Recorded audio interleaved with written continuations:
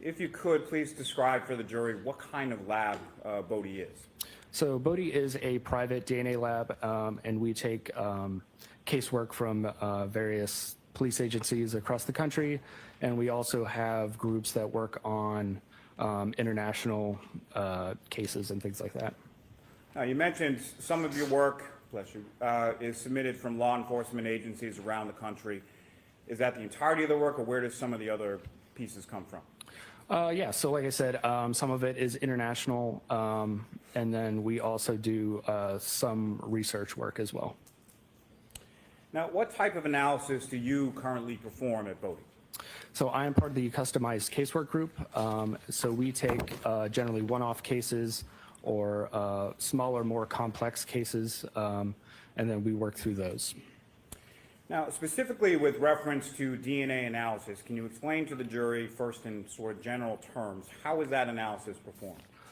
Yes, so for DNA analysis, what we're trying to do is obtain a DNA profile from a piece of evidence and then potentially compare that with a reference sample from a known individual. Now, is the Bodie lab accredited? Yes. And by whom is it accredited? Through the National Institute of Standards. Now, within the Bodie lab, are there certain steps that are taken to prevent against contamination? Yes. So at every step of the testing process, we have positive and negative controls. The evidence room is a secure room, so only a handful of people have access to that room. And then everything that we would need to test, we would sign out, and that would be recorded on the chain of custody.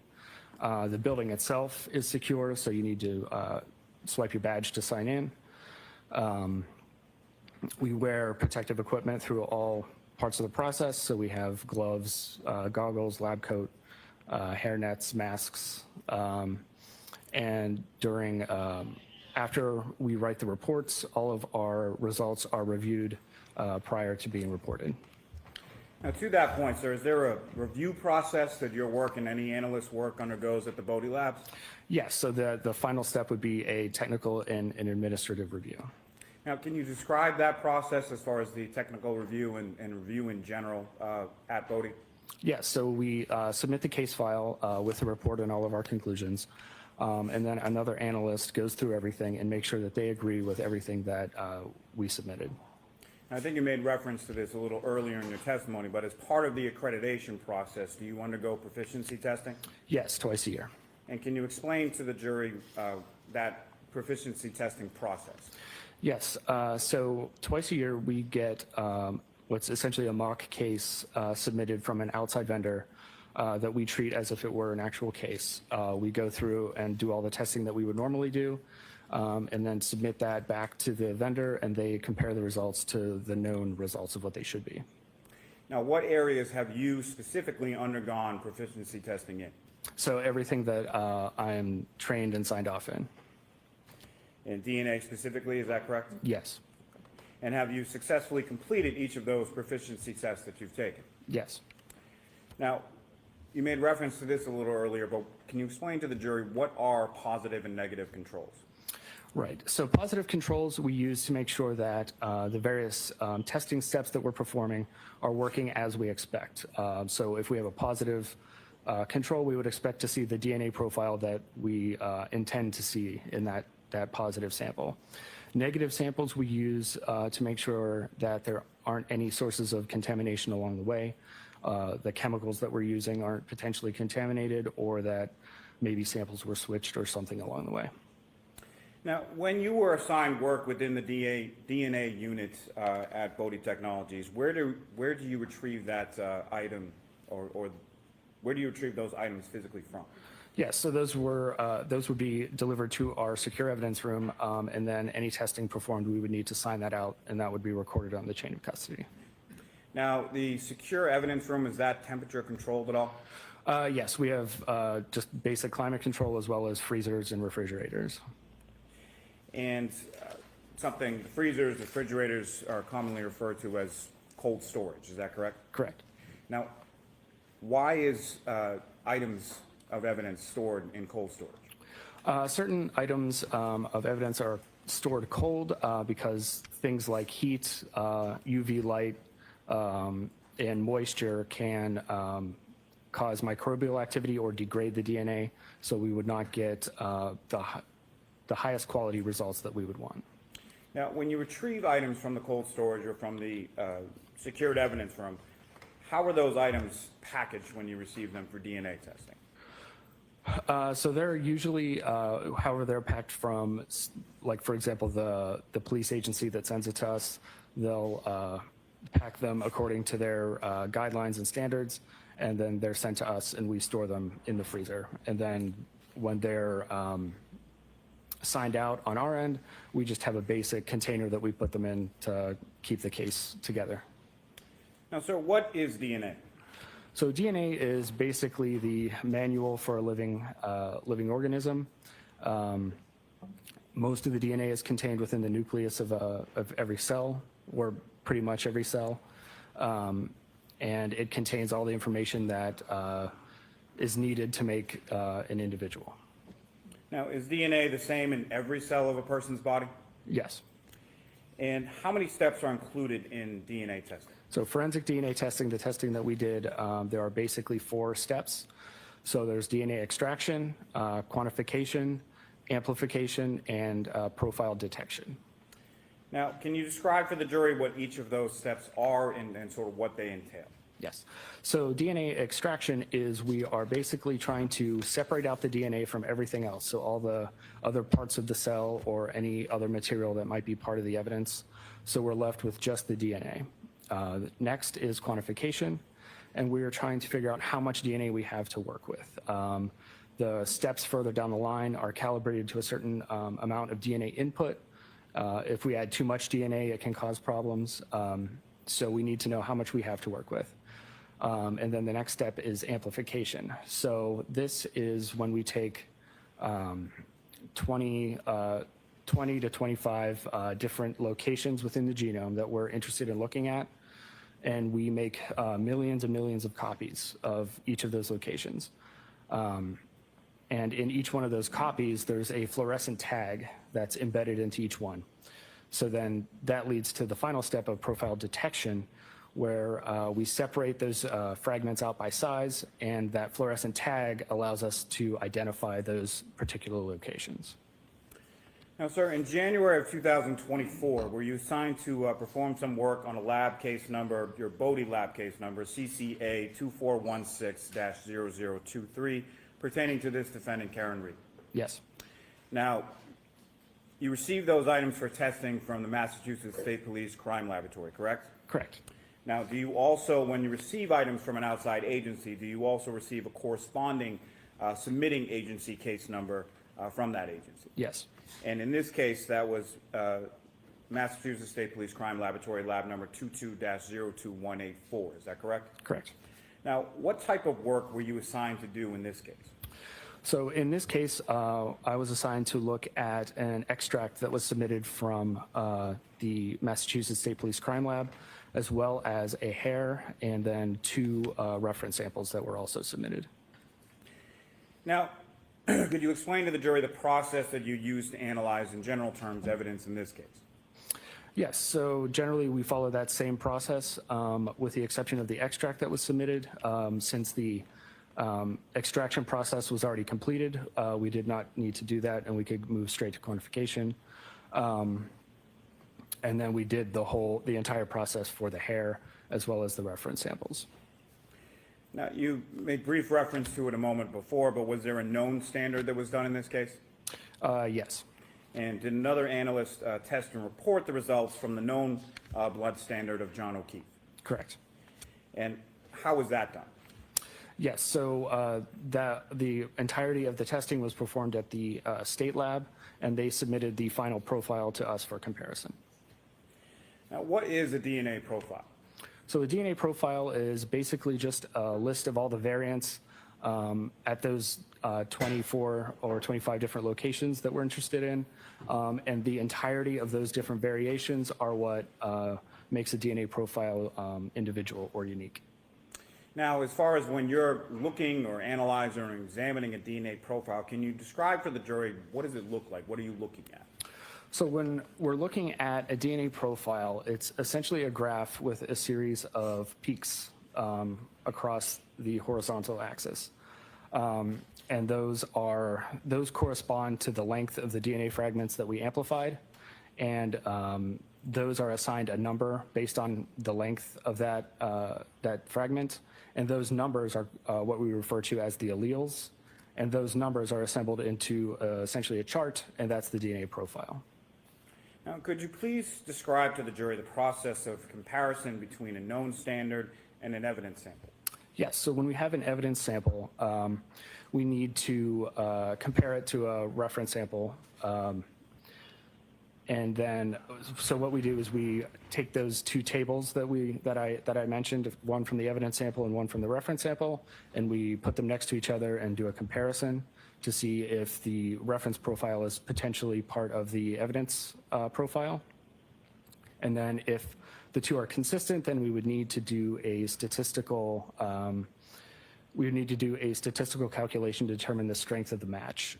For example, if one in every 3 people would be a potential match, then that's not very strong. So we have to have some sort of mathematical weight to describe the potential match.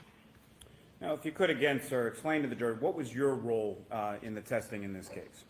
Yes, so my role was to analyze the DNA profiles and then do the comparisons.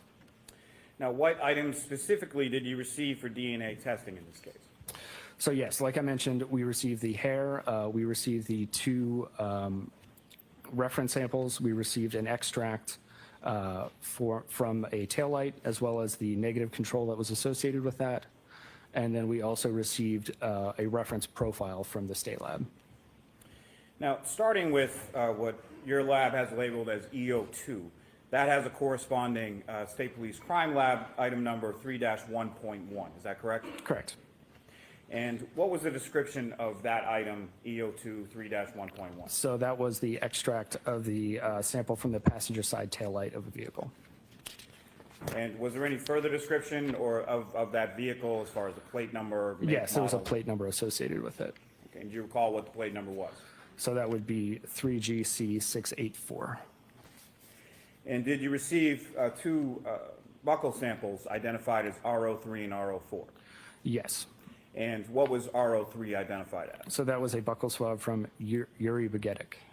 And what was RO4 identified as? So that was a buccal swab from Michael Proctor. And then that extract portion, that was the part that was labeled as EO2, is that correct? Correct. And can you please explain to the jury what an extract is? So like I mentioned, an extract is essentially, it's a tube with a small amount of liquid in it, and inside that liquid is the DNA that was extracted from the evidence sample. Now, the known standard of Mr. John O'Keefe, that had an item number as well, is that correct? Yes. And what was that item number first from the Massachusetts State Police Crime Laboratory? So that was 8-1.1.1. And did your lab, Bodie Technologies, have a corresponding item number associated with that known standard? No, we just used the Massachusetts lab number for that. And that known standard from John O'Keefe, did that appear to be a standard single source profile? Yes. And what is a single source profile? So a single source profile is essentially a DNA profile from one individual, as opposed to a DNA profile that could be a mixture of multiple individuals. Now, what does STR stand for? Stands for short tandem repeat. And can you please describe that short tandem repeat process for the jury? Yes, so like I mentioned, what we're doing with STR, short tandem repeat testing, is we're amplifying a number of locations in the genome, and then we're separating them out by size. Now, the reason we do that is because at the at the DNA level, those regions of the genome have a series of genetic base pairs that repeats over and over again in sequence. So they're short tandem repeated DNA sequences. And the number of times that sequence repeats at that location is what we call the allele. So if the sequence repeated 5 times, we would call that allele 5. And that the summation of all those alleles is what makes the DNA profile. And what is an SDR mix? So are you referring to the computer program, StarMix? Yes, StarMix, excuse me. Yes, okay. Yes, so when we're dealing with mixture profiles, so that would be DNA, evidence profiles where more than one person's DNA is all mixed together. We need to be able to try to separate that out as best we can. We use a computer program called strmix or StarMix, and that uses various mathematical calculations that allow us to make the best use of that mixture data that we can. And it allows us to run those statistical calculations to reference profiles as well. Now, item EO2 from the passenger side taillight of the vehicle. What did you conclude as to that profile? Yeah, so that was a mixture of 3 individuals, including at least 1 male. Now, if you could, please sort of walk the jury through that process in making a profile comparison from the profile from the passenger side taillight of the defendant's vehicle and your other submitted samples.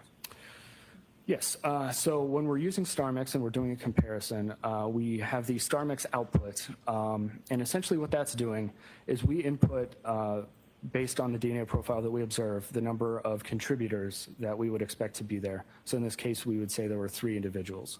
So the StarMix software will break out those 3 different components and give probabilities to each different allele combination. So we would take the reference profile and then compare that to the output from the StarMix program to see if there's a potential inclusion. Now, you mentioned a little bit about statistical calculations. How are those statistical calculations done? Yes, so once we determine that there's a potential inclusion in the mixture, we will run what's called a likelihood ratio. So essentially what we're doing there is we're doing a likelihood ratio is we're comparing 2 different explanations for the evidence profile that we obtained. So one of those explanations would be that, in this case, the DNA profile is a mixture of one of those reference samples that we're comparing and 2 unknown unrelated individuals. The other explanation would be that it was 3 unknown unrelated individuals. So we compare those 2 and we determine the ratio of which one is more likely. And where do those statistical numbers or calculations, where do they come from? So they're all based in the fact that we know how common the different alleles at each location are within the population. So we can do a lot of mathematics and figure out how rare or common different alleles might be. Now, sir, in your comparison analysis between the taillight sample and the known standard from John O'Keefe, what conclusions did you make from your analysis or comparative analysis between those 2? Between John O'Keefe and the mixture profile, John O'Keefe could not be excluded as a potential contributor to that mixture profile. And as far as the statistical analysis, what, if anything, did you find with reference to that? Yes, so we did, like I mentioned, that likelihood ratio, and in the case of it being a mixture of John O'Keefe and 2 unknown unrelated individuals, it would be 740 nonillion times more likely that it was a mixture of John O'Keefe and 2 unrelated individuals versus 3 unknown unrelated individuals. Now, that number that you just referenced, as far as 740 nonillion times more likely, how many zeros are in a nonillion? Nonillion is 30 zeros. Now, this analysis supported a strong support for inclusion, correct? Correct. Now, can you explain to the jury what that means as far as a strong support for inclusion? Yes, so we have a chart that, based on the likelihood ratio, so that 749 million number, based on the different numbers that we might get, we assign a verbal qualifier to that just to make it a little bit more user-friendly. So in this case, it would technically be very strong support for inclusion. Now, in your comparison analysis between the taillight sample and the known standard from Yuri Buchanan, what conclusions did you make from your analysis of those? So he could not be visually excluded based on just comparing the profile to the StarMix output. So we do the likelihood ratio to determine that, like I said, that likelihood ratio. So in this case, it was 46 million times more likely that it was 3 unknown unrelated individuals versus Yuri Buchanan and 2 unknown unrelated individuals. So that would be very strong support for exclusion. And again, sir, if you could just expound a little, when you say very strong support for exclusion, what does that mean? Again, we're just referring back to the verbal scale that we have as part of our reporting guidelines. Now, in your comparison analysis between the taillight sample and the known standard from Michael Proctor, what conclusions did you make from your analysis there? Yes, so he could not be visually excluded, again, based on that initial comparison. So we run the statistic, and it was 76,000 times more likely that it was 3 unknown unrelated individuals versus Michael Proctor and 2 unknown unrelated individuals. And that would be strong support for exclusion. So with reference to the comparative analysis between Trooper Proctor's DNA sample and the taillight sample, that was a strong support for exclusion, correct? Correct. Now, turning your attention to what your lab has labeled as EO1, that has a corresponding Massachusetts State Police Crime Laboratory item number of 3-6.1, is that correct? Correct. And what was the description that was provided by the external submitting agency as far as that item? So that was the shaft end of a hair from the exterior passenger side rear panel of that same plate number. Now, as far as that, and I understand that your lab didn't do it, but you're familiar with the process as far as extracting a DNA profile from a hair, correct? Yes. Can you explain that process to the jury? Yes, so during the extraction process, we dissolve the hair and then we attempt to do our normal DNA processing. Now, what is different, if anything, in DNA testing when it comes to hair?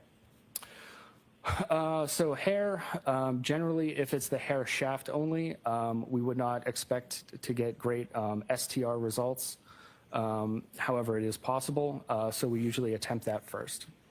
Now, are you familiar with the term follicular tissue? Yes. And can you please explain to the jury what that is? Yes, so that would be the hair follicle, and in the hair follicle, we would expect to find a lot of nuclear DNA, so that would be DNA from the nucleus of cells. You mentioned there any sort of piece of hair, there's a root end and a shaft end, correct? Correct. And can you, probably pretty well understood, but could you please explain to the jury the difference between the two? Yes, so the root end would be the end that we would expect to find the root or the follicle, and then the shaft end would be just the shaft of the hair itself. Now, what is autosomal DNA testing? Yes, so autosomal DNA testing. So autosomal DNA is the DNA that from mother and father that's combined in the child. So that would be opposed to DNA that's inherited directly from a single parent. So that would be something like Y chromosome DNA that would be inherited directly from the father. So all the sons of a father would have the same Y profile. Also, there's mitochondrial DNA. So the mitochondria exist outside the nucleus of the cell, and that is inherited directly from the mother. So all of a mother's children would have the same mitochondrial profile.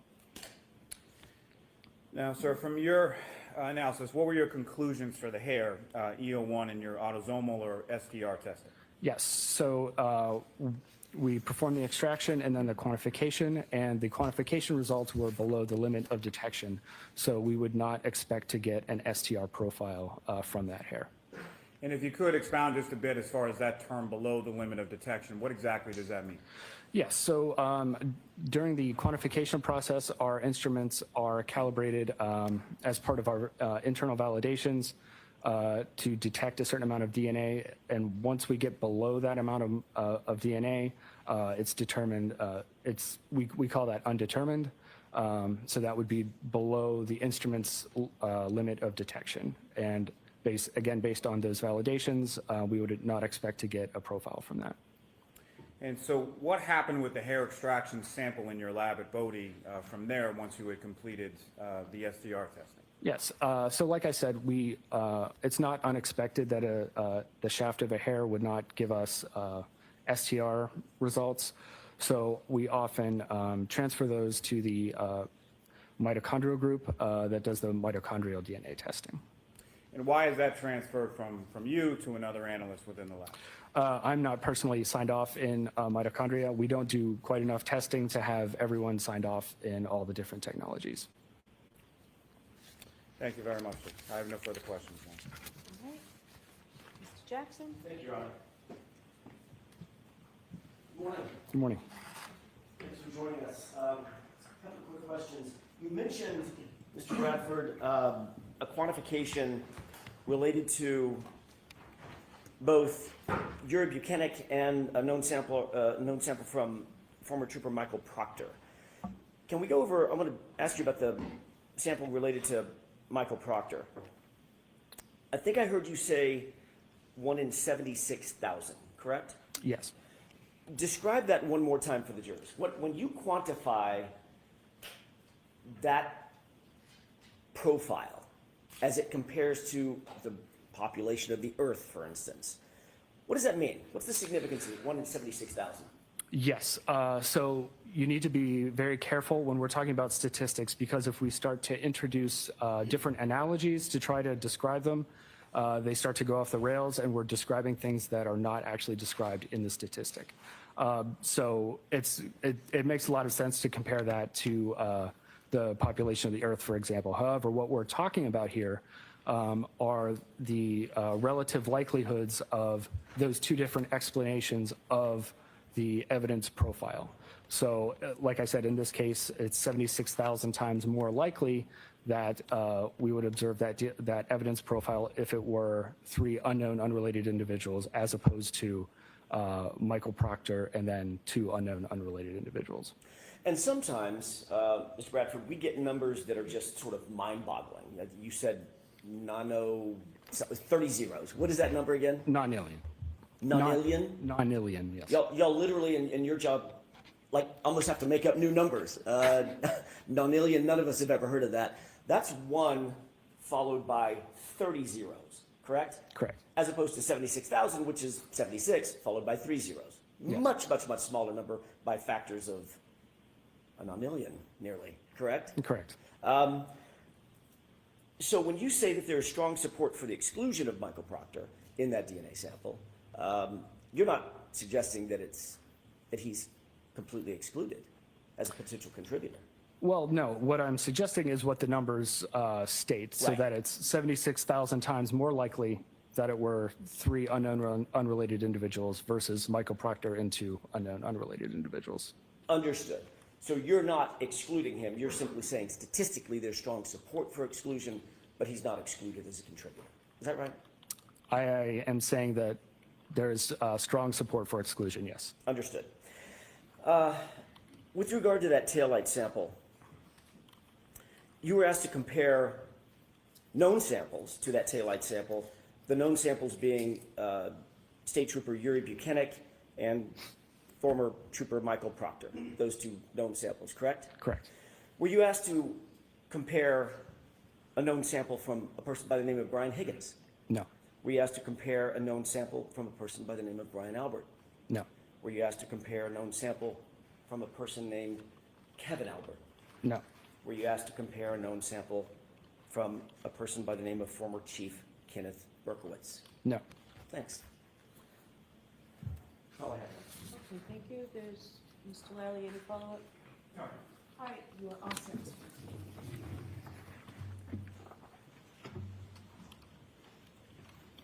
All set, witness? Okay. There's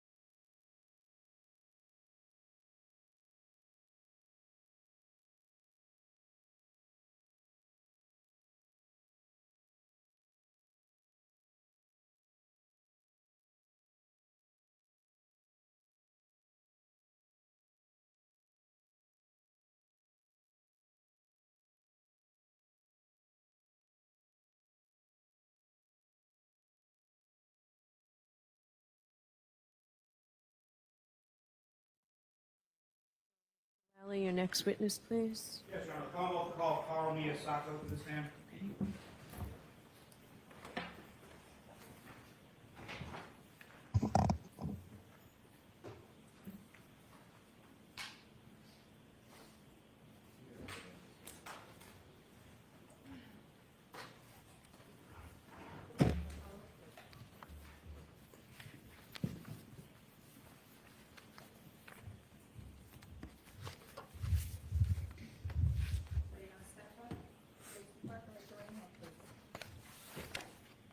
Do you solemnly swear that the testimony you shall give to the court and the jury in the matter now pending shall be the truth, the whole truth, and nothing but the truth, so help you God? I do. Good morning. Go ahead, Mr. Lally. Thank you, Your Honor. Good morning, sir. Good morning. Could you please introduce yourself to the jury, spelling your last name for the court? Carl Miyasako, Miyasako. And what do you do for work, sir? I'm a senior DNA analyst at a forensic laboratory called Bodhi Technology, And where is Bodhi Technologies located? Lorton, Virginia. And where did you go to school? Virginia Commonwealth University. And what degrees did you receive there? I have a bachelor's of science in forensic science. Now, following your education, where did you go to work? Bodhi Technology. And how long have you worked there?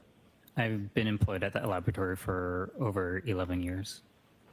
And when you joined Bodhi Technologies, what was your position and title that you were initially hired for?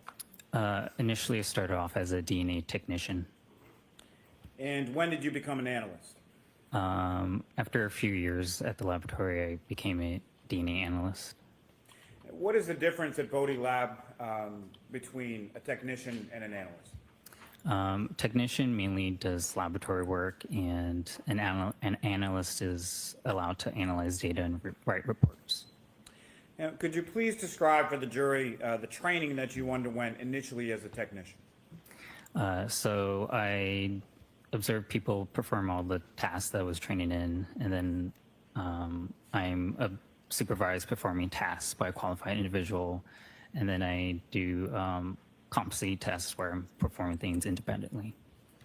Now, is there a continuing educational component of Bodhi? Yes. And could you please describe for the jury what that entails? So continuing education just allows analysts or technicians to keep up to date with current topics within the community and future advancements in technologies. Now, could you please describe for the jury what type of lab Bodhi is? Bodhi is a private accredited forensic laboratory. And where do your cases come from? Our cases come from different agencies throughout the country, so law enforcement agencies, medical examiners, other laboratories as well. And is that purely on a statewide basis, national basis, or something else? National basis. And what is the difference at Bodhi Lab or Bodhi Technologies between a DNA Analyst 1 and a DNA Analyst 2? The type of caseload and different cases being assigned to these individuals. Now, what is your current role at Bodhi Labs? My current role is a senior DNA analyst. And what is a senior DNA analyst, and what do you do in that role? So senior analyst provides expertise or leadership in at least one discipline within the company. Senior analysts report challenging cases, are independent of other analysts, and also train other analysts as well. Sir, I'm going to ask you to keep your voice up, please. And sir, that microphone in front of you is adjustable. You can put it as close to yourself as you feel comfortable with. Thank you, Your Honor. Now, specifically with reference to DNA analysis, can you explain to the jury first in general terms how that analysis is performed at your lab? Yeah, so it starts with receipt of evidence, and then it goes through the laboratory through different procedures up until we develop that DNA profile, and it gets interpreted and analyzed. Now, is the Bodhi Lab accredited? Yes. And by whom is it accredited? We are accredited by ANSI National Accreditation Board. Now, are there steps taken within your lab at Bodhi to prevent against contamination? Yeah, we have protocols to monitor contamination and to also prevent contamination. Now, also at the lab, is there a review process, and can you sort of describe your role as it applies as a senior DNA analyst to that review process? Yeah, so all cases go through a review process. So after, let's say, the reporting analyst completes a case, it goes into submission for a technical review. During that review process, the entire case file is looked over. So it's looked over to see if everything was done per protocol, if it's something that I or anyone else in the lab would have done, if any necessary processing steps were taken. Data is reviewed. If there was comparisons, that's something that a reviewing analyst would also do and see if they come to the same conclusions as the other analysts. Now, just again, in general terms, can you explain to the jury just a little bit more in detail as far as the protocols that a technical review is concerned with, and sort of how a technical review is able to establish that the testing was done in comportment with that? Yeah, so as me, if I were doing a technical review or look over the entire case file, did what the processing steps happen were they per protocol?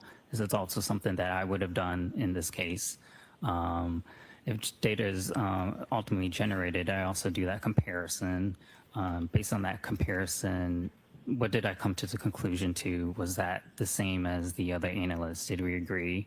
Were stats done? Were they done the same way I would have done it? Essentially, all conclusions would have to be in alignment between both analysts. And so when you're doing a technical review, you're looking at or doing your own sort of comparisons, coming to your own conclusions, and running your own statistics. Is that correct? Yes, I'm doing the comparisons myself and seeing if I also agree and come to the same conclusions. Now, as part of the accreditation process, do you undergo any sort of proficiency testing? We do. And can you explain to the jury that proficiency testing process at Bodhi Technologies? So an outside organization sends tests to our laboratory. Everyone participating in these proficiency testing completes their assignment. It gets submitted back to the organization, and they review the results to see if it matches up with the expected results on their end. And how often do analysts at your lab undergo proficiency testing? Twice a year. Now, turning to you specifically, what areas do you specifically undergo proficiency testing in? I do testing within short chain and repeats, STRs, YSTRs, mitochondrial DNA analysis. And have you successfully completed each of those proficiency tests that you've taken? I have. Now, could you explain to the jury what are positive and negative controls, and sort of what is the difference between the two of those? So throughout processing, we introduce controls such as a positive and negative control. Positive control is just a known template that we introduce during processing. It measures the efficacy of the testing and to see if we develop the known profile that we are expecting, just to make sure that testing went as it should have. Negative control, on the other hand, monitors for any type of contamination and cleanliness of reagents. And there's no DNA template introduced in this, so we don't expect data. So once that aligns with it, then we know that reagents used were good. Now, sir, are you familiar with some mitochondrial DNA testing that was performed at Bodhi on lab case number CCA 2416-0023 pertaining to this defendant, Karen Reed? Yes. And the lab received those items for testing from the Massachusetts State Police Crime Laboratory, correct? Correct. And did you also, or do you also receive a corresponding agency case number from that around submitting agency? Yes. And in this case was the Massachusetts State Police Crime Laboratory, lab number 22-02184. Yes. And what type of work did Bodhi Labs do on CCA 2416-0023 with respect to mitochondrial DNA testing? So we received two evidence items, a hair sample and a reference sample, and we were asked to type these for mitochondrial DNA. Now, could you explain to the jury the process in general terms used to analyze that type of evidence? So it's a similar process that you may have heard already for nuclear DNA or STRs. After DNA extraction, that's where we isolate and release DNA from the sample. It goes through amplification processing. This is where we employ the polymerase chain reaction or PCR technique. So we create numerous copies of targeted section within the DNA. This is just so we have enough DNA to generate a DNA profile. Following that, we do what's called quantification. So we determine a generated estimate of how much DNA is present within the sample. Following that, we do what's called sequencing. So we used a technique called Sanger sequencing. So bases within the sample, the order bases are determined, and bases are essentially building blocks of the DNA. So everyone has 4 bases in their DNA, and we refer to these bases to the letters A, G, T, and C. After sequencing, we go through what's called capillary electrophoresis, and so these bases are sequenced individually, and the data is interpreted. Now, was there a known standard done in this case? Yes. And did another analyst test and report the results from the known blood standard from Mr. John O'Keefe? What was that? Sorry. Sure. Did another analyst test and report the results from the known blood standard from a Mr. John O'Keefe? Yes. And again, with reference to mitochondrial DNA testing, what items did the Bodie lab test for? A hair shaft sample and the known DNA standard. Now, can you please describe to the jury, again in general terms, the process of comparison between a known standard and an evidence sample? So we generate data from typically the evidence sample first, and then just to see that we get comparable data, and then we process the known reference standard. Then we look at the 2 DNA profiles of these different samples and we compare them. Based on the data, are we seeing that we can or cannot exclude the reference donor as being a source of the evidence sample? What is autosomal DNA? Autosomal DNA is like nuclear DNA. It's something that you maybe more, when thought of forensics, traditional STR short-handed repeats. And what is mitochondrial DNA? Mitochondrial DNA is a different type of DNA from nuclear DNA. Nuclear DNA, you get half of your DNA from your parents, so mom and dad, whereas mitochondrial DNA, it gets entirely inherited from mother to child.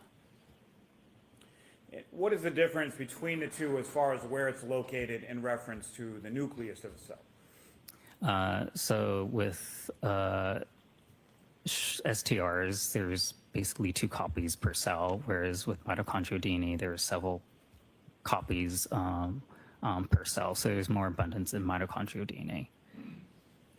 Now, how does that apply to an extract from a hair sample? So for hair samples, we typically categorize these with like hairs with roots and rootless hair samples. So with hair samples, typically in the shaft end, there's more abundance of mitochondrial DNA versus nuclear DNA, where nuclear DNA tends to be degraded or not present in high enough amounts. What does PCR stand for? PCR stands for polymerase chain reaction. And can you please describe the PCR method to the jury? Yes, so that's the process where we create specific targeted sections of the DNA over and over. So we're replicating DNA using the source material as a template. This is because we want enough copies of that DNA to generate the end result of a DNA profile. So it'd be similar to, let's say, like a copy machine. You start with a single piece of paper and you make many, many copies from that piece of paper. Now, sir, you alluded to it, I believe, earlier in your testimony, but just specifically as to this topic, what is DNA sequencing? DNA sequencing is where we determine the order of bases within that sample. And how is DNA sequencing used specifically in mitochondrial DNA testing? So we use that to generate the sequence specific to that sample so that when we get the end result data, we compare it to a known standard or a common reference standard, and any differences from that common standard gets reported as that individual's mitochondrial profile. Now, how is the testing different between autosomal versus mitochondrial DNA testing? A lot of it does have some similarities, but the difference comes with STRs being more of a length fragment testing, and mitochondrial DNA is more of a base nucleotide DNA testing. Now, as far as the running of the DNA, how is that sort of physically done, or what kind of tools are you using specific to mitochondrial DNA testing? Yeah, so we use different instrumentation, such as like a thermocycler to do the PCR step. And then we also use what's called like a genetic analyzer at the end step of capillary electrophoresis. Is there a certain type of gel that's used as far as visualization of that profile? Yeah, so during the quantification step, we use what's called a yield gel, and we get a visual presentation of how much DNA is present within that sample. When you say a visual presentation, visual, like what type of instruments are you using to get that visualization? So we use a gel and a UV light and a camera to capture essentially what we refer to as a band. And what does that band look like? It's generally if there is presence of mitochondrial DNA within that sample, it emits a bright band on this gel. If there isn't anything, then we don't observe that band. And what kind of instrumentation does your lab utilize in mitochondrial DNA testing? We use a thermocycler or 3130 genetic analyzer as well. Could you spell that, please? The thermocycler, or THERMALCYCLER. And then what were the digits after it? And then the genetic analyzer is a 3130 3130. And if you could you please describe what those instruments do or what they're used for specifically within the process of the mitochondrial DNA testing? Yeah, so instruments is common within laboratories for automation purposes, so that thermocycler helps with the PCR stages, and then the genetic analyzer helps with the separation of the individual bases and then generating that end result data where the analyst will interpret the data. Now, what is a D-loop? The D loop is the control region. And how does that D-loop factor into this type of analysis? So with mitochondrial DNA analysis, we analyze certain regions within the D loop or the control region, and we refer to these as hypervariable regions, so HV1 and HV2. And what does the D-loop have to do with certain variabilities within the human population? So this region is a non-coding region within the mitochondria, so it can allow for mutations because it wouldn't affect the mitochondria functions. Because of this highly variable difference within this region, it's useful for determining different maternal populations. Now, did the Bodie lab also perform mitochondrial DNA testing on the known standard from John O'Keefe? Yes. And is that mitochondrial DNA testing the same for the known standard of John O'Keefe as it is, as you've been describing, with reference to the evidence sample? Yes. And what is then done generally in the comparison of those two profiles? So once we develop the profiles from these two separate sources, a comparison is done to each other, and we look at it to see if the profiles consistent, essentially matching with each other, and seeing if an exclusion or inclusion can be made. And did you then perform your own comparative analysis of those two mitochondrial DNA profiles from the hair extracts from the rear panel of the defendant's vehicle and that of the known standard of Mr. O'Keefe? I did. And what is your opinion or conclusions that you arrived at from that comparative analysis? Sustained. If Hold on, ask it differently, Mr. Muller. What conclusions did you come to from that comparative analysis between those two standards? that John O'Keefe could not be excluded as being a source of the hair sample. Now, can you expound a little as far as your conclusion is concerned? What does that mean? Yeah, if I may refer to my report. Yes.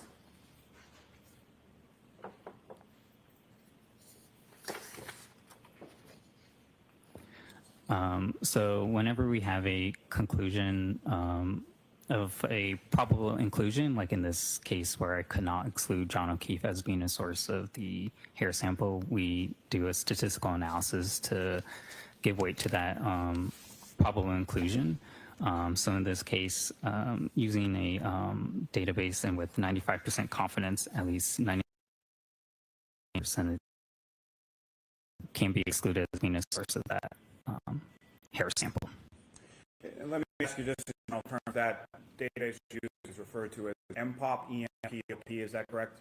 Correct. And what's an MPOP? So it's a searchable database where we search microfiles in the database and essentially just see how common rare in the population. In our laboratory, we search 3 main population groups within the United States: African American, Caucasian, Hispanic. And so the general goal is just to see how rare would that profile be within these populations. And so what conclusions did you come to with reference to the sensitivity of sample versus Mr. O'Keefe's sample in the MPOP database? 95% confidence that 95% of the population can be excluded as being a source of the hair sample. Now, you made reference in your testimony a moment before about a confidence interval. What is that? Yeah, so whenever we obtain statistical data, we use a confidence interval or upper limit frequency. This is just like a range where the true value of said profile is, but we generally want to report like a conservative end to avoid any false inclusions. So it's at least 99.895% that the majority of the population can be excluded, but it could be higher, but at the lower end, it would be at least 99.895%. And what confidence interval in your conclusion does this consistency between the hair sample profile from the rear quarter panel of the defendant's vehicle have to Mr. O'Keefe's mitochondrial DNA profile? So it's the 95% confidence, 99.985% of the population. So the majority of the population could be excluded. However, with John O'Keefe and his maternal relatives, they could not. Thank you, sir. I have nothing further on. Okay. Mr. Jackson? Yeah, Your Honor.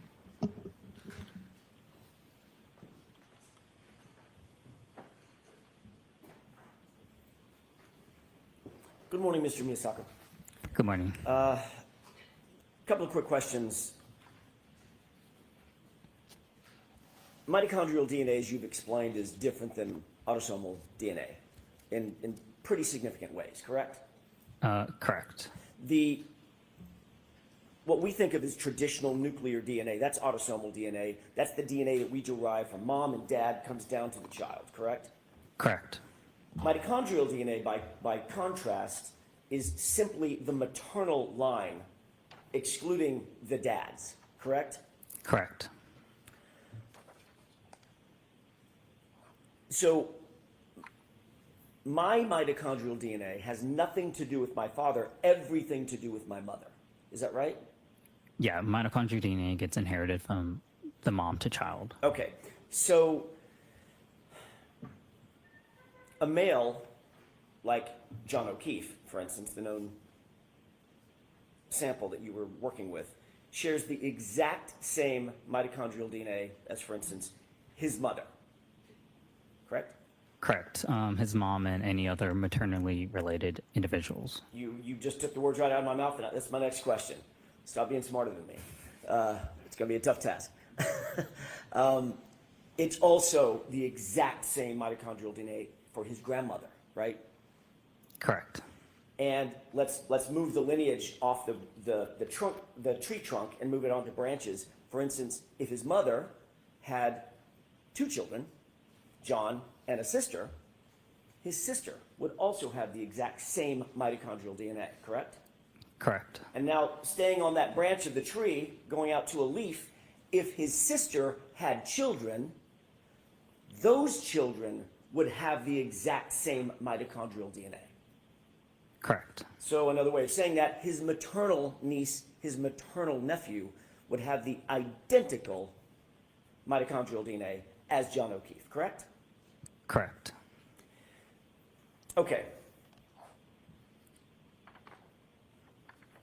When you indicated that John O'Keefe is included in the population of those who match that profile, that does not mean that you're determining that the hair that you analyzed came from John O'Keefe, does it? No, with mitochondrial DNA analysis, it's not unique to individual. Compared to traditional STRs or short chain repeat, that could be unique to individual, but with mitochondrial DNA, it's not unique to individual, but more so a maternal lineage. All right, so Mr. Miyasako, very importantly, you're not sitting here saying that that hair belonged to John O'Keefe. I'm saying that the hair sample on John O'Keefe cannot be excluded, as well as his maternal relatives. So we're speaking in negatives. I want to speak in a positive. You are not saying that John O'Keefe, that hair belonged to John O'Keefe, are you? Yes or no? Sustained. Are you suggesting to these jurors that the hair that you analyzed belonged to John O'Keefe? Sustained. Are you telling the jurors, to a reasonable degree of scientific certainty, that the hair that you analyzed belonged to John O'Keefe? I'll see you sidebar. Sure.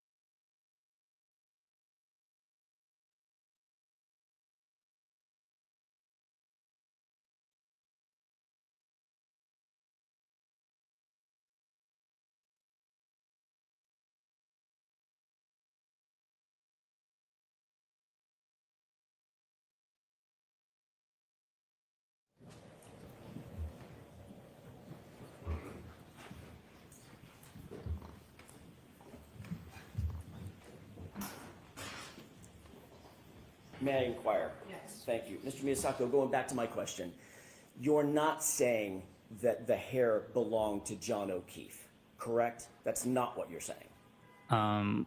What I'm saying is, based on the genetic data obtained from the hair sample and the genetic data obtained from the known reference sample of John O'Keefe, I could not exclude John O'Keefe as being a possible source of the hair sample.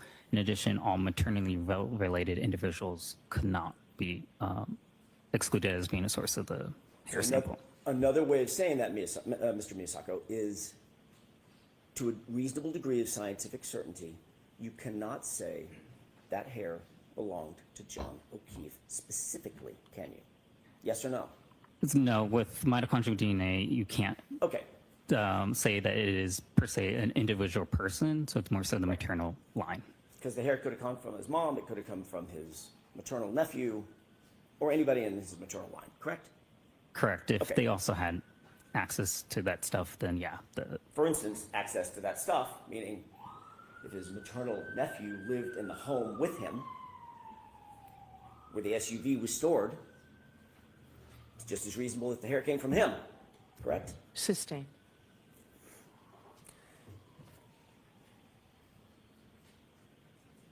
Your analysis does not tell us when the hair got to where it was found, correct? Correct. Your analysis does not tell us how the hair got to where it was found, correct? Correct.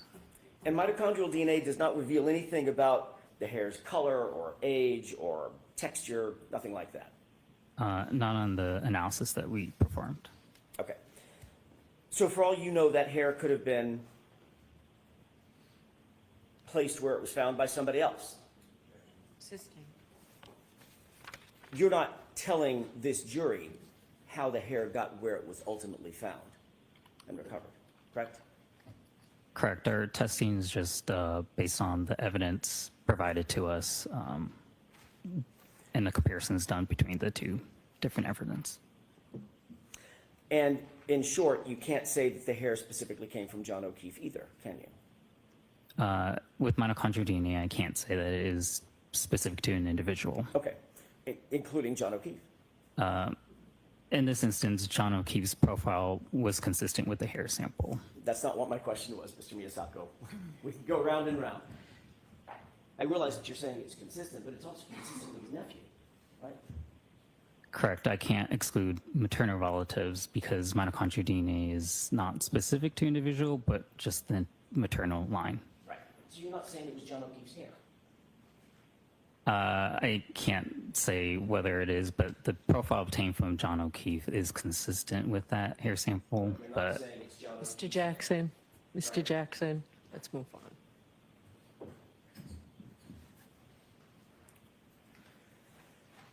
The reason you can't say that it's John O'Keefe's hair is because it also matches everybody in his maternal line. That's what we're getting down to, correct? yeah, with mitochondrial DNA, again, it's not unique to an individual, but their maternal lineage. And if his maternal nephew lived in the same residence and had access to the same SUV, couldn't exclude him either, right? Sustained. So in sum, in short, Mr. Miyasako, you cannot tell this jury when the hair got to where it was, correct? Sustained. You can't tell this jury how the hair got to where it was found, correct? Sustained. And you certainly cannot tell the jury that the hair belonged to John, right?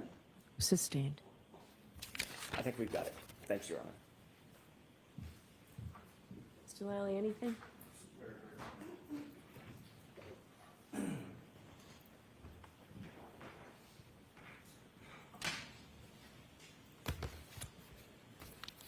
So, Mr. Miyasako, including the MPOP, the statistics, and the confidence interval, what is your conclusion in reference to the comparative analysis from mitochondrial profiles from the hair sample from the rear quarter panel of the defendant's vehicle and the known standard of John O'Keefe? Based on the genetic data obtained for the two different samples, I could not exclude John O'Keefe's known standards profile being consistent with the hair samples profile, and with 95% confidence, at least 99.895% of the population can be excluded as a source of the evidence. Thank you, sir. Nothing further. One final question, Your Honor. Do you also maintain that 95% confidence that it could have been his nephew? Yeah, so again, with maternal You can populations. finish your answer. Go. With maternal populations, I can't exclude anybody maternally related to John O'Keefe as well. Thank you very much, sir. You are all set.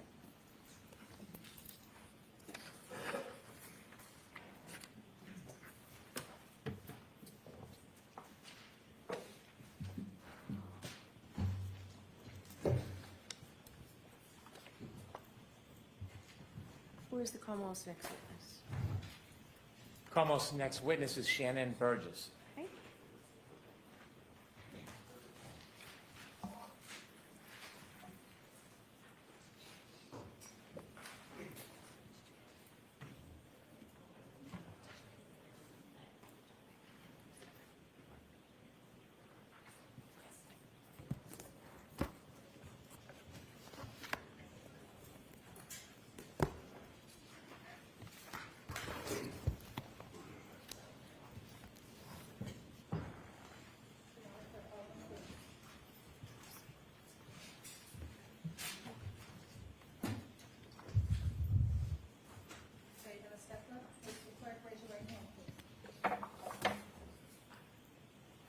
Do you solemnly swear that the testimony you shall give to the court and the jury in the matter now pending shall be the truth, the whole truth, and nothing but the truth, so help you God?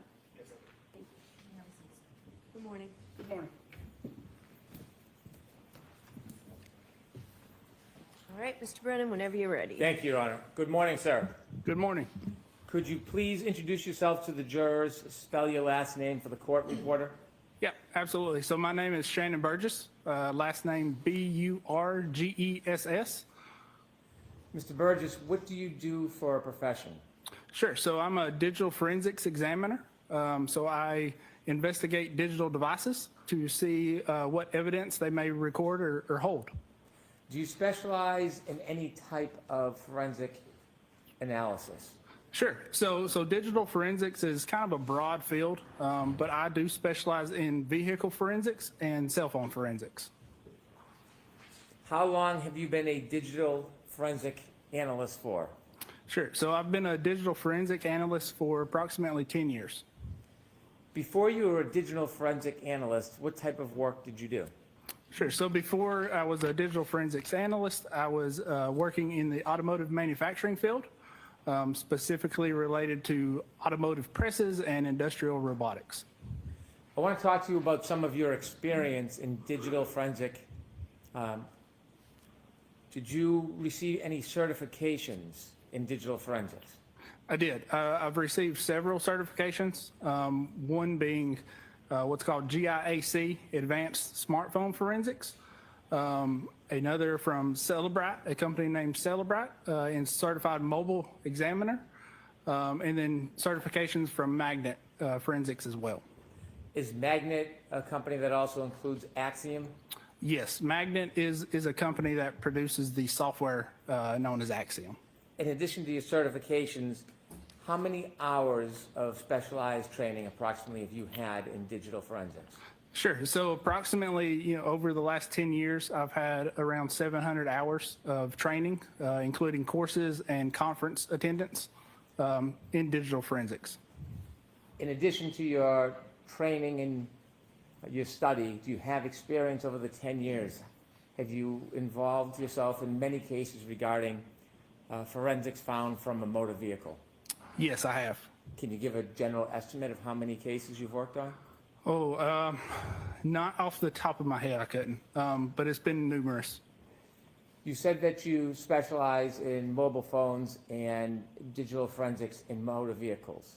That is correct. Do you teach seminars on those issues? I do. I teach seminars and presentations specifically in those disciplines. Who are some of the audiences that you teach to?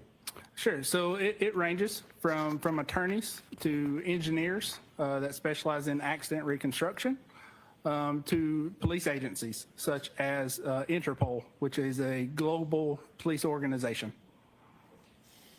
Have you testified as an expert in digital forensics in court before? Yes, I have. Have you ever testified as an expert regarding digital forensics in state courts? Yes, I have. And could you share with us those state courts? Sure. So those state courts would be Oregon, Texas, Arkansas, New Mexico, and those would be the ones in the last 4 years that I can recall off the top of my head. Have you testified as an expert in digital forensics in federal courts before? No, just in state courts. Have you testified in state courts in civil cases? Yes, I have. Have you testified for plaintiffs in civil cases? I have testified for plaintiffs and defense in civil cases. And have you testified in criminal cases before? I have testified in criminal cases as well. Have you testified for the prosecution before? I have testified for the prosecution as well as the defense. Does the data change regardless of who you testify for? No, it does not. Where are you presently employed, Mr. Burgess? Sure. So I'm presently employed with a company known as Aperture, and I'm located in their Dallas office. Is Aperture a company that has offices outside of Texas? Sure. So Aperture is a company across the country. So they've got a number of locations and offices, and they offer a number of service lines specifically related to forensics. Do you ever work on different cases or scenarios with people in the Texas office? Yes, I do. Sure. Go ahead. Do you ever work with other employees of Aperture outside of the Texas office? Yes. So I do occasionally corroborate with other experts in the Texas offices as well as the other offices across the country. In this case, was there another professional who worked with Aperture that was related to this case that you talked to? There was. And who is that? That would be Dr. Judson Welcher. Is Dr. Welcher's profession and job the same as yours? No, it is not. What's the difference between what you do and what Dr. Judd Welcher does?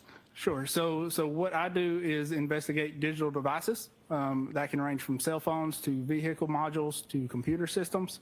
What Dr. Welcher does is specifically related to accident reconstruction and biomechanics. So you are not an accident reconstruction engineer? I am not. You are focused on the data? I am focused on the data. Did you ever publish any writings or papers regarding the area of your expertise? Sure. So I have published 2 papers, specifically one related to damaged devices, and that is referencing event data recorders, which is your black box or your airbag control module, and specifically related to developing proof of concepts, because a lot of times these modules will store data in different places on the module. Proof of concepts are ways to verify and validate where that data is stored, so you're not missing data. So the first article that you wrote about damaged modules, was that peer reviewed? It was. And was it accepted? It was accepted. Could you tell us briefly what peer reviewed means? Sure. So peer review is a process of your peers or colleagues reviewing your work and determining that it's valid. Is peer reviewed articles often relied upon by other experts in the field? Yes, they are. You said that the first article you mentioned had to do with damaged modules. Is that one of the areas specifically that you're going to talk to us about in this case? Sure. So it is specifically one of the areas I'm going to talk about in this case. And to kind of go back a little bit, the idea of proof of concept applies not only to damaged modules, but also other vehicle modules, such as infotainment and telematics modules. I don't think we're at infotainment and telematics yet, so if we can just understand a little better, very basically, what is proof of concept in action? What does that mean? Sure. So proof of concept is taking a vehicle module, for example. This is typically an unidentified vehicle module that other individuals have not looked at or verified what is recorded and where it is stored. So a proof of concept is taking exemplar modules and doing tests on those modules. So creating events that are recorded within the modules. A lot of times when those modules are damaged in vehicle crashes or if they're just unsupported by your forensic tools, you will have to go to what's called chip off or chip swap forensics. That is specifically taking the chips off of the circuit board. So think of the hard drives from your computer, moving those hard drives to another module, a working module, to recover the data and validating that you've recovered all the data that you would expect to see. Are there times in cases or studies where you need to recover data because it's not available to you through the traditional methods? Yes, many times. Let me ask you, you said there was a second article. What was that second peer review article about? Sure. So that second peer-reviewed article was specifically related to mobile forensics, specifically iPhones, and how they track your device interactions as well as speed and location data and validating how accurate that data was.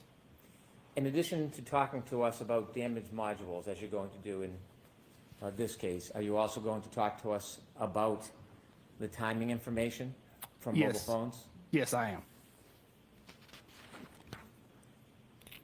When did you first become involved in the study of this case? So I first became involved in this case around October of 2024. When you became involved in October of 2024, were you in receipt of any information or reports or documents to look at? Yes, so I did receive some raw data as well as some photographs from the vehicle in this case.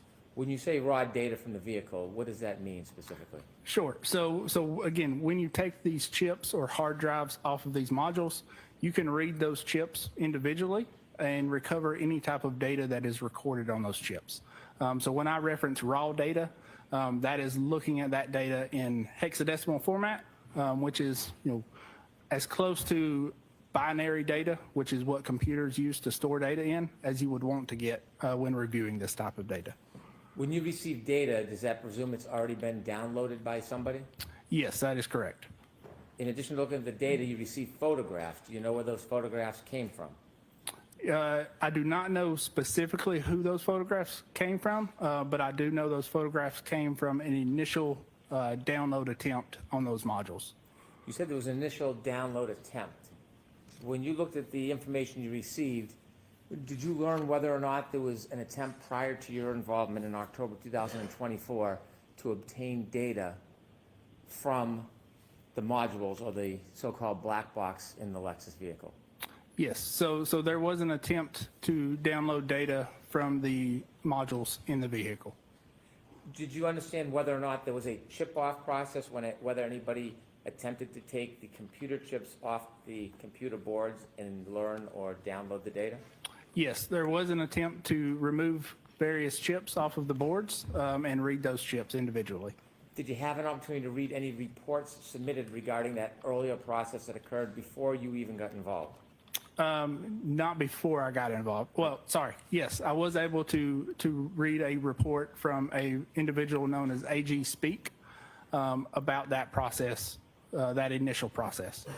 Did you learn who conducted, the name of the person that actually conducted the original process before you were involved in this case?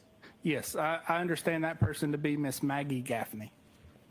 Do you know generally when Ms. Gaffney engaged in trying to download information from the computer boards of the defendant's car?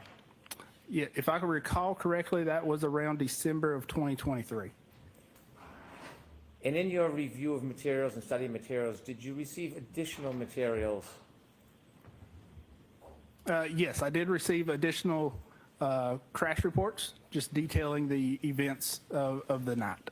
When you say crash reports, what does that mean? So that's going to be crash reports from the Massachusetts State Police. Is a crash report just a written report or is it data? No, it's just a report, no data. Did you receive any other reports from any other individuals or experts? No, not at that time. Did you later, over time, receive any more additional information during your studies? Yes, I believe so. And let me reference my report just so I don't misspeak. Let me ask for the court's permission before Yes. you do that. Sure, sorry. Yes. So I did, again, I reviewed a vehicle forensics report by AG Speak. I reviewed documentation that was identified to me as evidence review, a prior testimony of Trooper Garino, and I reviewed some surveillance videos as well as a report by Mr. Whiffen. When did you receive any study or reports from Mr. Garino? Do you remember? I do not remember exactly. Okay. Was it recently, some time ago? It would have been some time ago, probably late 2024 after we got involved. Last year? Yes. And how about Mr. Whiffen's reports? Mr. Whiffen's report, I believe I received in January of this year. in the video, do you know when you received any video? It would have been this year. I don't remember the exact dates. Was it last month, months ago? No, probably around January or February as well. Well, I take that back. It would have been early January, maybe late December. I want to ask you just generally, so we have a general perspective on this. When you began your study, was there something specifically that you were looking for? There was. So specifically what we're looking for when we do a chip off on these vehicle modules, we're expecting to see one of two things: user data in a raw hexadecimal format, or a file system where user data is stored. Were there certain events that you were focused on relative to the data in the defendant's Lexus? Sure. So there were specific events that we were looking for specifically. That would be including time-stamped ignition-on events or power-on events, as well as other data. Did you have any information or understanding that there were text stream events that you were to focus on? Yes, I did have an understanding that there were text stream events located in a airbag control module. How many text stream events were you focused on? 2 text stream events. Could you just generally characterize those 2 events? Sure. So one event has been identified as a 3-point turn maneuver, and the other has been identified as a backing maneuver. Now, the studies of those events, is that the role of the accident reconstructionist? Yes, it is. So then what was your role related to, your specific role related to those 2 characterized events, the 3-point turn event and the backing maneuver event? Sure. So within that text stream data, those events are documented with what's called a time count. So that's going to be a running timer from the time the vehicle powers on or the ignition comes on. So that counter will count seconds incrementally. And specifically, the focus was looking for any time-stamped data that would offer when that power-on event occurred. Did you put together a PowerPoint presentation regarding your assessment of some of this case? Yes, I did. May I approach? Yes.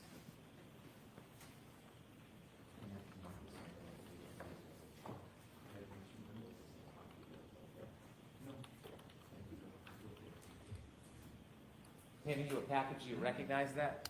Yes, I do. And what is that? That is my PowerPoint presentation that I prepared. Just turn a few pages so Sure. you can look and see if that accurately reflects the presentation you put together. Yes, it appears so. And does this reflect some of your study of this case? It does reflect some of the study in this case. Is it an entire comprehensive study of everything that you learned, or is it an overview? No, it is an overview. For course permission, I would mark this for identification. I intend to use this with course permission as a chalk. Okay, so we'll mark it for identification. Exhibit SS for identification.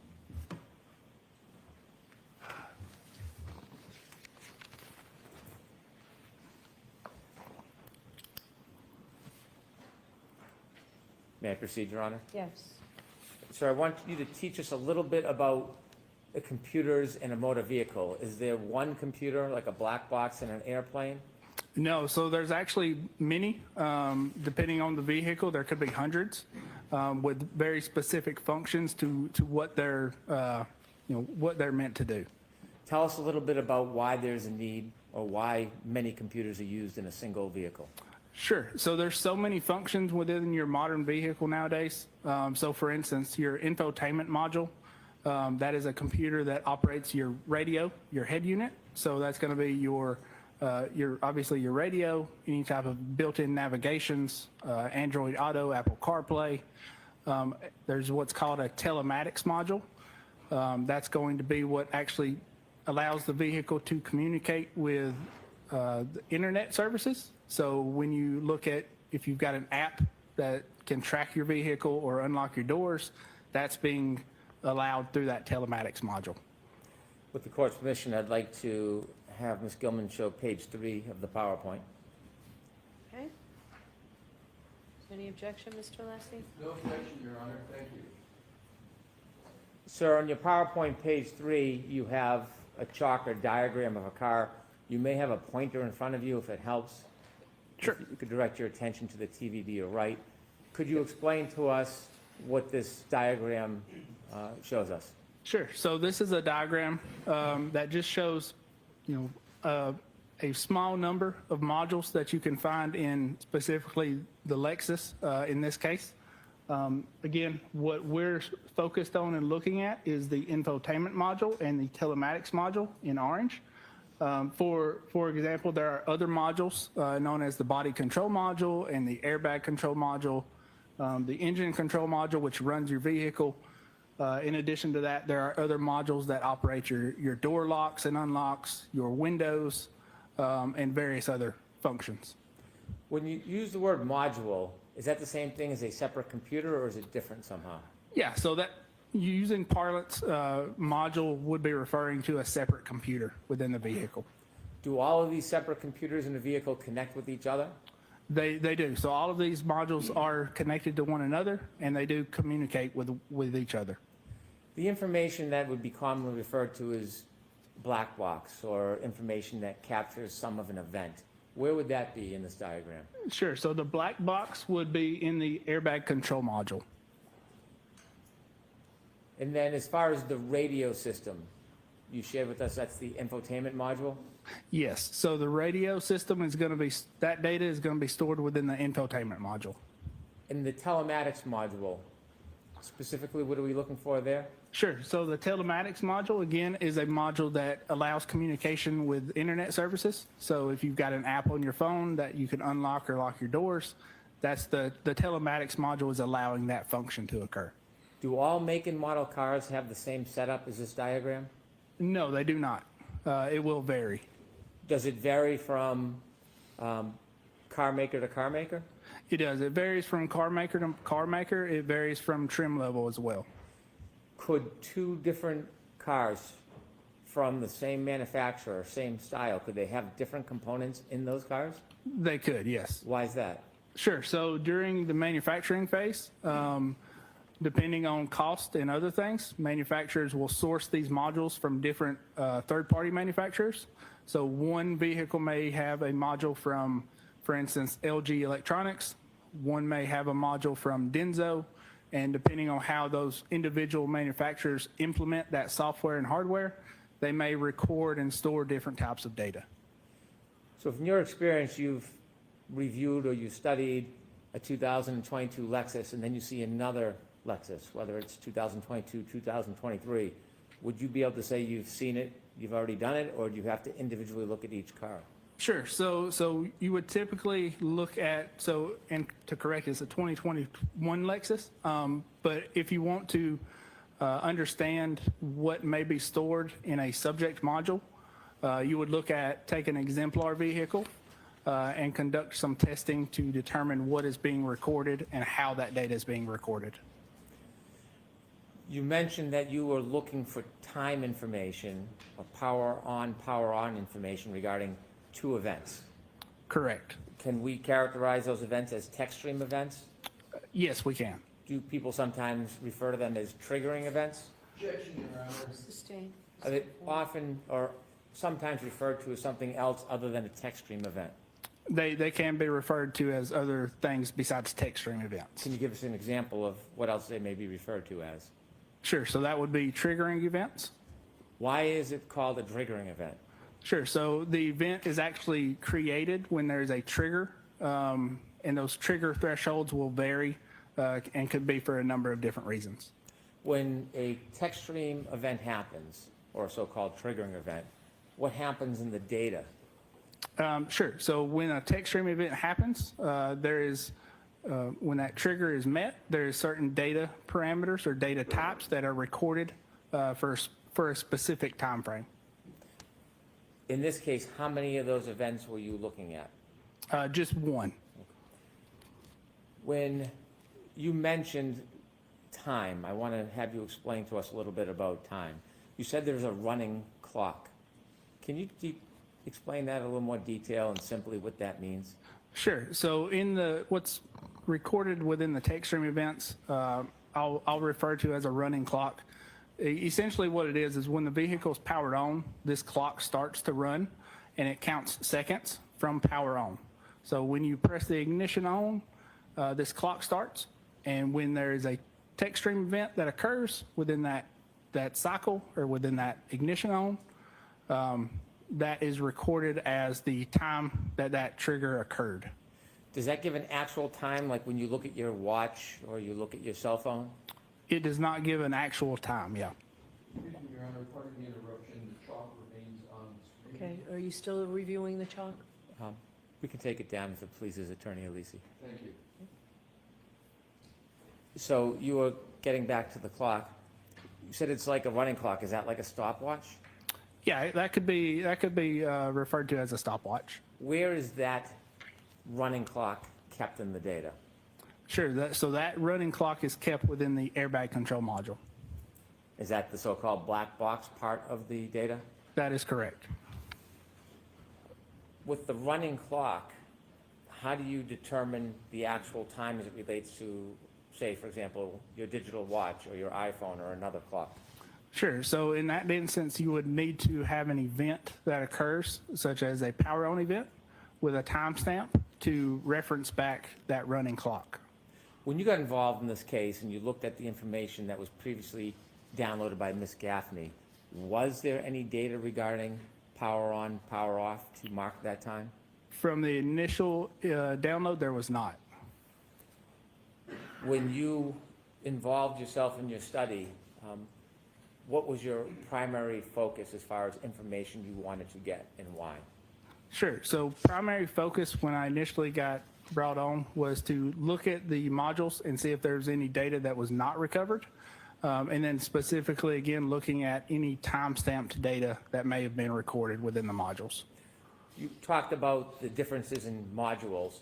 In your PowerPoint, did you provide a couple of photographs of the modules so we can see what you're talking about? Yes, I did. With the court's permission, I'd like to put on page 4 of the PowerPoint. Okay? No objection, Your Honor. Yep.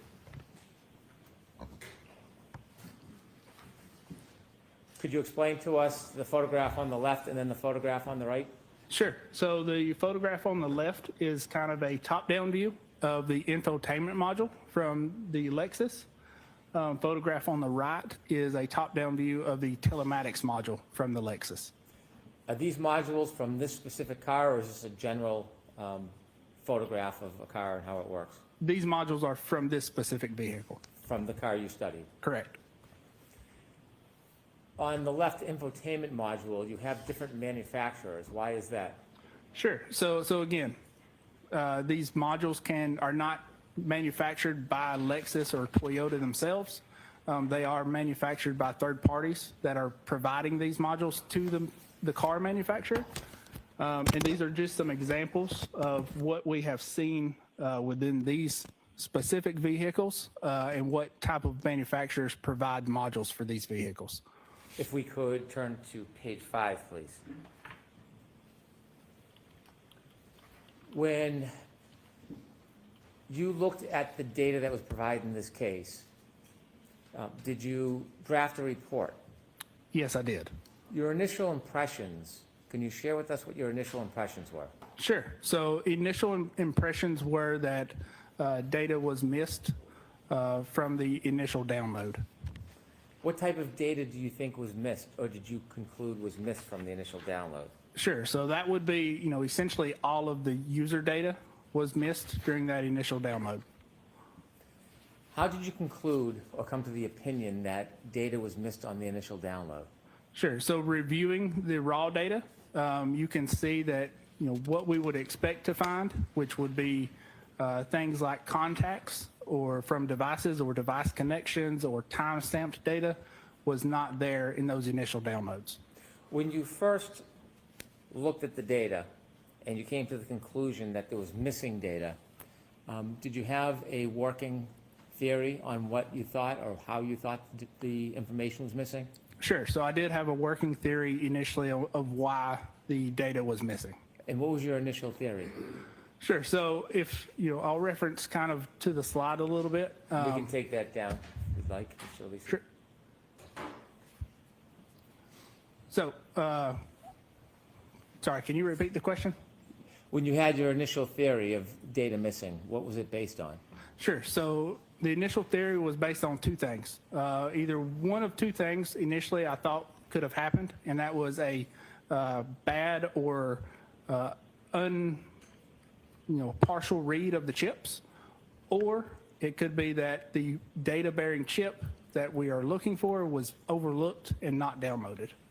When your first thoughts were that this was a partial read of chips, was there anything about the chips when you looked at them that you concluded or came to an opinion on? Sure. So initially, when I was reviewing the data and reviewing the part numbers on the chips, we can see what, how much storage is on each chip.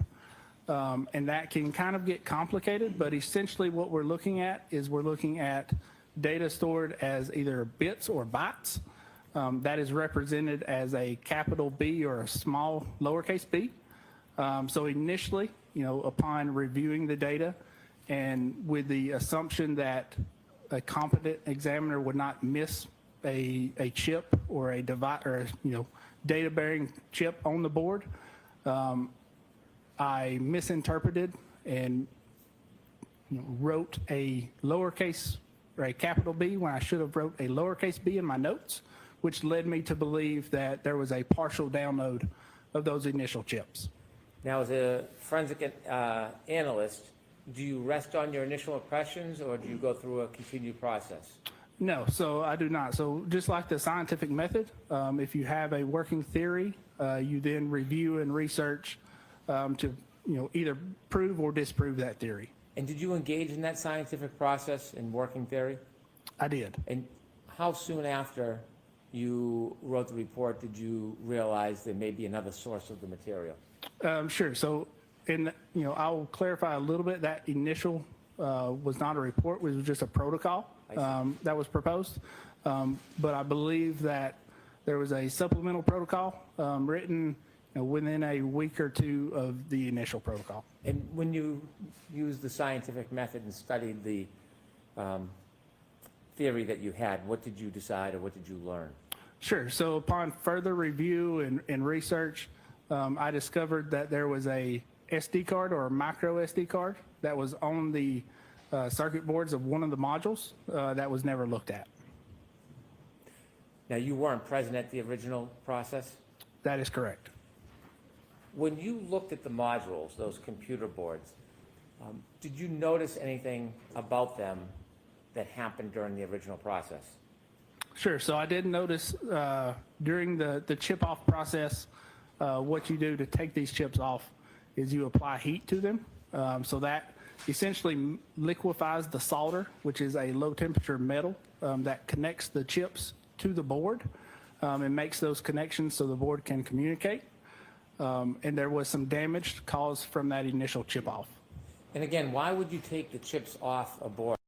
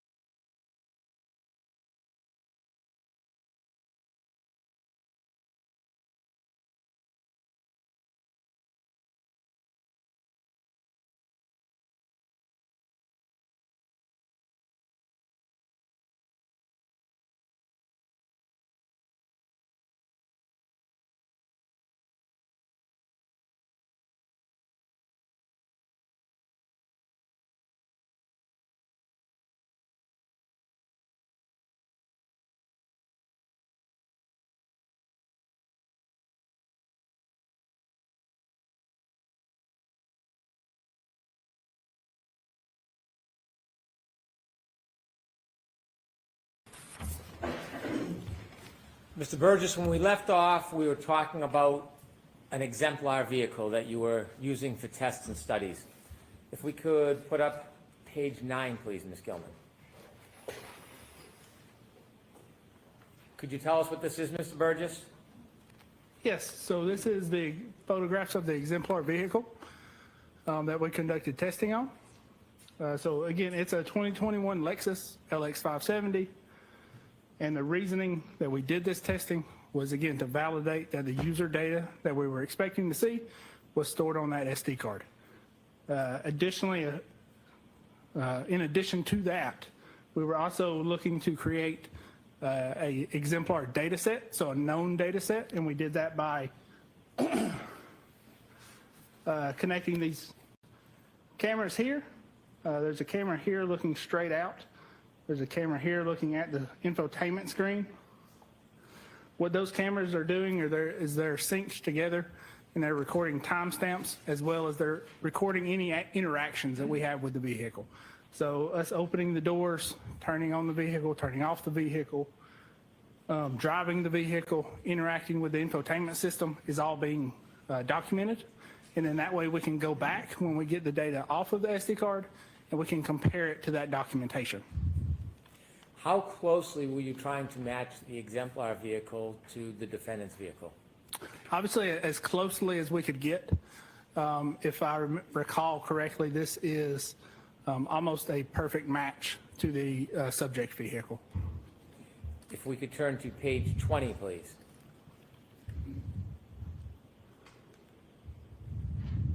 Could you tell us what this shows? And Ms. Gilman, if you could you focus in on the top gray and white line part, if you could?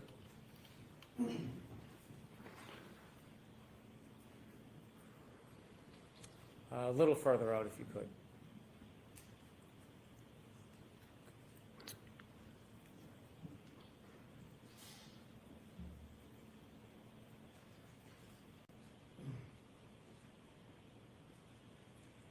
We'd like to see all 3 rows if possible. And if not, we'll do it from a further view. Okay. Could you share with us what this slide represents, Mr. Sure. Burgess? So this slide represents a comparison between the exemplar data and the data from the subject Lexus. In this comparison, we're looking at navigation system software. So that's going to be the infotainment system software. There's a number of different softwares running on this infotainment system for various functions. So you can see here there's a firmware version for the Wi-Fi functionality as well as the OS version, the audio, the DVD function, and I believe there's a section for the CD or disc version. So what we're looking at is we're looking at the software versions that are running on the exemplar. We're comparing that to the software versions that are running on the subject, and those match. So we would expect to see the user data to be stored in the same way. Is it common that an exemplar vehicle will match the focus vehicle exactly like this? Yeah, so, I wouldn't say it's common or uncommon. I have seen it in the past. A lot of times with your newer vehicles, you'll probably notice some of them tend to update more often than others. For this one, it looks like the Lexus doesn't update quite as often. So we are able to see that the software versions are the same. If we could take that down, please. And if you could remind us before we go into your findings in that SD card that was left behind.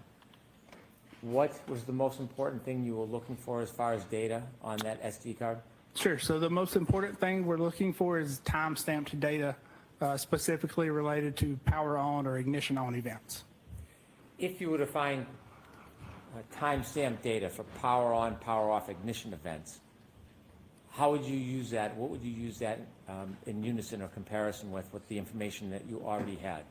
Sure. So we would use that in comparison with provided surveillance videos to compare and see how accurate those timestamps are and how consistent they are, specifically on the night of January or the morning of January 29th. When you analyzed the SD card, did you get viable information? Yes, we did. What information did you get? So we've got a couple different data types. We got contact lists from some of the connected devices, as well as serial numbers and phone numbers associated with the connected devices, call logs, and then power on and power off events. Was your focus on one particular aspect of that data? Primarily, the focus was on the power on and off events. And did you find information regarding power and power off events that could date and time? those? Yes, we did. If we could have number 29, please. 30. Can you share with us what you found? Sure. So this is some screenshots from our exemplar testing. So again, these are from those cameras that I pointed out earlier. What we see when we go back and review this camera footage is we see when I press the ignition on button, there's actually a logo that appears on the infotainment screen as it's booting up. That time that logo appears on the screen is associated with a time that we see in the raw data, and that's in the hexadecimal data that is very small, so it's kind of hard to see. But essentially what you have is you've got a date and you've got a time in UTC, and then you've got a identifier that suggests that the vehicle has been powered on. So we've got 4 of these tests that we can kind of compare back to and determine that this is the time that the infotainment system powers on and that first logo screen appears. And then through testing, we can identify that that is approximately, ignition on is approximately 3 seconds before that timestamp. So do I understand if you press the button to start the vehicle, there's a 3-second delay before the actual vehicle starts? Correct. So not the actual vehicle starting. So you press the ignition on button, there's a 3-second delay in when the infotainment system powers on. Is there any way, Ms. Gilman, to focus in on one of those 2 photos? Can you tell us what this information is? Sure. So this is those camera angles. And what you see is I'm pressing the ignition on at this time. In that second photo on the right, you'll see that this is specifically approximately 3 seconds after I press that ignition on, and you see the Lexus logo appearing on the infotainment module. Let me ask you something about the clocks while we're here. You see a local time on there? Yes, I do. Is that local time measured by a particular clock system? Sure. So that's measured by our reference equipment. So we're using what's called VBox equipment to capture these videos. So here, that local time is actually UTC time. So it's not actually local time for this area. So that could be a little, that could be an error in how that's reporting. But essentially what we're seeing is the infotainment system is powering on at that exact time of 21:48:08. And this was for power on. Can we have number 31, please? How's this different than the one we just looked at? Sure. So this is power off. So this is myself pressing the ignition to power off the vehicle. And what we see at this exact time when you power off and press the ignition button, the screen on the infotainment system becomes blank, and associated with that, it powers off, and you see a log within the raw data that indicates that. You mentioned that you found power on, power off information. Can you explain what that means? Sure. So through this testing, what we were able to do is see that there are time-stamped power on and off events for when the infotainment system is recording a power on and power off. And then we validated that with the exemplar testing. Ultimately, were you able to use that power on, power off timestamp information to identify the times of the later 2 events, the tech stream events, the 3-point turn and the backing maneuver? Yes, in combination with other data, we were able to determine that. Did you test the power on, power off data? Yes, we did. Could we have number 32, please. Can you tell us what this is? Sure. So this is the first power on event after 12 o'clock on January 29th. That power event is happening at 12:36 up here in the top. And the vehicle is powered on and it's not powered off until 12:42:08. Is there any power on, power off events in between those two times? No, there's not. And do you have an opinion to a reasonable degree of scientific certainty that whether or not the first power on event for that night, January 29, 2022, was 12:36 a.m.? Yes. Your Honor. I'll sustain it at this point. Do you have an opinion as to the first power on event of that Lexus on January 29, 2022? Same objection, Your Honor. Sustained at this time. When you studied the information from the data, does this slide reflect the information that you studied? Yes, it does. Were you able to determine from your data study the time that was registered of when that Lexus was turned on for the first time on January 29, 2022? Yes, I was. How were you able to do that?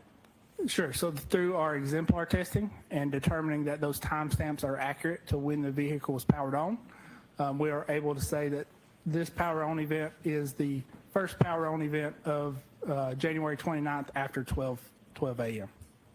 And based on your study of the exemplar and the data from the SD card, did you arrive at an opinion as to the time of the first power on event of that Lexus vehicle on January 29, 2022? Yes, I did. Is your opinion to a reasonable degree of scientific certainty? Yes, it is. And what is your opinion? Objection, Your Honor. I'll see you at sidebar.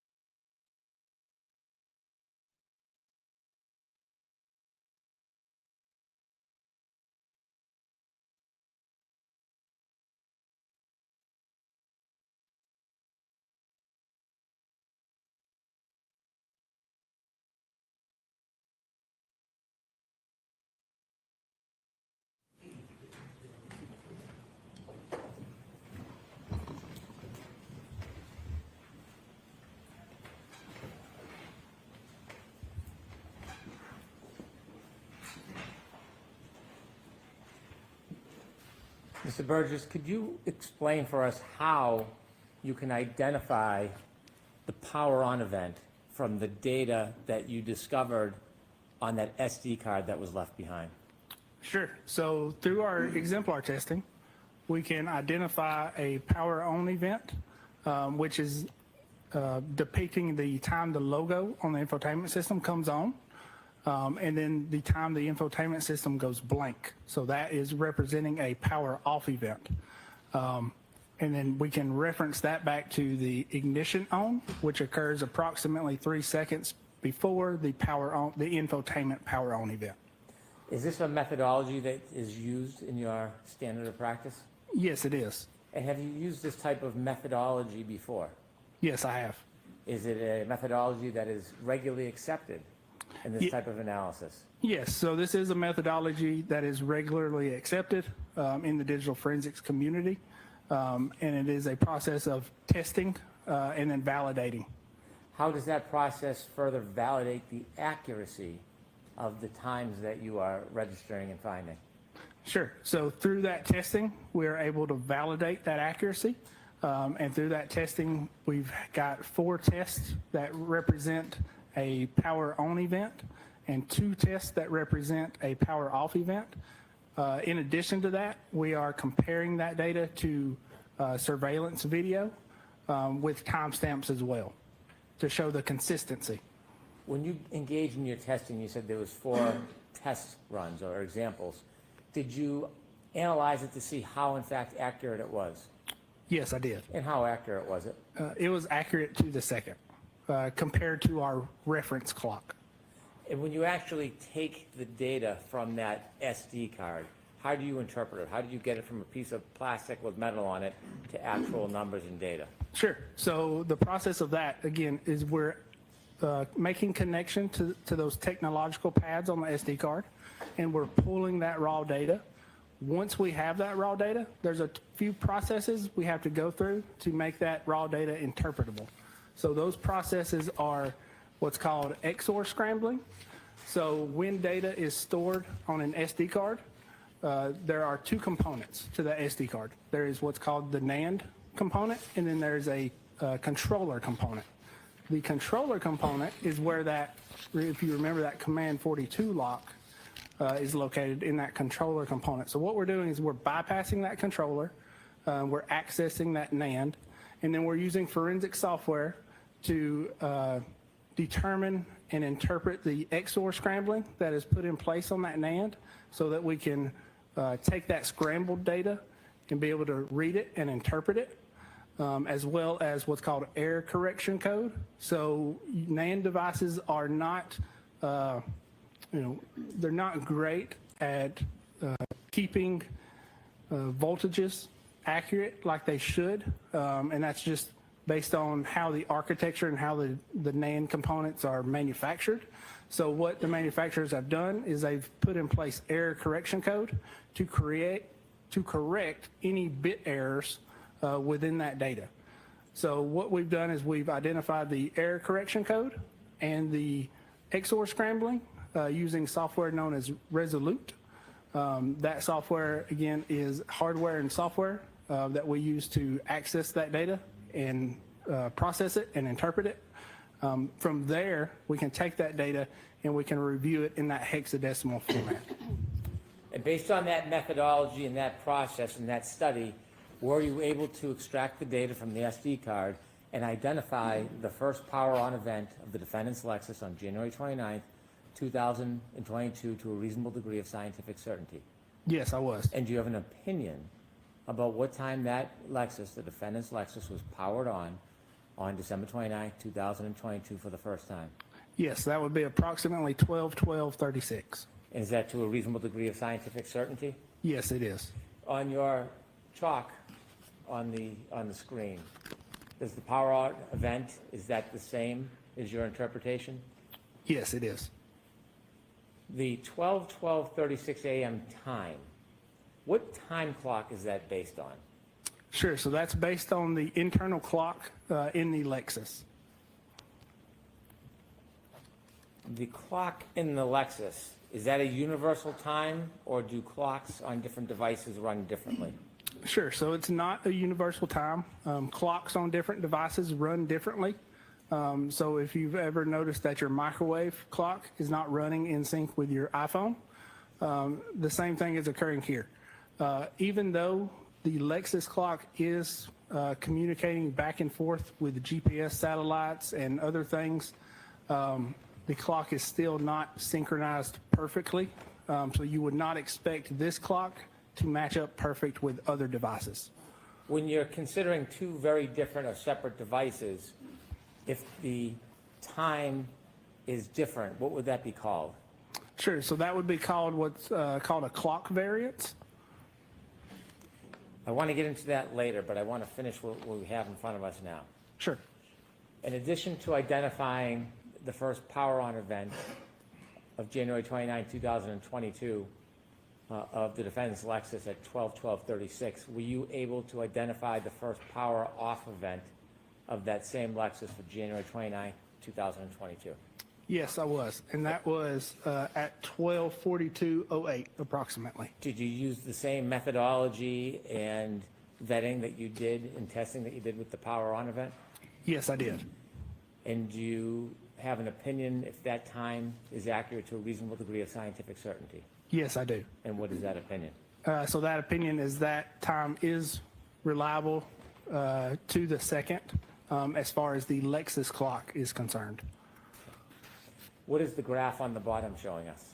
Sure. So the graph is just a graphical representation of the same data, representing the power on event on a timeline at 12/12/36 and the power off event at approximately 12:42:08. When you're looking at times, power on and power off events to date and time it, are you obtaining that information independent of other outside information? Yes, I am. Is the data simply the data, or does something affect it? Sure. So no, the data is simply the data. So when we get the data, we can compare it to outside sources or external sources to verify that it's consistent with other sources. But the data does not depend on any outside sources. Do you oftentimes use outside sources to vet or test the data, even though it's totally separate concept? Yes, I do. After this power on, power off event, when you studied the data from the SD card using the same methodology and technique, did you find any other subsequent power on and power off events for the defendant's Lexus on January 29, 2022 after this event? Yes, I did. Could we have slide 33, please? Mr. Burgess, can you tell us what the next event is that you found in the data? Sure. So the next power on event occurs at 5:07:46. That's this top timestamp here. The infotainment system records a power off event after that at 5:46:20. And what we have here is we've got surveillance video that was provided that depicts the approximate time range that those two events happen. So these videos do not capture the actual power on or power off event, but they occur around the same time frame and they are consistent with one another. The power on event time that you've listed is 5:07:46. Where does that time come from? So that time is coming from the internal Lexus clock. And based on the data from the Lexus clock, do you have an opinion as to the accuracy of that time of 5:07:46 a.m. as it relates to the Lexus clock? Yes, I do. And what's your opinion? So compared to the Lexus clock, that time is accurate to the second. The videos you have, are those timed from the same Lexus clock or a different source? No, so those timestamps of the videos are coming from external sources. In the example of these videos, I believe that is a Ring camera. Why would you try to vet the time stamp that you've identified to the second from the Lexus clock with another item, including a video that uses a different clock? Sure. So that further validates that those timestamps are accurate and they're consistent with timestamps we're seeing from other devices. Can there be a variance with other devices? There can be a variance. If there's a variance, could that still corroborate or support the original timestamp from the Lexus clock? Yes, so even with a variance, those timestamps can still be consistent with one another.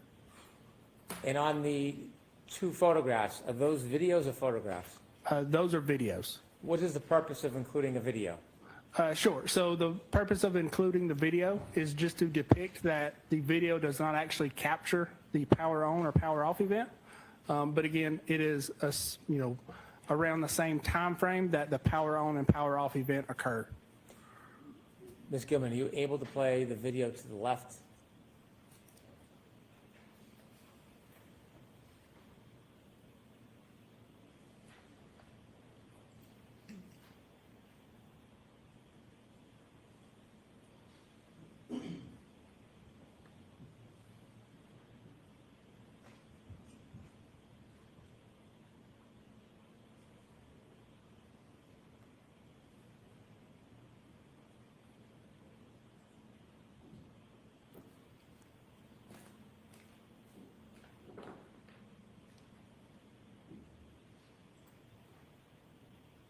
Okay, thank you. What about that video vets or corroborates the 5:07:46 Lexus time on the power on event? Objection, Your Honor. A little bit more before you get to that, Mr. Burrell. Okay. Did you use the video that we just saw in an attempt to vet or corroborate the timestamp for the power on event on the Lexus? Yes, I did. How did you do that? Sure, so looking at the start timestamp on the video, we can see that the video starts at approximately 5:07:58.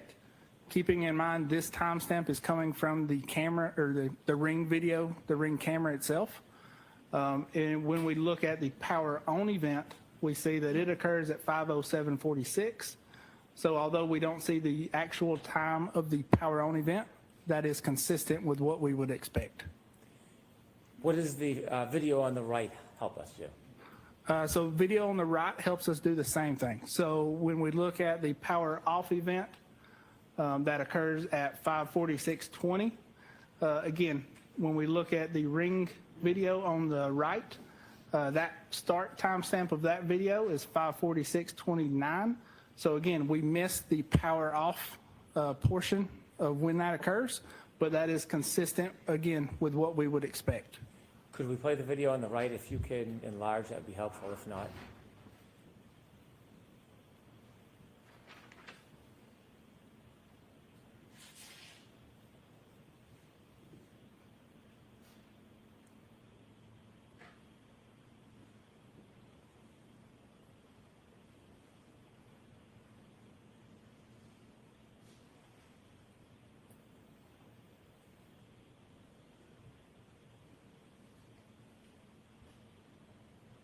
if you could stop the video, please. Mr. Burgess, you see the lights are on that vehicle? Yes, I do. Okay. Can you tell if the vehicle's on or off at that point? Sure. So I cannot tell if the vehicle is on or off at that point.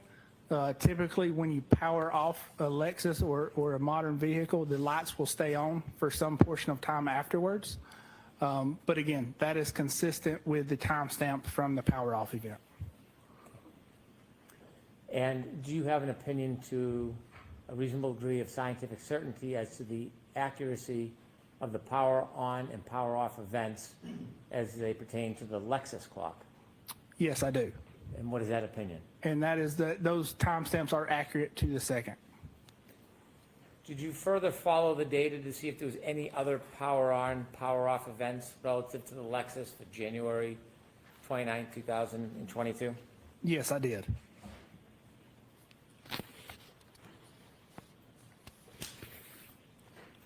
Could you take us to Exhibit 34, please?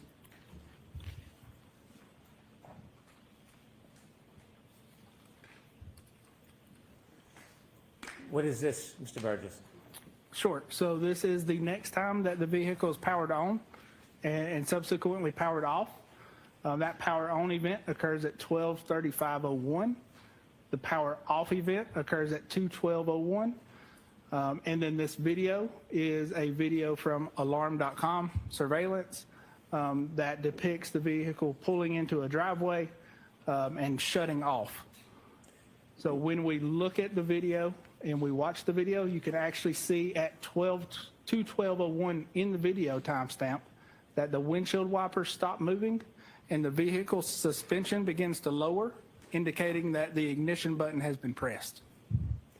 Let's start with the power on event. Was there any video available to show the power on event at 12:35:01? There is no video available that I'm aware of. On the last slide, you had the power off event at 5:46:20 a.m. Correct. Was there any other power on, power off events between 5:46:20 a.m. and this event here? No, there was not.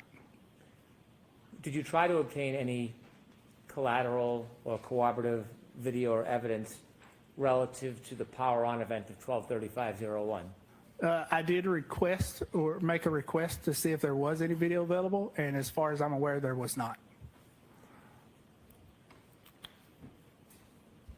Regarding the power on event, do you have an opinion to a reasonable degree of scientific certainty as to the accuracy of the power on event as it relates to the Lexus clock on the system? Yes, I do. And what is that opinion? That is that power on event is accurate to the second in reference to the Lexus clock. 12:35:01 p.m.? Correct. And do you have an opinion as to the power off event to a reasonable degree of scientific certainty as to the accuracy from the data you recovered from the SD card? Yes, I do. And that power off event, again, occurred at approximately 2:12:01, according to the Lexus clock. I don't know if you can enlarge the video, Ms. Gilman, but if you can, and if not, could you play anyways?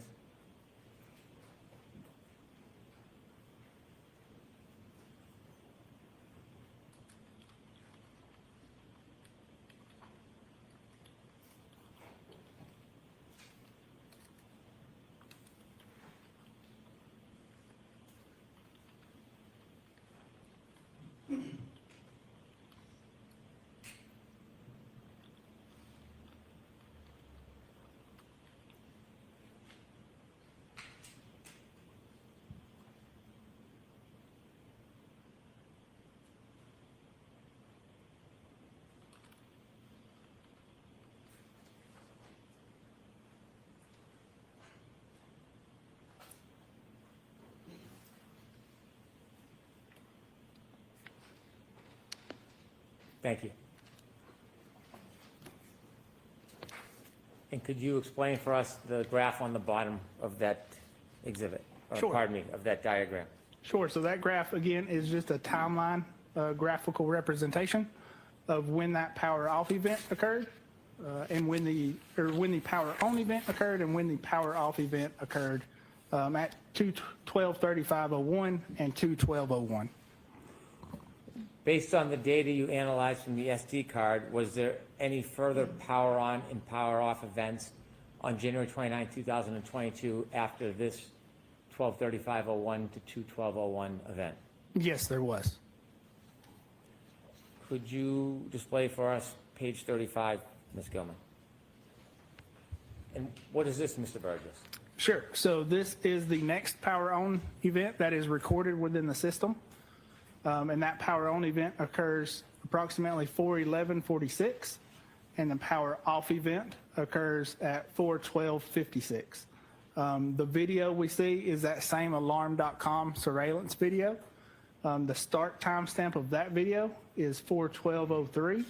So again, we don't see the actual power on and off event within the video, but it is consistent with what we would expect as the power on event occurring at 4:11:46, and then the video starting, and we see the car backing up at 4:12:03. Would the alarm.com be using a different clock than that of the Lexus? It would be, yes. And based on your methodology in vetting and testing in view of the data on the SD card, do you have an opinion to a reasonable degree of scientific certainty as to the time of this power on event? Yes, so And that power on event would be 4:11:46. And do you have an opinion as to the time of the power off event related to this diagram? Yes, that would be 4/12/56. Is that opinion as well to a reasonable degree of scientific certainty? Yes, it is. Is that a photograph or a video? That is also a video. Ms. Gilman, could you help us?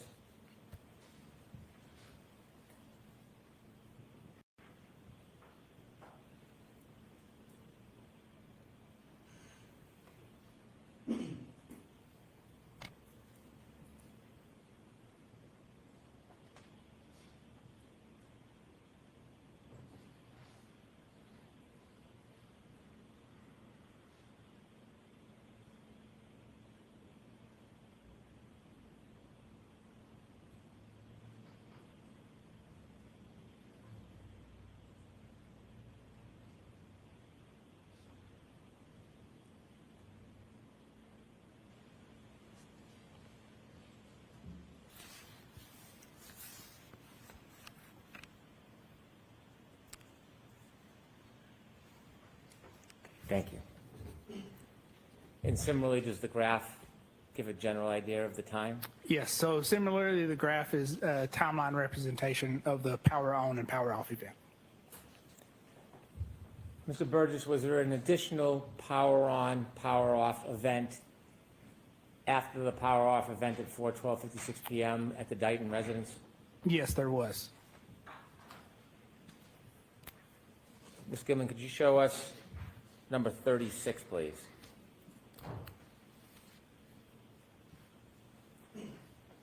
Mr. Burgess, could you take us through this one? Sure. So this is the next power off or power on event that occurs. And that power on event occurs at 5:34:51 p.m. The power off event occurs at 5:36:42.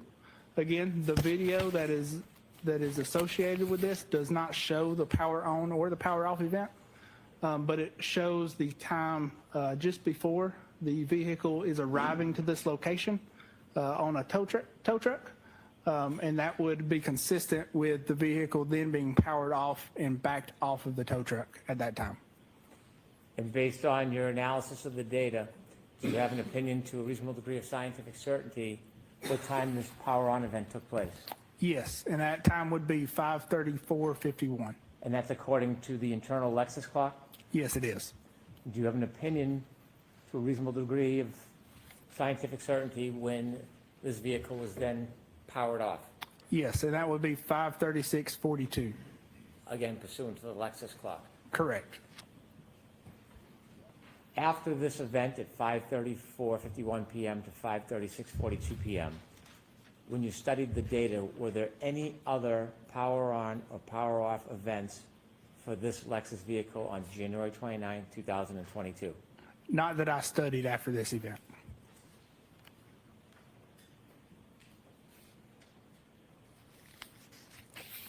Could you take that down, please?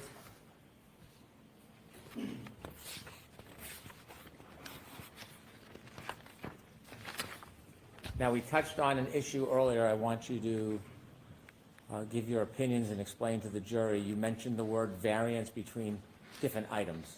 I don't think you used the word items. You said something else. Sure. So that's going to be the clock variance between different devices. So in this instance, what we're referring to is the difference in the clocks of the Lexus module and an iPhone. So we would not expect those clocks to be perfectly synced. Typically what we see, and is what is generally accepted, is a clock variance of up to 60 seconds. And that is because when you think about when you're looking at your radio and you're looking at the clock, it's representing to you the hours and the minutes. It's not representing the seconds. So again, it's accurate. Its function is to be accurate to the minute, but its function is not to be accurate to the second. Is a variance between different devices an accepted concept in your community? Yes, it is an accepted concept in my community. When you were looking for power on, power off information from the data on the SD card, what clock would that information, that time be dependent on? Sure. So that's going to be dependent on the Lexus clock. That Lexus clock is continuously running. but it also syncs up with GPS systems to update the clock on occasion. We do not know how frequent that activity occurs because that is proprietary to the manufacturer themselves. To bring us back, when you started this case, there were two important tech stream events. Correct. There were two tech stream events. Remind us what those were. Sure. So one is going to be associated with a three-point turn, and the other is going to be associated with a backing maneuver. In those two tech stream events, are they related in any way to the running clock that is on the tech stream data? Sure. So when we think back, the tech stream events have that running clock from ignition on, and because we know the power on events from the infotainment module, we can reconcile when those time counts occurred. If there's information about timing from tech stream data on the Lexus, what would you have to do if you took a separate device like an iPhone and you wanted to reconcile the variance? Sure. So if we want to reconcile the variance, what we would need is we would need an event that occurs that both clocks record. So for instance, if you've got two cameras that are recording you jumping up and down, you would take your motion of jumping up and down, or your event of jumping up and down, and you would use that event to sync the clocks of those two cameras. So essentially, we're doing the same thing with the Lexus clock and the iPhone clock. When you did your analysis during this case, initially, did you have any interest in trying to reconcile those clocks? No, I did not. Why not? Because that is generally accepted that the clock variance is up to 60 seconds. And while reviewing the power on and off events and comparing that to the surveillance videos that were provided, that was consistent with what we would have expected. Did something compel you to further your study and compare the Lexus clock information on those two tech stream events, the three-point turn and the backing maneuver, to a different device? Yes, there was a claim of attempting to synchronize those two clocks that I believed was potentially misleading. So based on reviewing that information and coming to that conclusion, did you on your own do any further study about the difference in clocks and attempt to synchronize them? Yes, I did. You said that you can synchronize if you have more than one device identifying a particular time. What did you mean by that? Sure. So if we've got two devices that are recording a similar event, so let's say, for instance, a three-point turn, if that is recorded with an iPhone, with the iPhone's clock, we can compare that event to the time that that event occurs and is recorded by the Lexus. Were you aware of any device other than the Lexus recording that three-point turn? Yes, I was. What were you aware of? That would be an iPhone from Mr. O'Keefe. Did you have data and information from Mr. O'Keefe's phone some time ago? I did have partial location data from Mr. O'Keefe's iPhone. Did you do something with his iPhone data as it relates to the Lexus clock on those two events, the three-point turn and the backing maneuver? I did on the three-point turn, yes, and the backing maneuver. Tell us what you did. Sure. So I looked at when the three-point turn occurred within the iPhone data and the location data in reference to that clock, and then looked at the same three-point turn event as it was recorded from the tech stream and the Lexus clock. At some point, did you have enough data to make that full analysis? Yes, I did. Now, as a general concept, before we get to the three-point turn in detail, I want to turn to page 39 of your PowerPoint.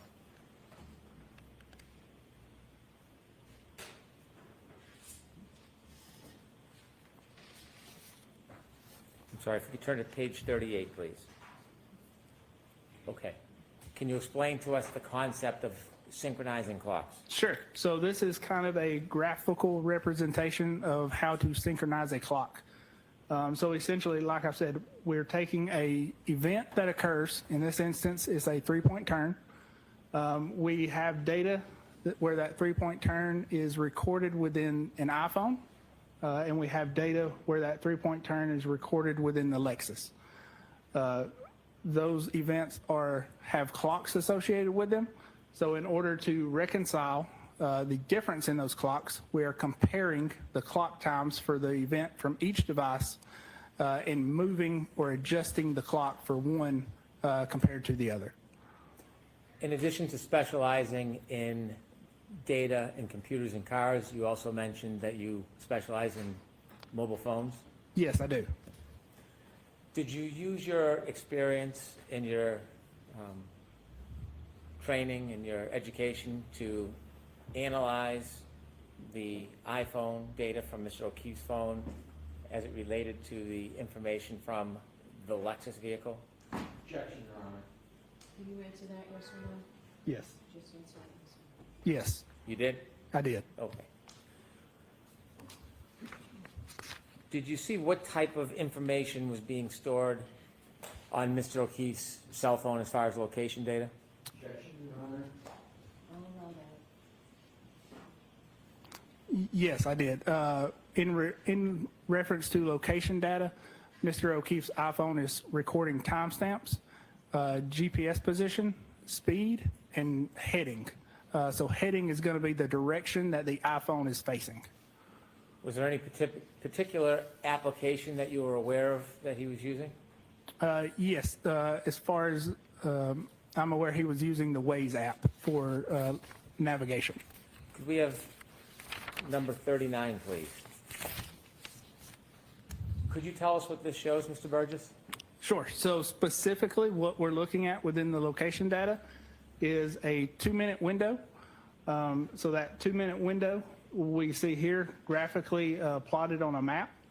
And we see, it's hard to tell, but you can see a white dot, which is the center of a radius for a GPS position. The orange circles are the horizontal accuracy for each one of those positions. And then down here, you can see a black line that is coming off of each GPS position that represents the heading or the direction that the iPhone is facing. You mentioned you had some materials from Mr. Whiffen. Did you ever see any materials from Mr. Whiffen regarding location data that was acquired through the application Waze? Yes, I did see a report by Mr. Whiffen. Did you rely on his report, or did you independently, on your own, test the location information? Sure. So I independently, on my own, looked at the location data from Mr. O'Keefe's phone. This diagram that we see with all the points on it, is this developed from your own independent view and review of Mr. O'Keefe's location data? It is. To the top left is a round circle. What does that indicate? Sure. So top left. So yeah. So that's going to be, again, the GPS coordinate beginning for this 2-minute interval that we're looking at. The orange circle is going to be the horizontal accuracy for that GPS point. And then bring us down and up to the left. There seems to be a bigger circle on the top. Sure. So as we come down, believe what is Cedar Crest and go up Cedar Crest, we have a position where the course heading of the iPhone changes, the speed lowers, and we have a lot more GPS points in a centralized location. So that's why you see that overlapping circles in that location. When you're following and analyzing Mr. O'Keefe's location information, does this in any way relate to the first of those two tech stream events that you originally were focused on? It does relate to the first tech stream event, which identifies a 3-point turn. And again, although you're not an accident reconstructionist, do you know if there's data that was captured regarding this 3-point turn as far as an event? Yes, I'm aware of data that was captured during that 3-point turn event. If we could turn to page 40, please. I want you to explain to us how this chart works. What does a point mean? Sure. So when we were initially provided the location data. Again, we were provided a partial view or a partial data set of that location data. And within that Excel spreadsheet that data was provided in, it was identified as GPS points. So what we've got here is we've got the partial data along with the full data set that I was provided later on. So we've got a couple columns here. So we've got point, which is GPS point from that partial initial data set that I was provided. We've got timestamps. So these timestamps are every second. With every second, there is a latitude and a longitude recorded, as well as a horizontal accuracy, a speed, and again, a course heading. When you looked at data point 154, is there a time ascribed to that? There is a time described to that as 12:23:58. Before you did this more in-depth analysis, were you relying on anything beyond point 154, that one line? No, so that was the only thing that was being relied on at that time. Why? Because again, we were initially provided a partial data set of the location. And why didn't you seek earlier on to break this down with more specificity? Again, because the generally accepted clock variance is up to 60 seconds, and that data was consistent with everything else we were seeing, so there was no need to look any further. And what compelled you again to look further?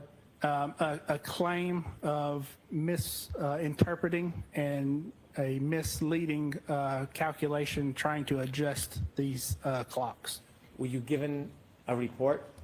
I was not given a report. I was giving a PowerPoint presentation. Let's see. When you decided to delve deeper into this, was that on your own initiative or were you requested to do it? That was on my own initiative. Now, rather than simply relying on point 154, what does breaking it down with all of the times and numbers between the green and orange do for your analysis? Sure. So breaking it down, we can see between the green. So the green highlighted in green is position or timestamp 12:23:59. What we see happening before that time is the speed is pretty consistent between 15 and 8 miles per hour. The speed starts to drop at that point. And if we look at the course heading, we can see that the course heading before that time is pretty consistent as well, between 339 and 348. So that is, at position or at time 12:23:59, the speed drops and the course heading changes from, approximately 360, so straight north, to 284, which is in a northwesterly direction. After that time of 12:23:59, the speed recorded is 0. The course heading is 352. And at time 12:24:07, you see the speed pick back up and the course heading is around 179 degrees. So it's going to be in a southern direction.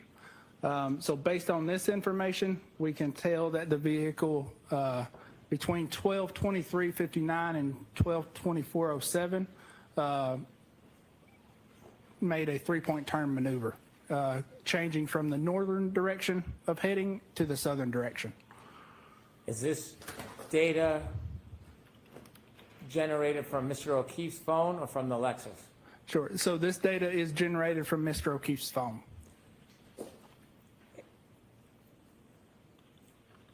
Where you initially relied on 154 as a timestamp to identify the time and location of the car at a later point, does this give you more of a benefit breaking it down? This does give you more of a benefit breaking it down. The zeros and the speed, what does that indicate to you as far as the data relative to the portion of the 3-point turn? Sure. So it doesn't necessarily mean the vehicle is at 0 miles per hour. Again, if you look at the horizontal accuracies, we've got anywhere between 16 and 29 feet. So that's the range in the GPS and what it's seeing. So if the car is, slightly moving or moving like you would expect during a 3-point turn, you would expect to see that speed at, 0 miles per hour. Did you develop a photograph with some detail to explain this in more of a picture format? Yes, I did make a graphical representation of this. If we could have 41, please. Could you break this down for us, Mr. Burgess? Sure. So this is, again, a zoomed-in version of the map that we showed earlier. And what we've done is we've cleaned out or just removed, for the sake of simplicity, the other points leading north to this point and the points leading south. Those are going to be those 0 mile per hour indications. So what we're looking at is the heading change and that speed change, which occurs at 12:23:59. And you can see the heading change from the black arrow leading off of the center radius of the GPS position.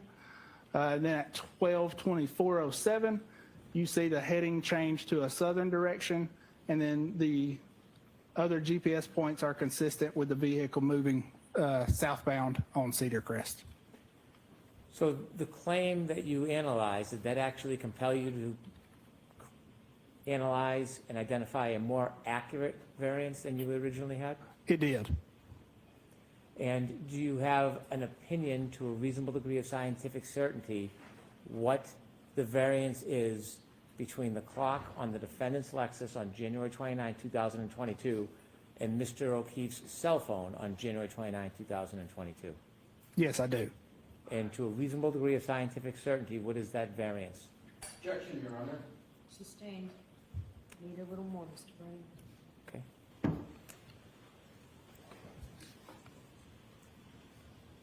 After you studied timestamp 154, what did that help you do? What did you learn from that?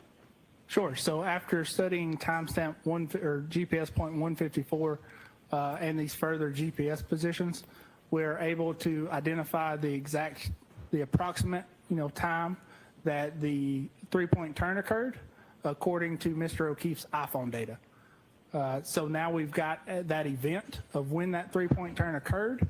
Now we can compare that to the 3-point turn from the tech stream data and that running clock.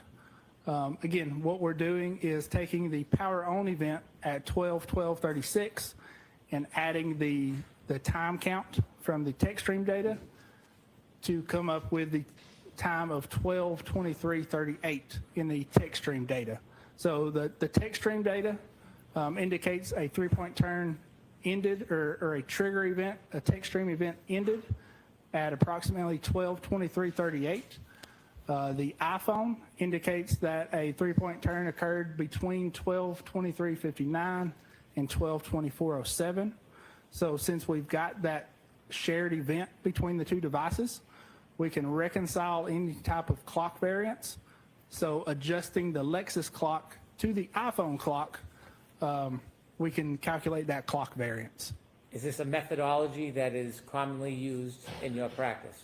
It is. Is it commonly used in the scientific community which you're part of?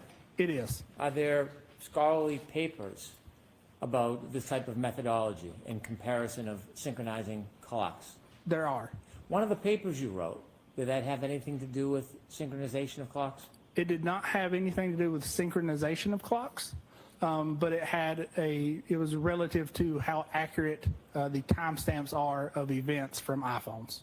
And that was one of your peer-reviewed papers? Yes, it was. And are there scholarly journals and studies on the synchronization of clocks? There are, yes. Did you use that methodology in your analysis to come to arrive at an opinion about the time variance between the defendant's Lexus and Mr. O'Keefe's phone?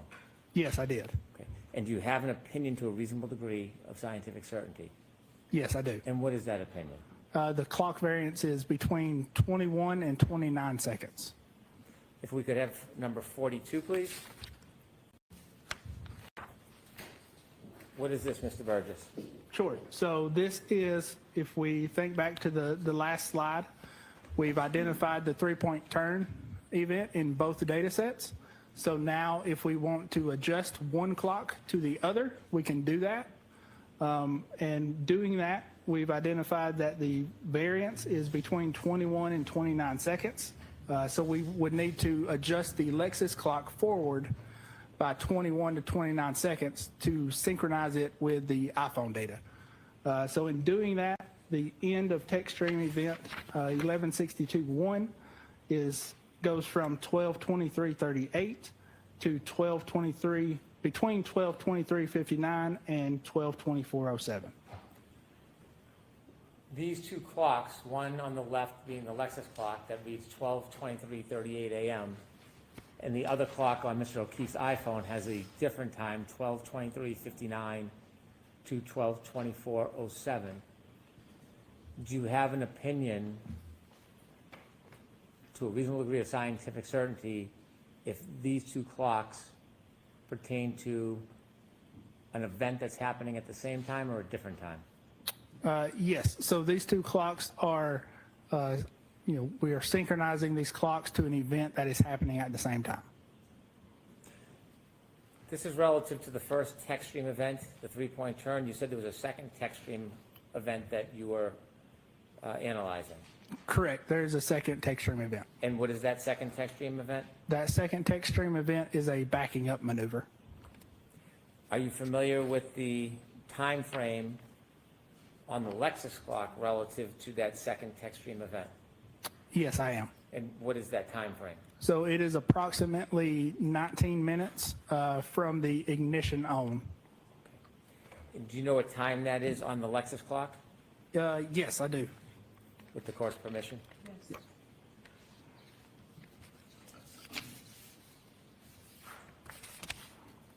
So that is going to be 12:31:43 is going to be the end of that text stream event. That text stream event, by the way, when it captures data, how long, what window of data does it capture when there's a text stream event or a triggering event? Sure. So when the trigger occurs, it captures data 5 seconds before and 5 seconds after the trigger. What if the event is less than 10 seconds? So if it's less than 10 seconds, it would capture the entire event. If it's more than 10 seconds, it would only capture a partial snapshot of that event. And so when you talk about the data for the backing event, is that the 10-second window you're speaking of? Yes, that is that 10-second window. Does that have anything to do with defining the length of the actual event? No, it does not. When you looked at the time from the Lexus clock regarding that backing event, did you do an analysis of John O'Keefe's phone considering the variance that you identified? Yes, I did. So I applied the same variance to that second text stream event. When you apply that variance between the Lexus clock and Mr. O'Keefe's phone,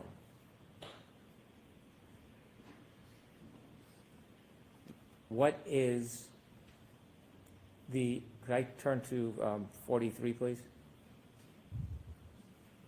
What is the time of that event if we're referring to Mr. O'Keefe's phone? Sure. So the time of that event with the clock variance adjusted is 12:32:04 to between 12:32:04 and 12:32:12. And do you have an opinion to a reasonable degree of scientific certainty as to the accuracy of that time from Mr. O'Keefe's phone considering the variance? Yes, I do. And what is your opinion? And the opinion is that the second text stream event ends between 12:32:04 and 12:32:12. When you say text stream event, that's the 10-second window? Correct. That's the 10-second window. Does that necessarily include the entire event? No, it does not. The graph on the bottom, what does that show us? It looks a little bit overwritten. Yeah, so that graph is a timeline representation of the text stream event ending, being adjusted with the 12:32:04 to 12:32:12 in comparison with the last lock event that is recorded by Mr. O'Keefe's phone at 12:32:09. Your analysis relative to the data that you obtained from the SD card, is your analysis and opinions separate from the other information you looked at that corroborated or supported your analysis? Yes, they are.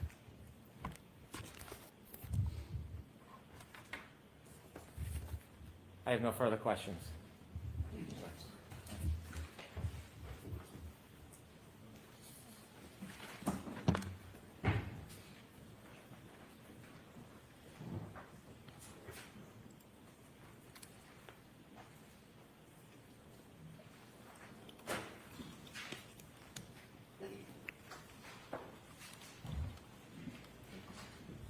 Lights, please. That's as good as they can be, huh? One's burnt out. I'll see Counselor Tucker.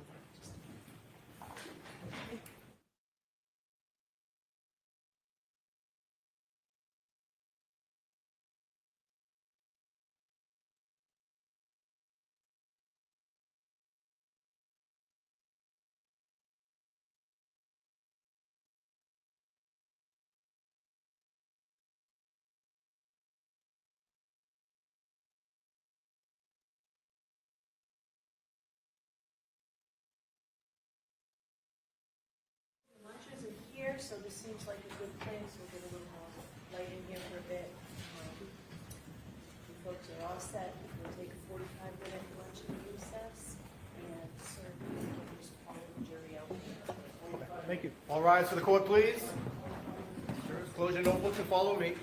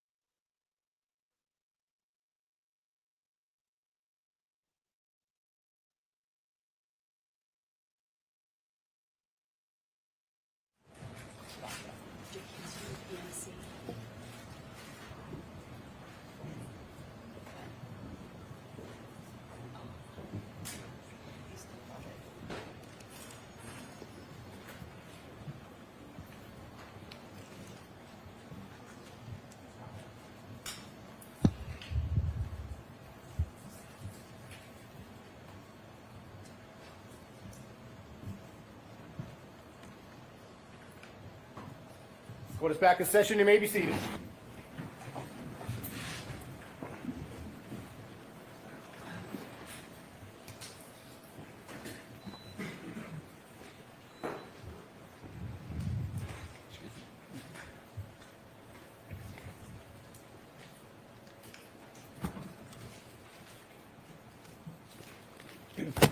Whenever you're ready, Mr. Leslie. Thank you, Your Honor. Good afternoon, Mr. Burgess. Good afternoon. You spell your first name Shannon with one N. Do I have that correct? Yes, that is correct. You describe yourself as a digital forensic examiner, correct? Yes, that's correct. You use the term forensics often in your analysis. Yes, I do. And would you agree that generally the accepted definition of forensics is something that relates to, that's used in, and is suitable for a court of law? Yes, I would.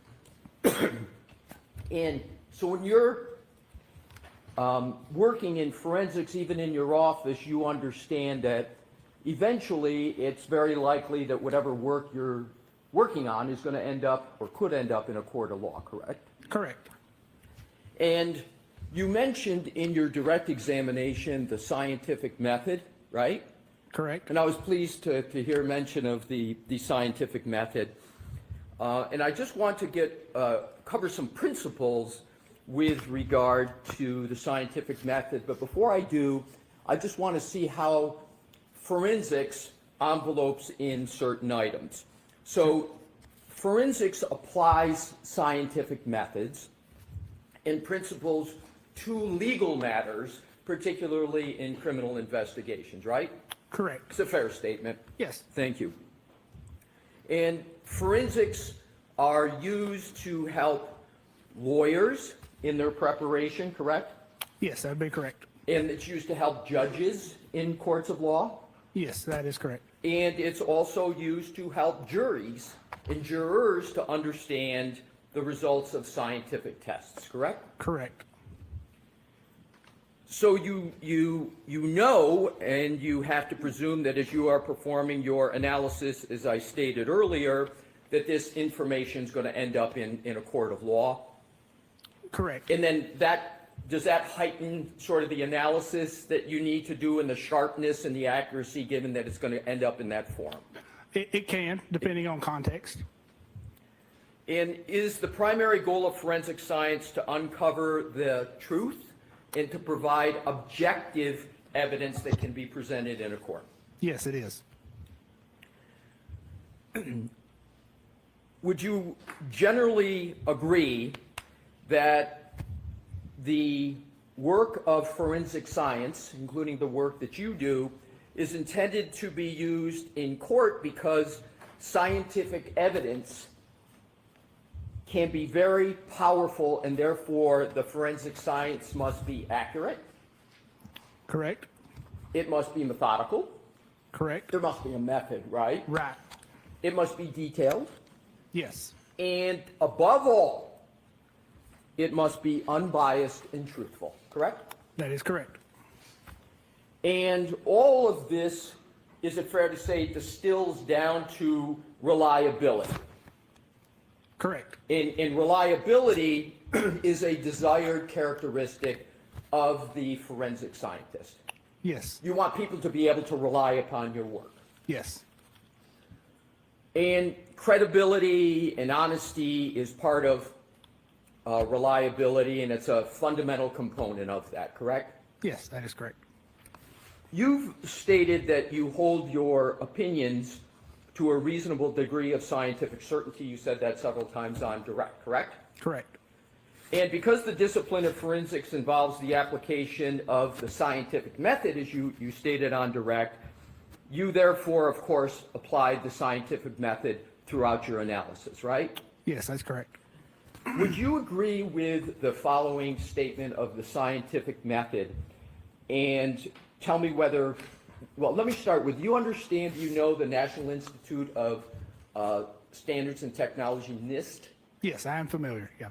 And would you agree with a definition of the scientific method as the systematic pursuit of knowledge involving the recognition and definition of a problem, the collection of data through observation and experimentation, analysis of the data, the formulation, evaluation, and testing of hypotheses, and where possible, the selection of a final hypothesis? I know there's a lot there, and if you'd like me to break any of it down, you let me know. No, I find that generally acceptable. Yep. And I wanted to emphasize the end, the evaluation and testing of hypotheses, and where possible, the selection of a final hypothesis. You understand what I'm meaning by hypotheses? Yes, I do.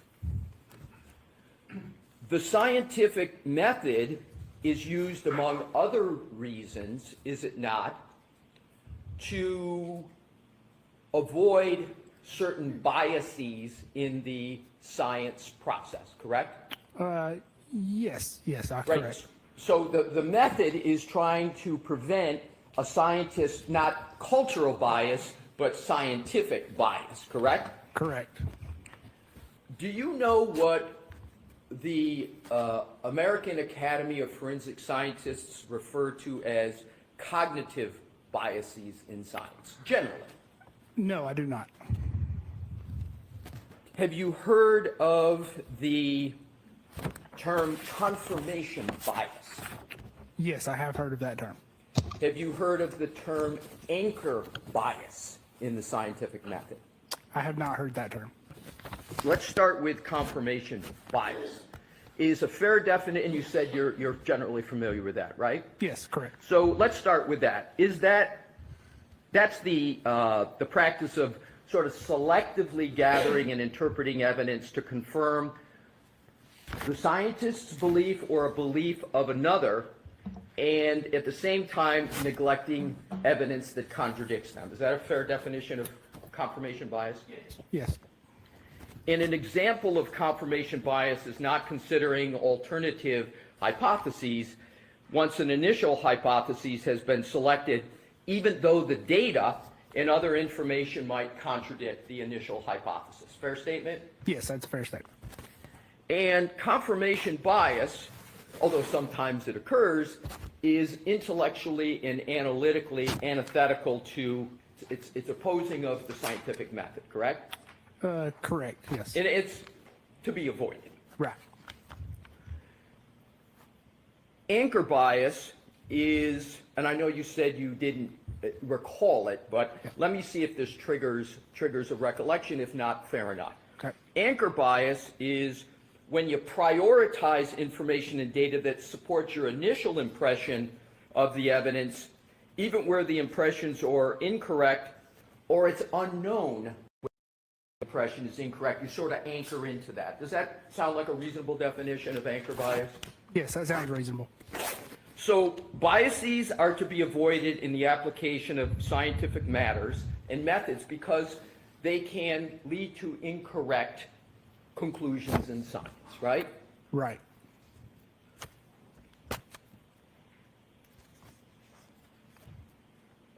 And even though they're to be avoided, you called this case a homicide even before you began your alleged scientific testing. Isn't that correct? I don't recall. Where would I have called it a homicide? Do you recall your January 30th, 2025 report that you prepared in this case? Yes, I do. Do you have it with you? I do. Can you turn to page 4, footnote 3, please? Yes. Footnote, I'm sorry. I'm sorry. It is page 4, footnote 3.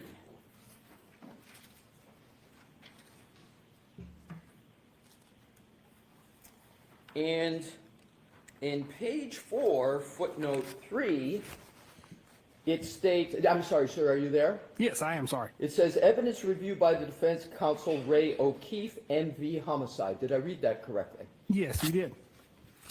Now, you assumed in the very beginning, that Miss Reed had hit Mr. O'Keefe with her car before you began the scientific testing that you had discussed in your direct. No, that would be incorrect. But you did list homicide down in footnote 3, correct? Yes, I did. And so this report's drafted January 30th, 2025, correct? Correct. And the testing, I'll just give you a snapshot, some of the testing you discussed with Mr. Brennan, that testing didn't occur until after this trial started, correct? Some of the testing you described in direct? Yes, I'm sorry, yes. Okay, so that testing didn't even occur in the trial, just assume the trial started at April 22nd. So the testing you described when you were talking about aligning clocks and GPS, that occurred after April 22nd, correct? Correct, I did. Now let's go on to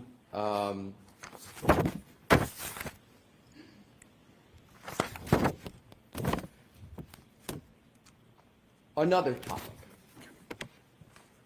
Let's talk about professional credentials.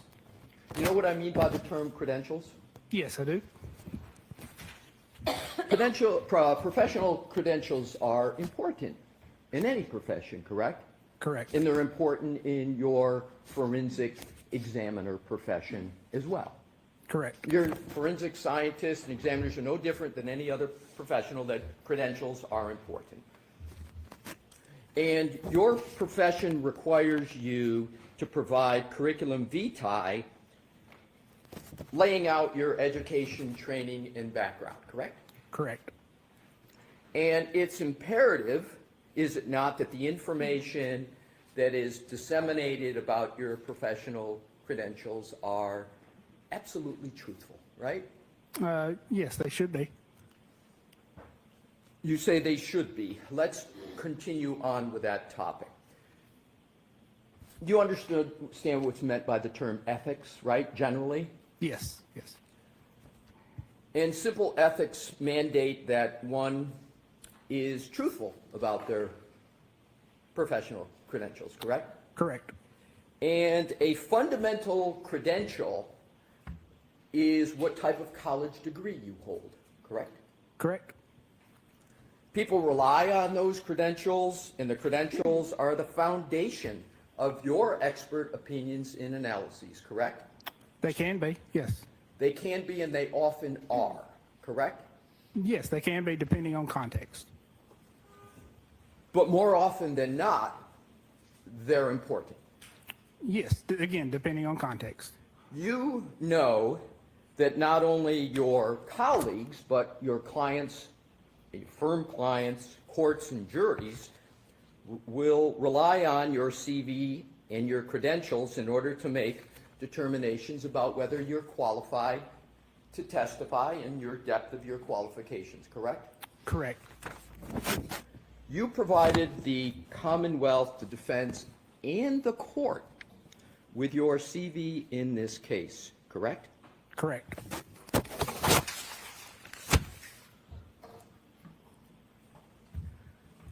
If I can have a moment, Your Honor, I will Yes. get my first exhibits.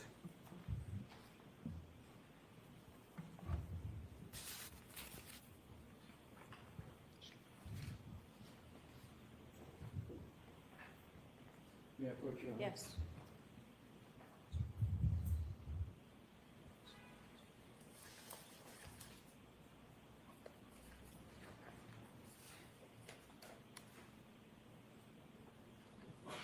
Welcome.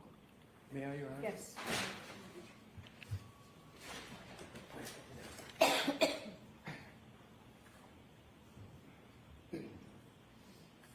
Your Honor, if I could have this marked as the next exhibit For identification? for identification at this point. Okay. Well, actually, I'm going to have it off, I'm going to be eventually offering it into evidence, so Okay. they present it to the So witness. let's mark it for identification first. Yep, okay. Exhibit TT for identification.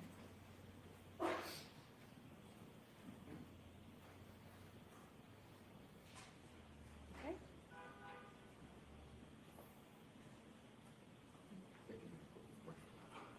May I present it to the witness? Yes. Thank you. Ms. Burgess, Yes. I am presenting you with Exhibit TT for identification. I was, thank you, Your Honor. I'm learning not to talk while I'm walking backwards so Madam Court Reporter can hear me. So I'm presenting you with what is Exhibit TT for identification. Do you recognize that document? Yes, I do. And what is that document? So this document appears to be my CV. May I approach further? Your Honor? Yes. Thank you. And is that CV a document that you have prepared? Yes, so that is a document that either I have prepared or the company Apter has prepared. And is that a fair and accurate document? It appears to be. Your Honor, I offer that into evidence. Any objection, Mr. Brennan? No, thank you. Yes. And if you could just, if you Honor, if I have the witness hold that, I have some Hold on, questions. let's let it mark Yes. first. Sure. Yep. Exhibit 183.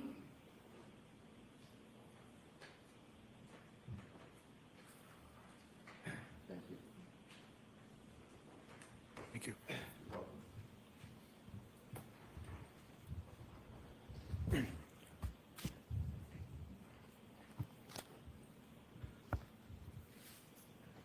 Mr. Burgess, you have in front of you your CV that we just spoke about, and I'd ask you please to draw your attention to the education section where underneath in red it says BGS, and then, do I read it correctly?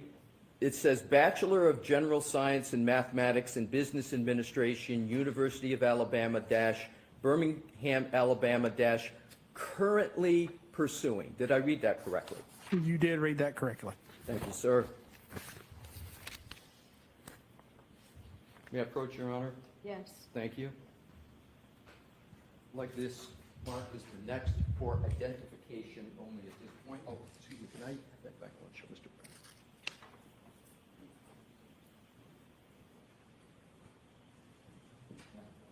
Sure.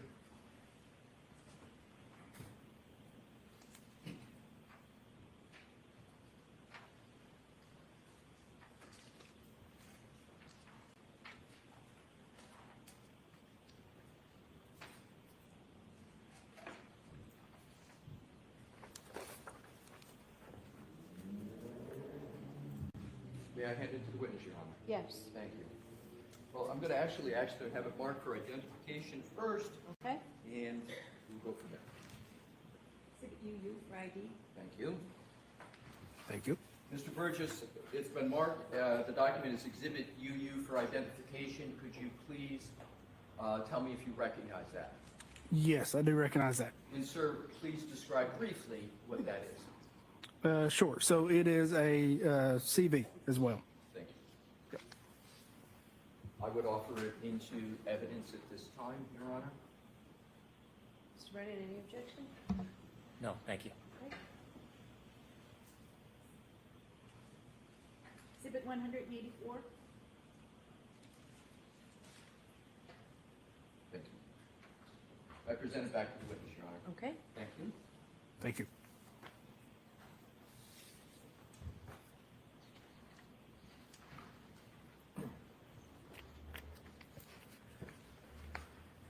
Mr. Burgess, once you've had a fair opportunity to look at that, I have a question, and that question is simple. Is that your April 2025 CV?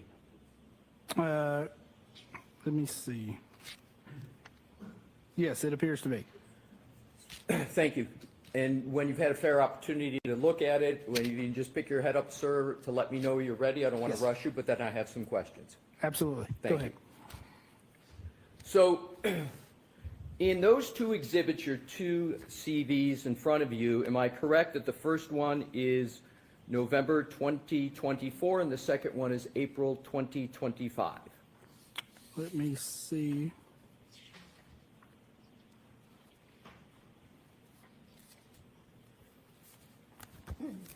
Yes, that appears to be correct. In both of those CVs, you indicate that you have not yet earned a bachelor's degree. That is correct. And you certainly have not earned a Bachelor of Science degree in any educational field according to those two CVs, right? Correct. And in fact, as you sit here today, you do not possess any bachelor's degree. Correct. And the reason, as you state, is because that bachelor's degree is currently pending. That's the term you use. So I use currently pursuing. Currently pursuing, yes. So you have a public profile that's published on Aperture's website, correct? Yes, I do. And it's in the form of a biography page? Yes, I believe so. And that biography page has your education listed? Very possible, yes.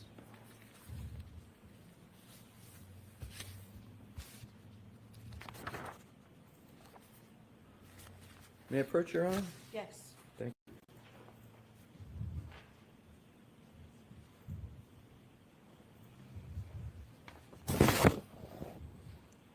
If I could have this marked, please, and once Mr. Brennan reviews it.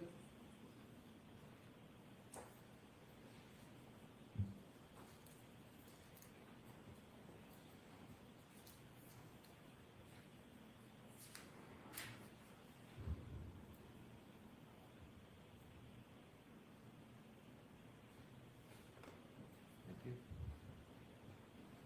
Your Honor, may I have this marked as next identification in order? Okay. Thank you. Exhibit DV for ID.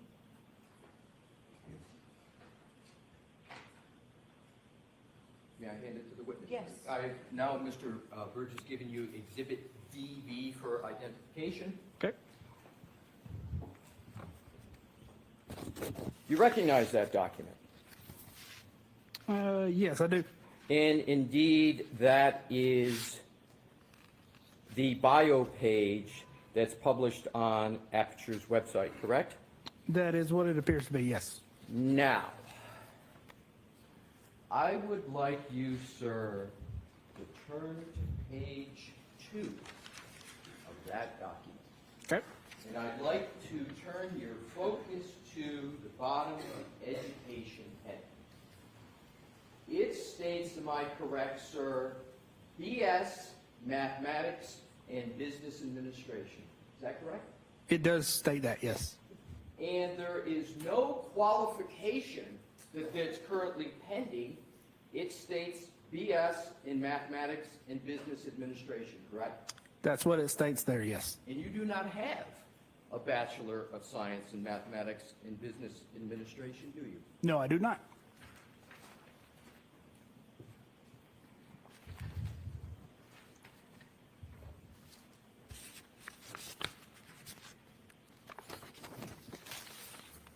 And if you click on the hyperlink for your CV on that same website, do you know where that hyperlink takes you? No, I do not.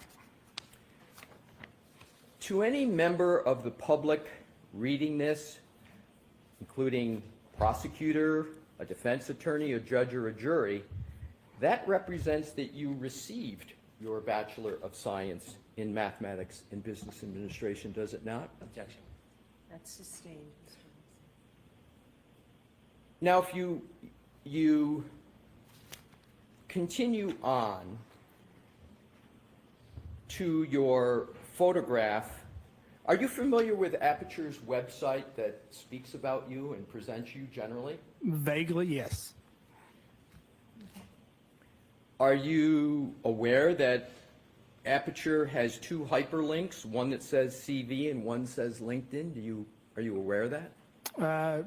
Yes, I am now. And LinkedIn is a professional networking platform designed for career and business professionals to connect, share content, find jobs, etc. Is that a fair description of LinkedIn? Yes, it is. And could we also conclude that it's a professional networking platform, especially for private sector firms like Aperture, that's used to attract clients or potential clients? Yes, correct. And potential clients include, for example, the Commonwealth of the State of Massachusetts, correct? Correct. And indeed, the Commonwealth is no longer, if you will, an attracted client, but it's an actual client of Aperture and you, correct? Correct. And that's the status of the relationship here. Aperture is a client of the Commonwealth of Massachusetts in this case, right? Correct.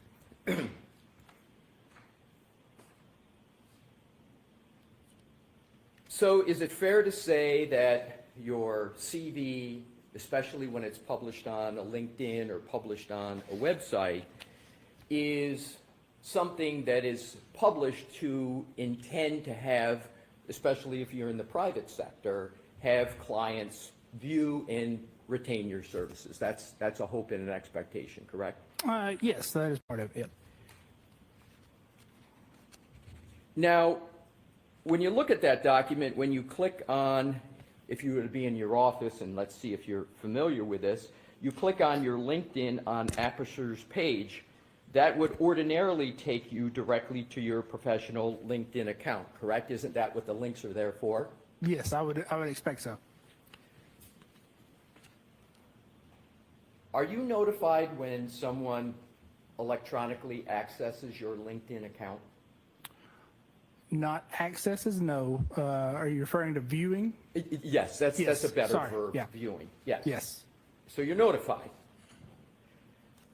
Were you notified within the last 72 hours that someone from the defense accessed your publicly available or viewed your publicly available LinkedIn account? No, I was not aware. Are you aware that within the last 72 hours, that hyperlink on Aperture's official website was disabled? No, I was not aware. Are you aware that now if you try to go on that link, that you can't, that it's disabled? No, I'm not aware of that. Do you know whether anyone from Aperture directed someone within Aperture to disable your LinkedIn account within the last 72 hours? No, I'm not. Have you spoken to anybody at Aperture about your LinkedIn account? No, I have not.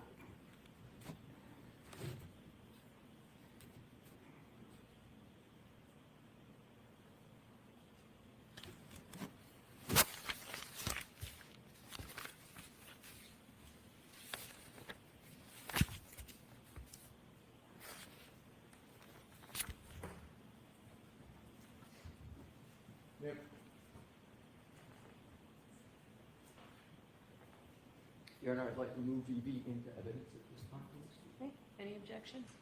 I can just see it. It's, This one. this one I presented to you. No objection. Exhibit 185.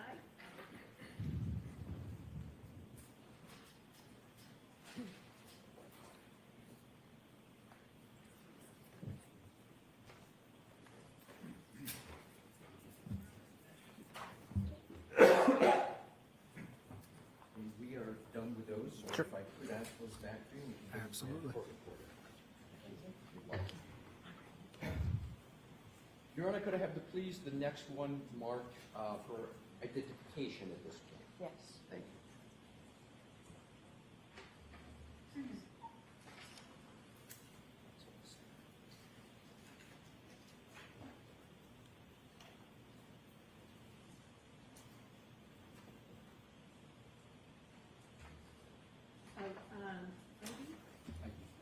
WW. Thank you.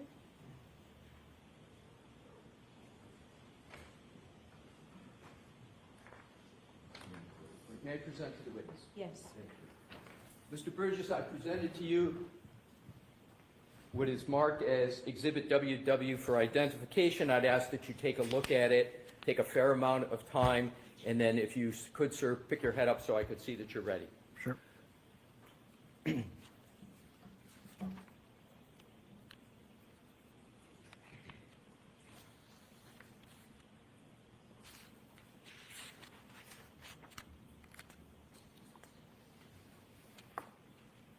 Okay.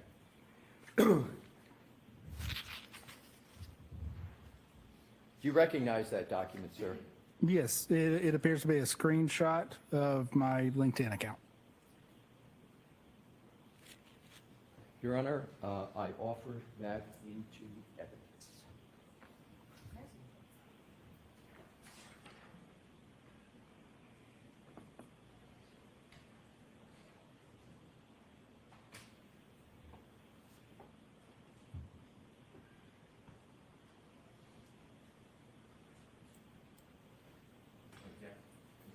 Right. Can I see you at sidebar with these?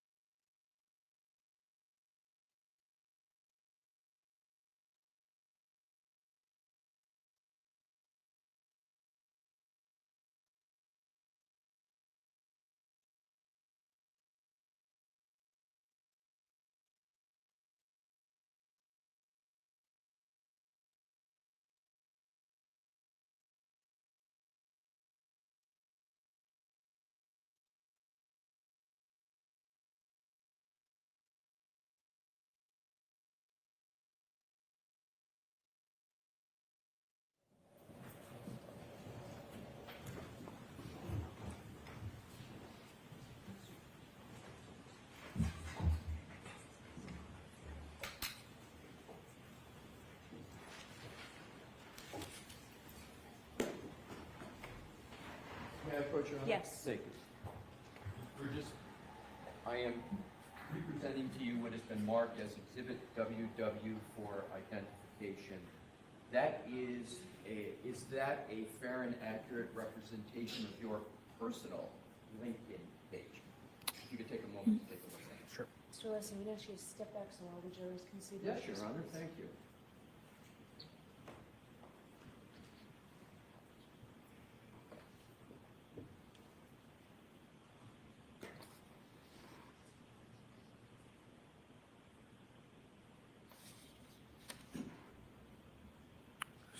Yes, it does with a error on page 2 regarding education.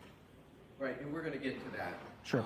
But this is you recognize this as a fair and accurate depiction of your personal LinkedIn page with the exception of what you just mentioned, correct? Correct. Did you draft that document that's represented as Exhibit WW?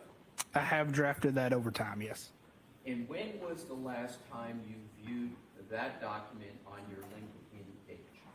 I don't typically view the profile page, so it would have been, I could not tell you how long it's been. Do you have any reason to believe that that Exhibit WW is not on your LinkedIn page online as we sit here today? No, I don't. Your Honor, I move Exhibit WW into evidence. No objection.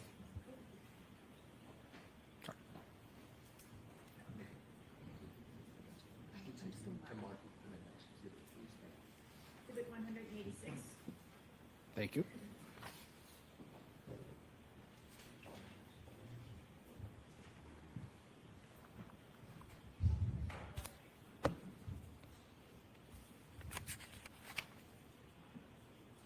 I would like to turn your attention to the printout of your personal LinkedIn page and go right to the second page, bottom.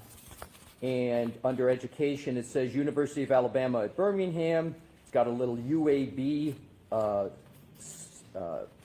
acronym there. And it says Bachelor of Science, B period, S period, comma, Applied Mathematics and Scientific Computation, 2016-2018. Do you see that, sir? Yes, I do. That's not correct, is it? No, it's not correct. And you do not hold a BS in a Bachelor of Science in Applied Mathematics and Scientific Computation from the University of Alabama at Birmingham, do you? I do not, and that would have been at that time an expected graduation date? So it would be expected, you state. Correct. It would be another word for, another word currently pursuing? Is that similar to expecting? Sure, that could be similar. But you know how to put currently pursuing down, don't you, sir? Because you did it on the first few CVs, but you don't have it on your LinkedIn page, am I correct? Correct. That's probably because obviously that has not been updated in quite some time. And you said you get notifications when people access your LinkedIn page, correct? I get selective notifications when people view my LinkedIn page. So you know people are looking at your LinkedIn page, you know people are looking at your education, and you have down here 2016 to 2018. So that time period is 7 years old from 2018, yet you use the 2016 to 2018 on your LinkedIn page, correct? Correct. With the caveat that my understanding is people look at your posts, not specifically the profile information. Oh, so you believe you know apparently when people are looking at it and what they look at? No, that's not what I'm saying. I'm saying generally. Generally. Correct. But you don't know who's looking at the education section on your LinkedIn page and relying upon what is represented here, that you have a Bachelor of Science in Applied Mathematics and Scientific Computation from the University of Alabama at Birmingham. Not from the LinkedIn page. Yeah, just independently of the LinkedIn page, yes.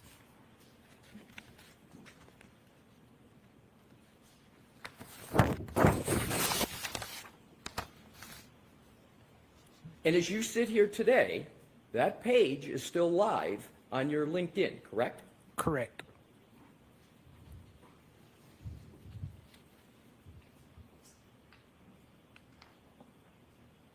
So a key aspect of your credentials, whether or not you have obtained a Bachelor of Science, is incorrect in more than one document that I've presented here today, correct? No, I would not agree with that. Well, it's incorrect in this one, correct? Correct. And the one previously to that, there's two documents that have you listed. This LinkedIn, may I approach, Your Honor? Yes. Thank you. So there's two documents, is there not, sir? There's, may I? Sure. Thank you. And Madam Court Reporter, if I could have the previous LinkedIn evidence? So if you could hold that, this one, sir, and I'm going to Sure. take, if that's like good from you, thank you. And Exhibit 185 that's in evidence, if you can turn to the second page. So if you look at each of those state that you have a Bachelor of Science in Mathematics and Business Administration. So there are two documents about your credentials that are inaccurate, correct? Yes, they have errors. Yes, that is correct. May I have those back, Sure. sir? Yep, both. Yes, please. Yes. There you go. Thank you, Madam Clerk.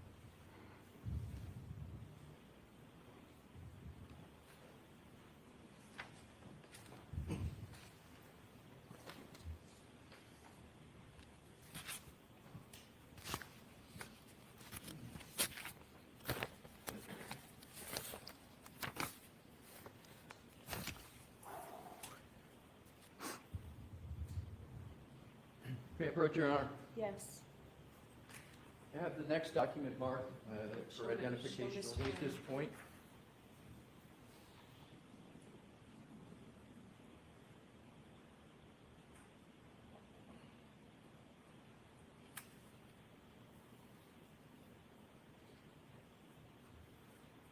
You have this marked as the next for identification. Okay. Thank you. The XX for ID. You hand it to the witness, Your Honor. Okay. Thank you. Thank you. Handing the witness Exhibit XX for identification.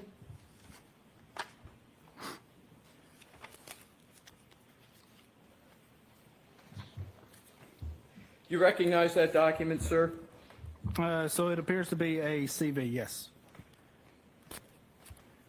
You say it appears to be a CV. Can you describe that any further? Yes. So it's a copy of my CV. Is that a CV you prepared, sir? It would have been prepared by myself or Aperture. Yes. I'm sorry, I didn't hear the end. Sorry, it would have been prepared by myself or Aperture. Yes. Yourself or Aperture? Correct. But you had, at a minimum, a role in preparing that, did you not? More than likely, yes. Yeah, and you would have reviewed that, because it's about you, before it would have been used by Aperture, correct? More than likely, yes. You wouldn't let somebody put a CV up and out to the public without you reviewing it, would you, sir? So there are other staff members that do review and update CVs. But you're the only one who's going to know whether what's on it is accurate or not, correct? Unless I explain that to them, yes. So either way, either you prepared it yourself or you interacted with somebody and explained it and collaborated with them to make sure it was right to the best of your ability, correct? Correct. If you can look at the highlighted portion, sir, under education. There's no well, I understand sorry. what you're talking about. There's no highlighted portion. I'm sorry, let's strike that. If you look under education, the first line, it says in the, right underneath BGS. Do you see that, sir?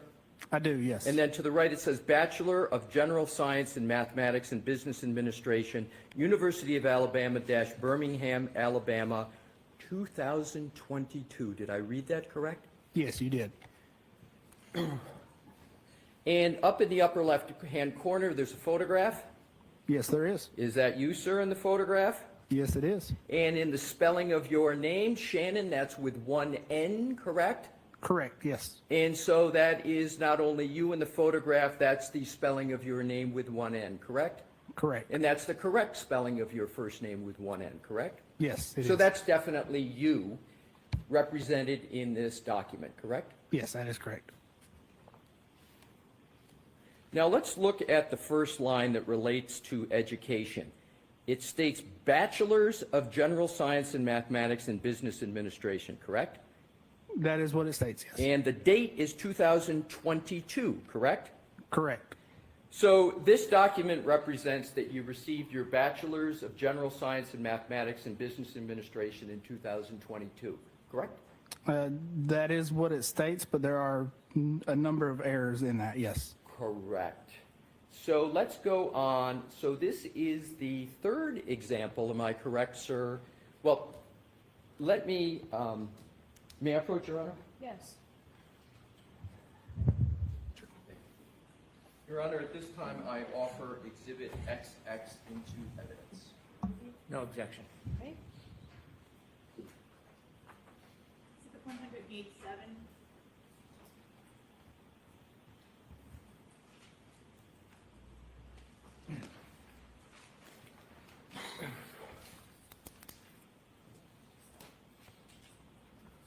Sir, is Exhibit 187 a CV that is linked directly from Aperture's website?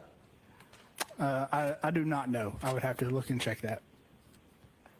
So as you sit here today, you are not able to state whether that CV is linked directly from Aperture's website? Correct.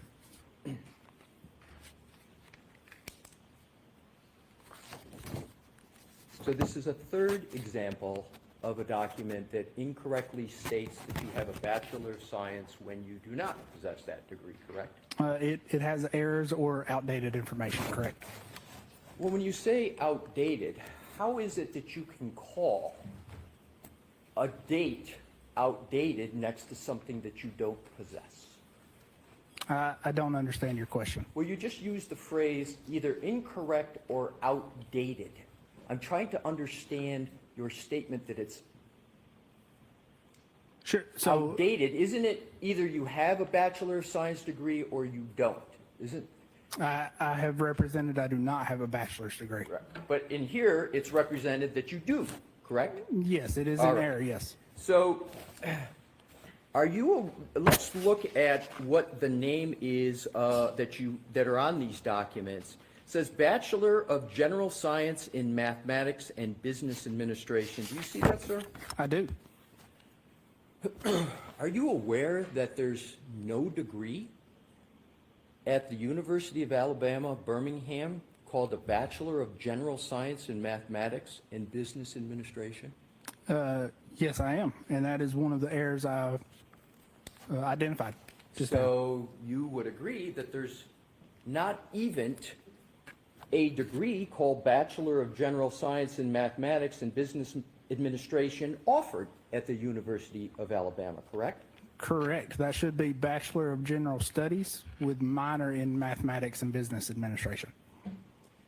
And what you just articulated, you do not possess as you sit here today, correct? That is correct. What you possess is an associate's degree, correct? Correct. And when did you obtain that associate's degree? So that would have been 2015.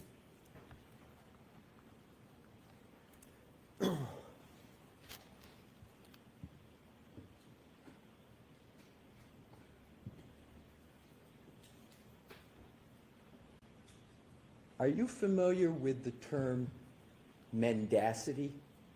I am not.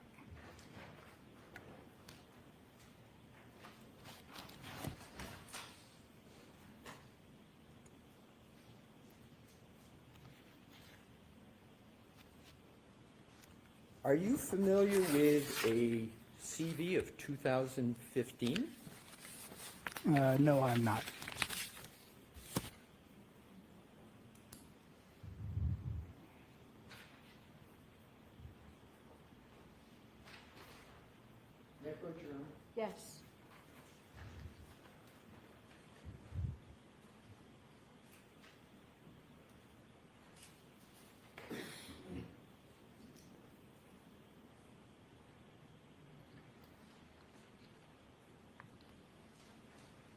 Your Honor, may I have this marked as the next exhibit for identification, please? Yes. Thank you.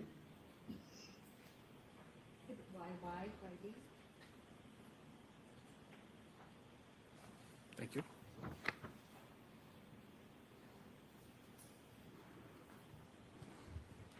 Do you recognize that document, sir? No, I do not recognize this document. May I approach, Your Honor? Yes. Thanks, sir. Sure.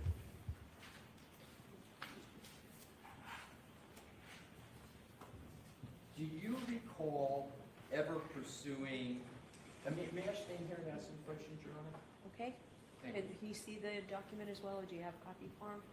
He can see it as well, Your Honor. Okay. I was just wondering the purpose. Yeah, sure. And just step back, Yes, Mr. Leslie. yep. Sir, do you recall when you started pursuing a Bachelor of Science degree of any kind? Sure, I do, around 2008. So you started pursuing a Bachelor of Science for the first time in 2008, correct? Correct.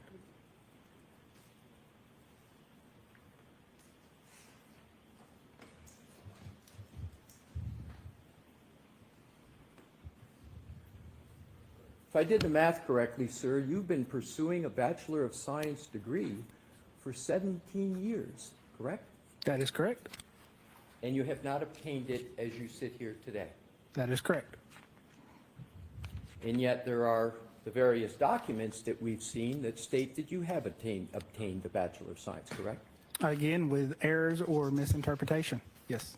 Errors or misinterpretation that are you stating, but you would agree those errors or misinterpretation have been in existence for some time, correct? Yes, I'm being made aware of them now, yes. Yeah, and they haven't been corrected for some time, correct? Correct.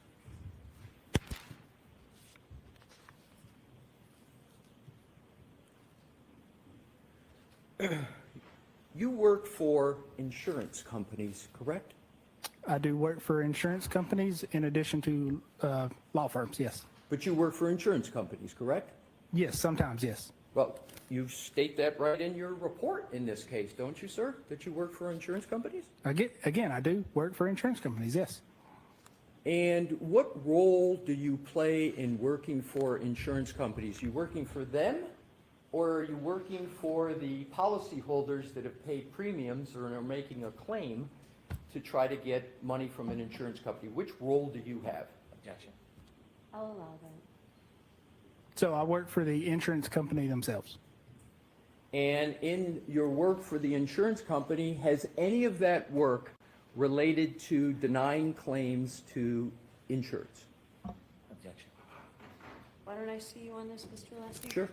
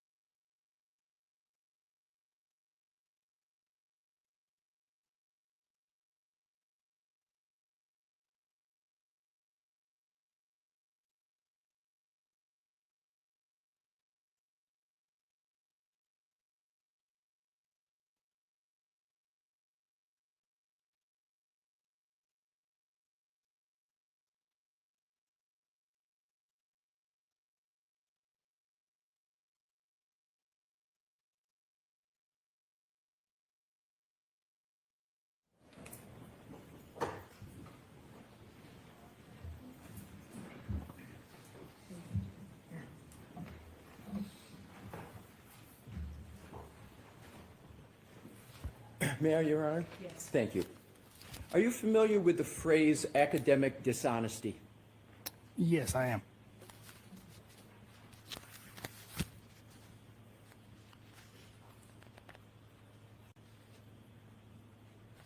Let's talk about your work on this case. In October of 2024, the Commonwealth hired you to perform a new data acquisition from the infotainment and telematics system of Ms. Reed's Lexus SUV, correct? That is correct. And in your October 10, 2024 report, you outlined a proposal for attempting to extract additional data from the telematics and infotainment modules, correct? Correct. With the caveat, it's not a report, it is a proposed protocol. So we'll call it a proposal. In that proposal, you explain why, in your opinion, you believed an additional data acquisition was necessary based on your, in your words, education, training, and background, correct? That is correct. And when compared to your proposal, you had access to the manufacturing specifications of the chips in question, correct? I did. You were under no critical deadlines to get the work done, correct? Correct. In your initial October 10, 2024 report, you explained that you believed the data acquisition was incomplete because, in your opinion, based on your education, again, your words, training, and experience, the download of the acquisition was less than the chip's storage capacity, correct? That is correct. And converting megabytes, B-Y-T-E-S, to megabits, B-I-T-S, and gigabytes to gigabits is a basic digital forensic concept, and that concept's critical to successful data acquisition and analysis. Fair statement? I would say that's a fair statement. In your initial report, you stated that the December 2023 data acquisition was from the spansion clip, S-P-A-N-S-I-O-N, from the infotainment model was incomplete because the acquisition was only 8 megabytes in size, even though the chip has a storage capacity of 64 megabytes, correct? Yes, that is correct. And that's your October 10, 2024 report, correct? Protocol. I'm sorry, was it proposal or protocol? Protocol. Protocol? It is a protocol. We'll use protocol. And you blame this on the, quote, programmer's inability to fully read the component, close quote, correct? Correct. In point of fact, the manufacturing specifications establish that the total flash memory component of the chips in question is equal to 64 megabits, not 64 megabytes, correct? That is correct. 64 megabits is 8 megabytes, correct? That is correct. That means the spansion chip was not incomplete, correct? Correct. The acquisition was the same data size as the total memory storage capacity of the chip, correct? Correct. Your protocol for data acquisition was based on a misunderstanding of megabits versus megabytes, correct? It was based on a working theory and a misinterpretation, yes. And that was your misinterpretation. Yes, it was. You mentioned Ms. Gaffney in your direct testimony. Do you recall that, sir? Yes, I do. She successfully acquired 8 megabytes of data from that spansion chip during the December 2023 chip-off, correct? Yes, that's correct. And that wasn't your only conversion mistake in your October 10, 2024 report, was it? I'm not aware of any others.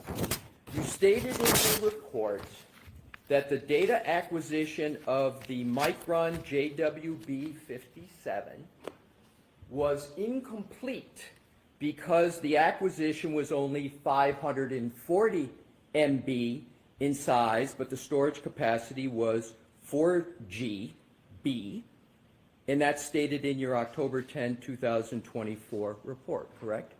Protocol, yes, Protocol. correct. The Micron JWB57 chip is 4 gigabits flash memory component, not a 4 gigabyte flash memory component, as you incorrectly stated in your protocol. That is correct.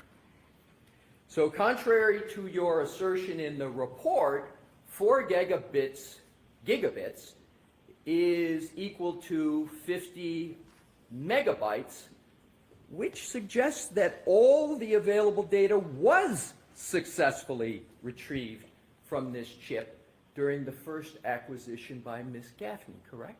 Correct. So Ms. Gaffney was not in error on that. She did not make a mistake on that, correct? Not on that specific thing, yes. Right.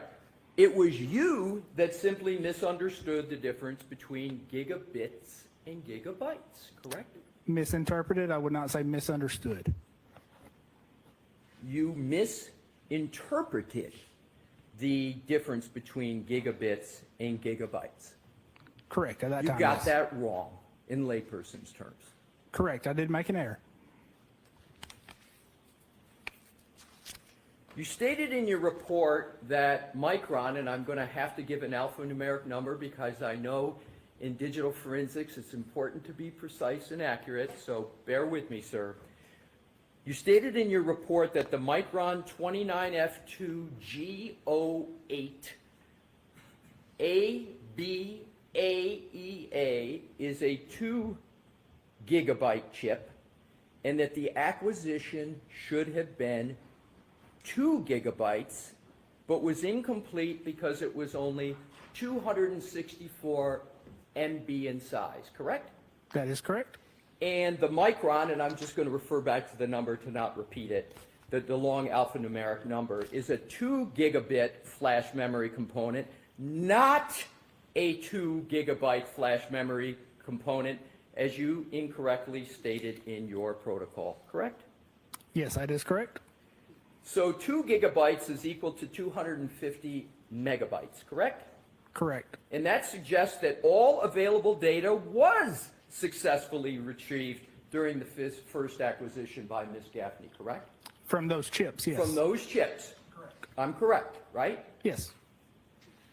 Your opinion was again incorrect and was based on a misunderstanding of gigabits and gigabytes, correct? A misinterpretation, correct. A misinterpretation in layperson's terms, you got that wrong also. It was an error, yes. Did you have that protocol peer-reviewed, sir? No, I did not. Was it peer-reviewed by anybody at Aperture? No, it was not. Did you have a supervisor review that protocol before you filed it with the court? No, sir. You submitted your proposal based on your education, background, and experience, correct? Correct. Turns out that the entire foundation of your proposal was based on a fundamental misinterpretation of the difference between a computer bit and a computer byte, correct? No, not the entire thing, no. Well, certainly a part of it was, correct, sir? Correct, partial. You got conversions wrong with respect to analyzing 3 different chips, correct? Correct. And since you wrote that, have you learned the difference between a bit and a byte? I've always known the difference between a bit and a byte, yes.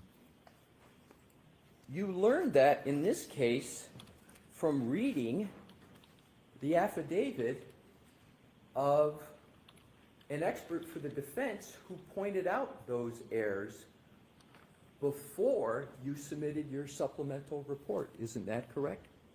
I would have to go back and look at the timing on that. I believe I submitted the supplemental before the protocol from the other expert.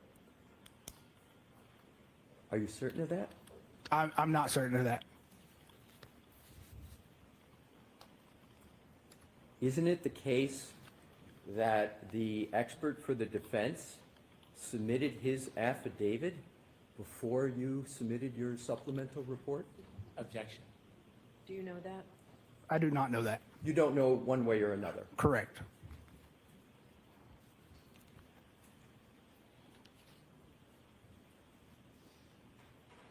And that person that I've referred to for the defense is Matthew DeSogra. You know that name? I do. And you have read Mr. DeSogra's affidavit in this case, have you not, sir? I have, yes. And you would agree that he pointed out these misinterpretations of yours in his affidavit, correct? Correct.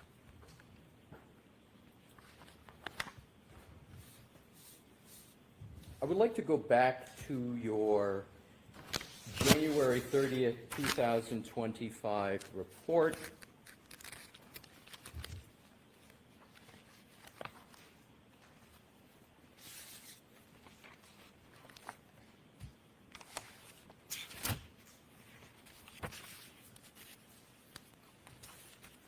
May I have a moment, Your Honor, please? Yes. Thank you.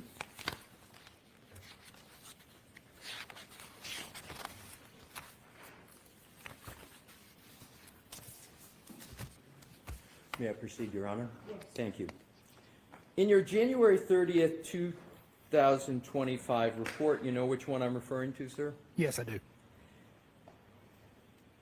Am I correct that you indicated that at the time of this, quote, incident, Burla did not offer support for the infotainment and telematics modules removed from the Lexus, but have since released updated software according to similar modules that are supported by in-vehicle acquisition?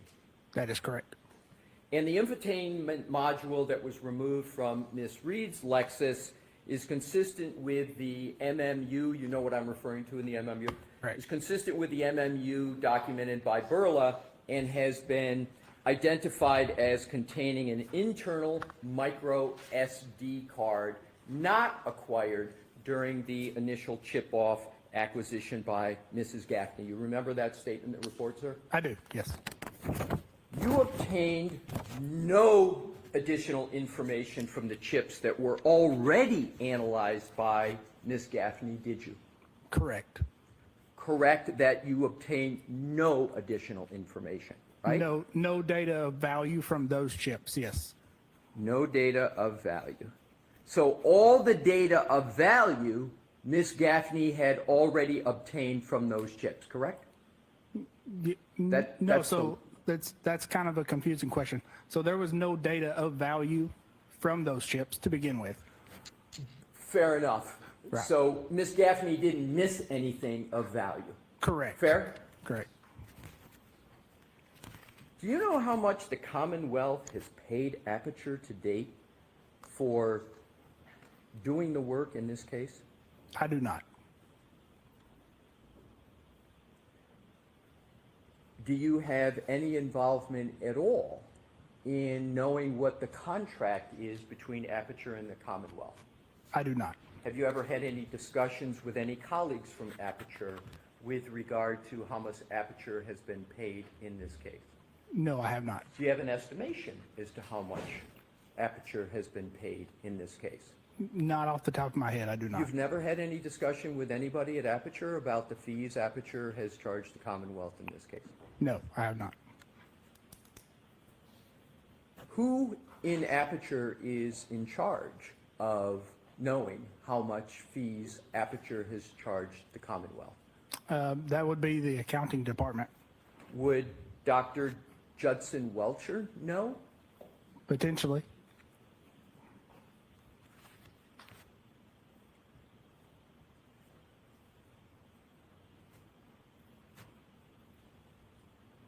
Your analysis, I want to move on to another category, sir. Your analysis in this case was not strictly limited to data in science, was it? No, it was strictly limited to data and science. The Commonwealth requested that you review numerous materials in connection with your analysis in this case, correct? I did review materials, yes.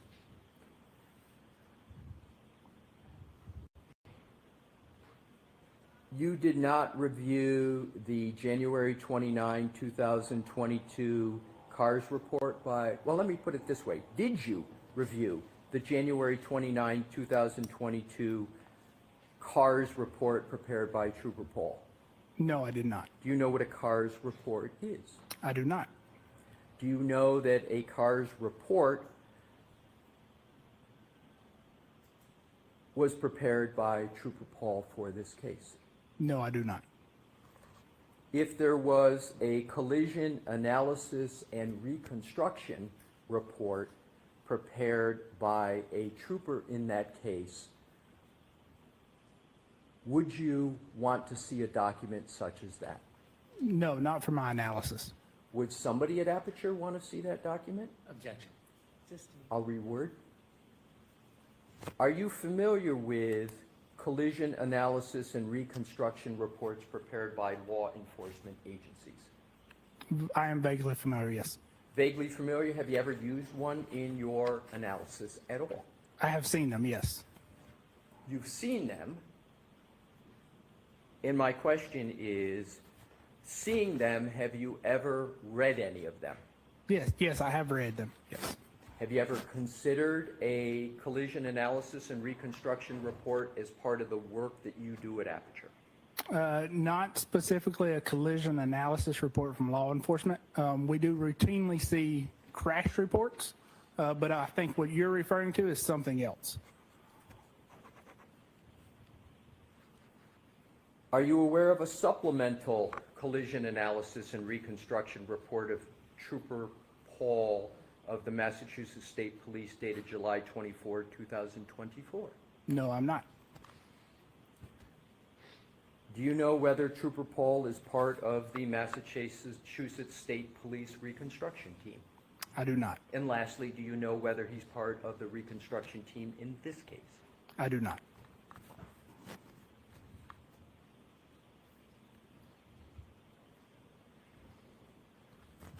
Did anybody tell you to avoid reviewing a collision analysis and reconstruction report in this case? No, they did not. You did, however, review the 2024 testimony of Trooper Nicholas Garino in the proceeding of last year, didn't you? I did for specific data, yes. So that's not really science and data, is it? It's testimony. Yes, it is testimony. So you did review materials in this case beyond science and data, correct? You reviewed testimony. Sure, that is common, yes.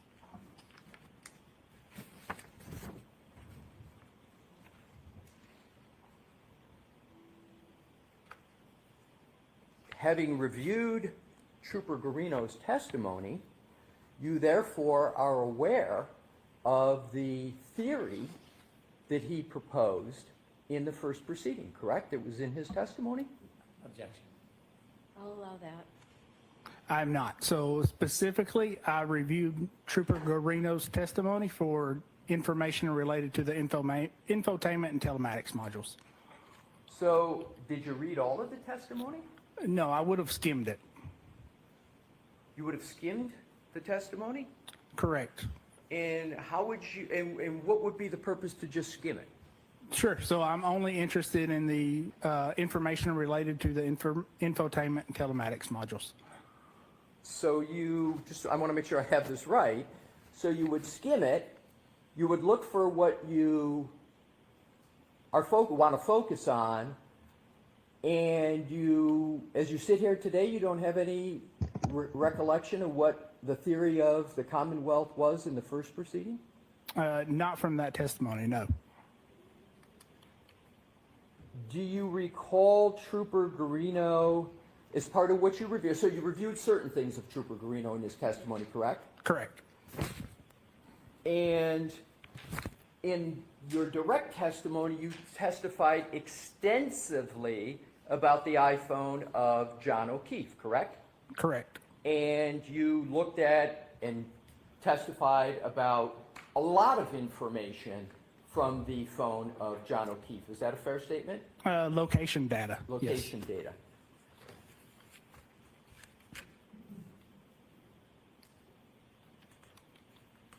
Did you read, therefore, Trooper Garino's claim that the last... Objection. So why don't I see it side by, find out what's going on? Sure.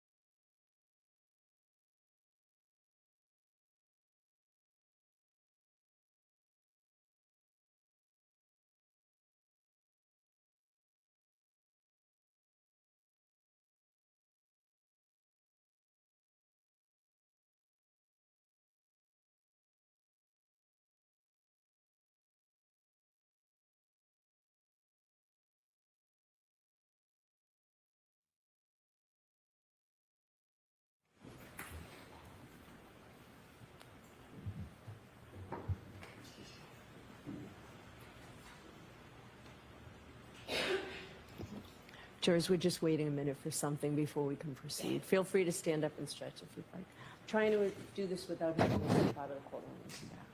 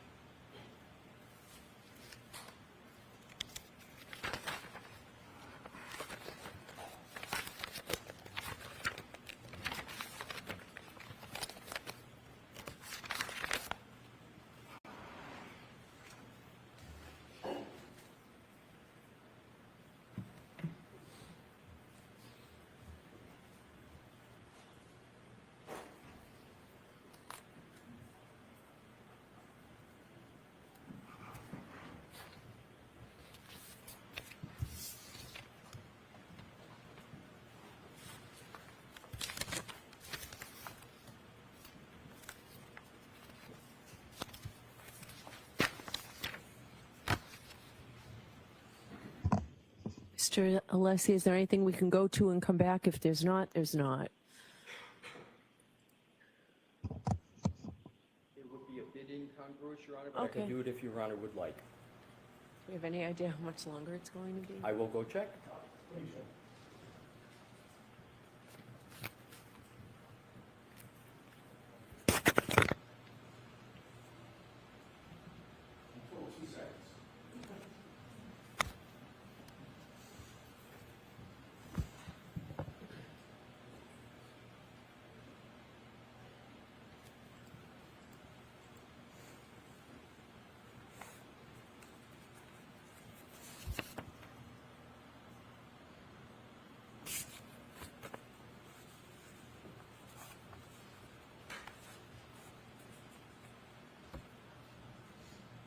Thank you very much.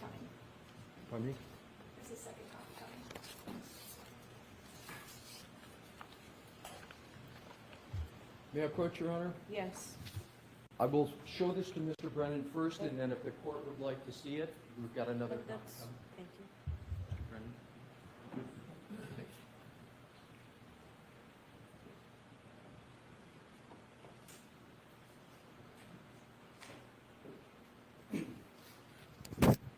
May I approach, Your Honor? Yes. Thank you. May I have this marked as the next exhibit for identification, please, Your Honor? Yes. No worries. Exhibit ZZ, Friday.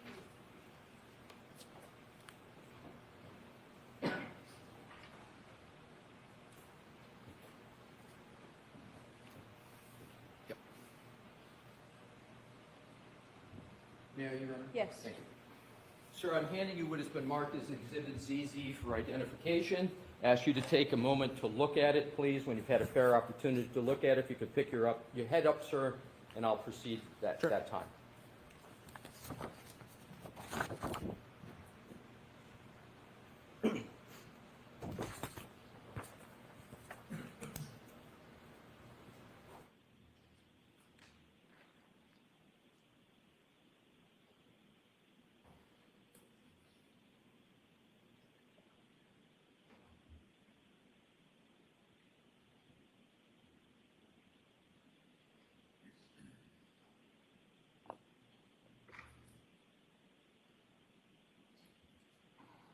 Okay.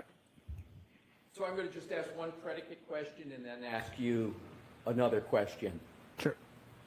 Does Exhibit ZZ contain, and if you just answer this yes or no, that would be great. Does it contain location, data, information? Objection. I'll allow that without pursuing it. That's the only one I have for that purpose. Okay. Does it, sir? Yes, it does.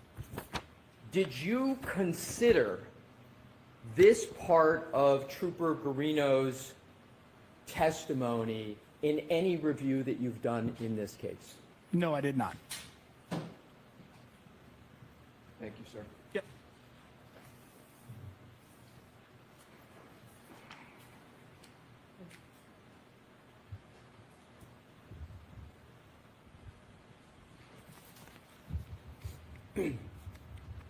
On December, we're going to move on now to another topic, sir.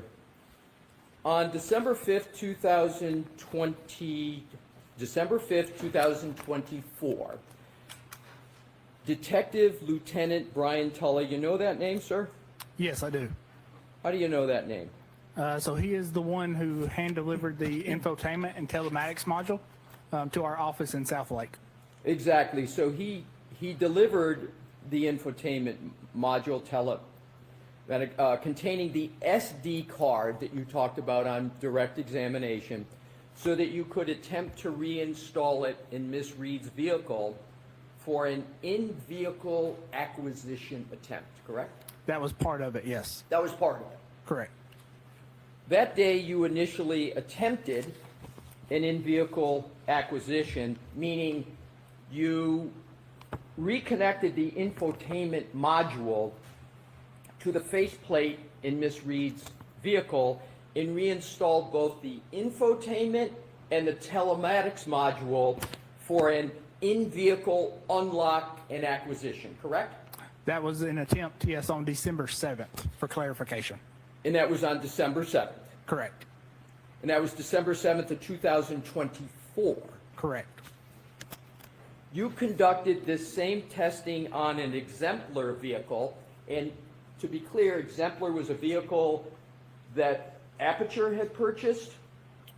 Yes, that is a vehicle that Aperture has purchased. So Aperture purchased it, and it's a vehicle, as I understand, you testified, that's similar to the vehicle of Miss Reed, correct? Correct. And so you call it an exemplar because it's similar to the vehicle in question, correct? Correct. Correct.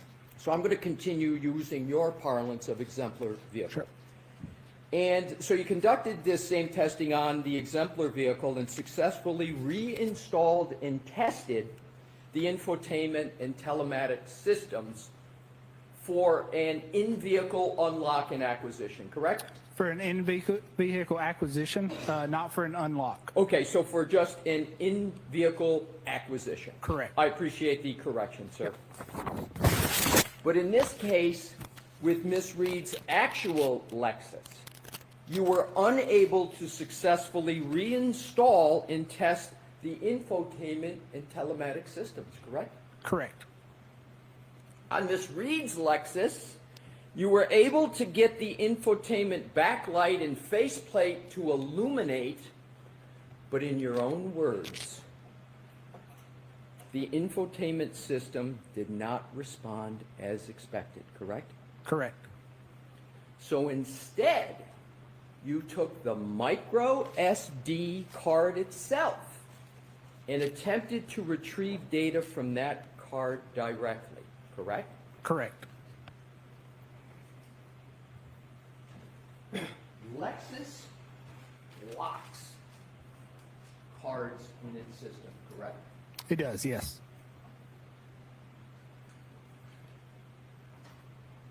If Lexus thought it was appropriate to access those cards, do you know whether or not they would have them unlocked? Do you know? I do not know. Now, I'm oh, going to sorry. let the answers stand. Thank you, Your Honor. I want to cover a basic question. Do you have any citation to any scientific literature where specifically what you did on this Lexus model has ever done before? Has it ever been done before, do you know? No, not on this specific model, which is why we did the exemplar testing. Right, so there's no scientific literature that states that the methodology that you used with this Lexus model is an appropriate methodology at all, correct? There is literature that addresses the methodology in other ways, but not specific to this Lexus, correct? There's no literature at all stating that the methodology that you use for this Lexus is the appropriate methodology to use for this Lexus model, correct? There is no literature about this appropriate Lexus model, correct?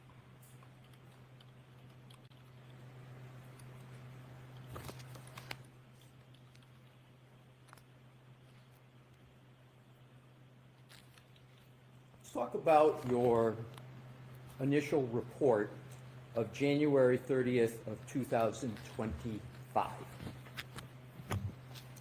You issued your initial analysis and report on January 30th, 2025, correct? Correct. Your report included a general timeline analysis. You used that phrase, timeline analysis, that you stated could impact, quote, event reconstruction. Do I have that right? Your January 30th, 2025 report does not discuss a collision, does it? No, not in my report, no. As a matter of fact, your January 30th, 2025 report doesn't even use the word collision, does it? Correct, because I'm looking at data from the infotainment and telematics module. But the report of January 30th, 2025 does not even contain the word collision in it, correct? I believe it does in the background portion, which would be on page 2 or 3, which would just be restating the, if you'd mind if I can look at my report? Oh, please. Sure. Go ahead.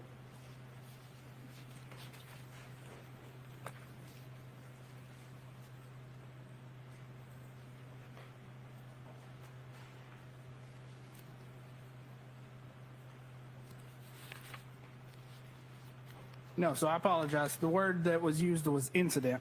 Right. Correct. But you don't use the word collision at all in your January 30th, 2025 report. That is correct. I appreciate you checking that, sir.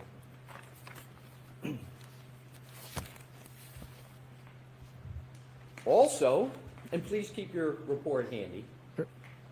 your January 30th, 2025 report does not in any way detail the timing of what you now call a text stream event at all, correct? No, it does not. So in your January 30th, 2025 report, you refer to it as an incident, and in your May 8th report, you refer to it as a text stream event, correct? That would be referring to two different things. Right, right, but did you use the parlance text stream event at all in your January 30th, 2025 report? No, I did not. But you're using it now, correct? Correct. And we're talking about the same event, right? Correct. In fact, your analysis and conclusions were limited in your January 30th, 2025 report to generally identifying a clock skew between Mr. O'Keefe's phone and Miss Reed's infotainment system, correct? That is correct. On January 30th, 2025, you engaged in no further analysis to determine whether precisely the 1162-2 text stream event that you now call it occurred, correct? Correct. Why not? I was not asked to at that time. I was just asked to look at the general timeline and consistency of the timestamps. So, back in January 30th, 2025, you were not asked to engage in analysis to determine when precisely the 1162-2 text stream event occurred. Is that fair? That is fair, and that is based on the common concept that, a lot of cases that we work, there is clock skew, but we do not have events to precisely determine what that clock skew is. Understood. So, wasn't your goal, however, on January 30th, 2025, to determine the correct timeline of events relative to this incident? Wasn't that your goal? It was my goal to determine the data from the infotainment and telematics modules that were missed in the initial download, and create a timeline and consistency of those timestamps. So your goal was to create a timeline, correct? Correct. And that timeline, among other uses, was to be for your colleague, Dr. Judson Welcher, to use that in his analysis, correct? That is correct. So you knew not only what your purpose was, but you knew what your work was going to be used for by Dr. Welcher, your colleague, correct? Well, I knew it was going to be provided, yes. Well, you knew it was going to be provided. Have you ever talked to Judson Welcher, your colleague, about this case at all? I have vaguely, yes. How many times have you talked to him? I would count a handful of times. And just give me a general idea of the nature of the discussions between you and Dr. Welcher. You're both working on the same, quote, incident, right? Sure, yes. What would have been the nature of those discussions? So those discussions would have been identifying what I found on the infotainment and telematics modules, and discussing, explaining that data to Dr. Welcher. So did Dr. Welcher ever tell you, your colleague, why he wanted to use that data for his purposes? For reconstructing a timeline.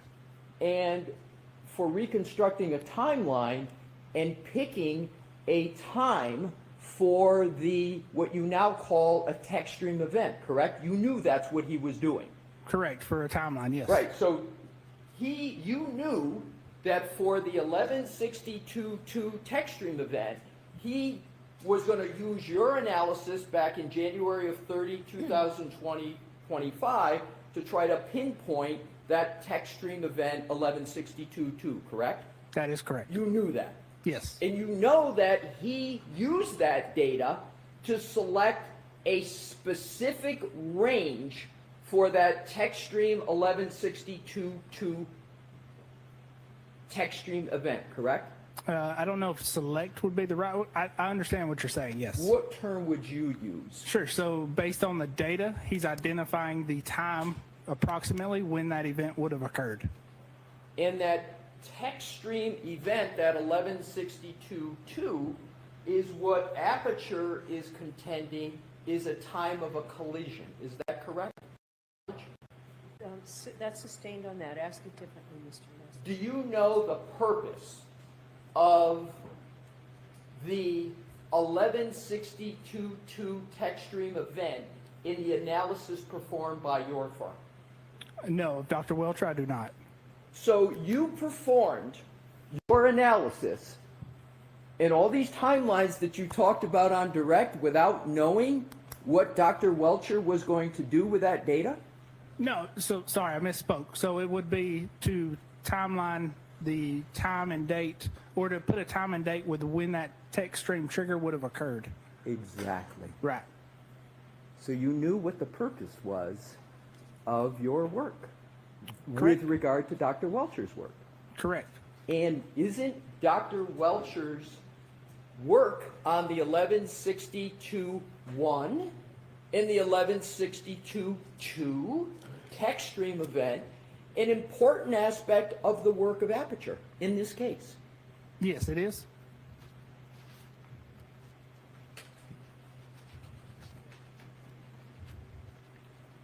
Did anybody from the Commonwealth ask you in your January 30th, 2025 report to not discuss your work in connection with the tech stream 1162.1 and the 1162.2 events? No.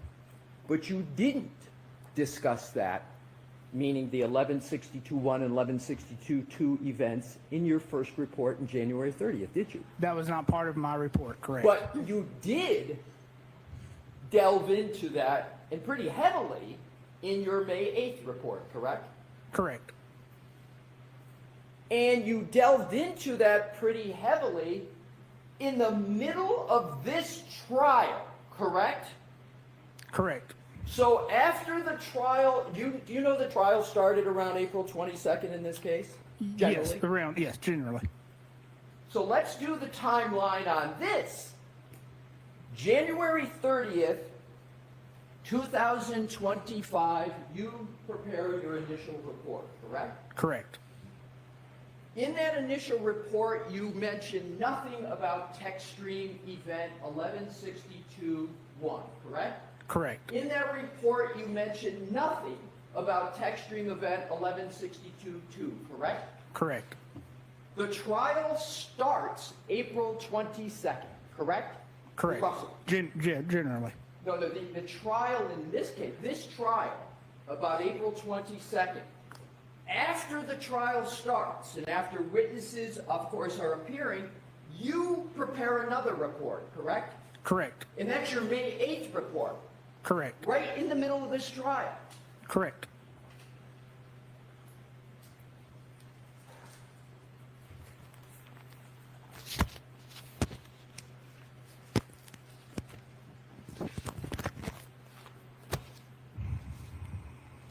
And right in the middle of this trial, you enlarge the number for the 21 to 29 range. That's bigger than what it was in your first report, correct? No, that is not correct. Well, you changed the number, don't you? No, I did not change the number. Well, let's go back to see exactly what you did, sir. Sure. Let's start with the basics. You said on direct examination, sir, that you prepared your May 8th report on your own. Those were your words on your direct testimony, correct? Correct. I'm going to read the first line of your May 8th, 2025 report. Okay. Do you have it in front of you, sir? I do, yes. It starts, Dear Mr. Brennan. Do you see that? Yes, I do. Pursuant to your request. That's a request you're referring to of Mr. Brennan, correct? Correct. I have completed an additional analysis concerning the above referenced matter. To formulate opinions, the following additional items were reviewed.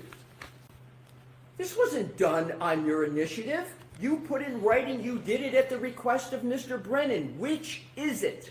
So that was on my own initiative. This is a holdover, so a copy and paste from my original report. You're explaining the May 8th report in your language pursuant to your request as a cut and paste from a previous report? Yes, I am. Do you cut and paste important information from one report to the other without checking it for accuracy? I copy and paste certain portions. Do you ever review what you cut and paste to see if it's accurate? Yes. You didn't review it this time, though, did you, sir? No, I did not think it was significant.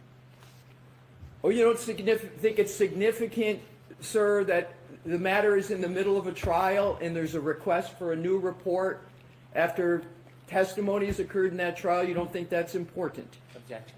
Sustained.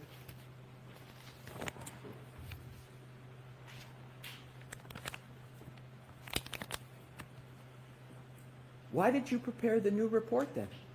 Sure. So there was a claim from a PowerPoint presentation by Mr. DeSogra of trying to adjust clock syncs or making clock adjustments based on the synchronization of certain events. That was produced in March. Upon reviewing that, my initial thoughts were to address that in testimony. But as I was preparing for trial, I made the decision that it needed to be better addressed in a supplemental report. But you understand that the report that you're referring to, that's the report of Mr. Soger, correct?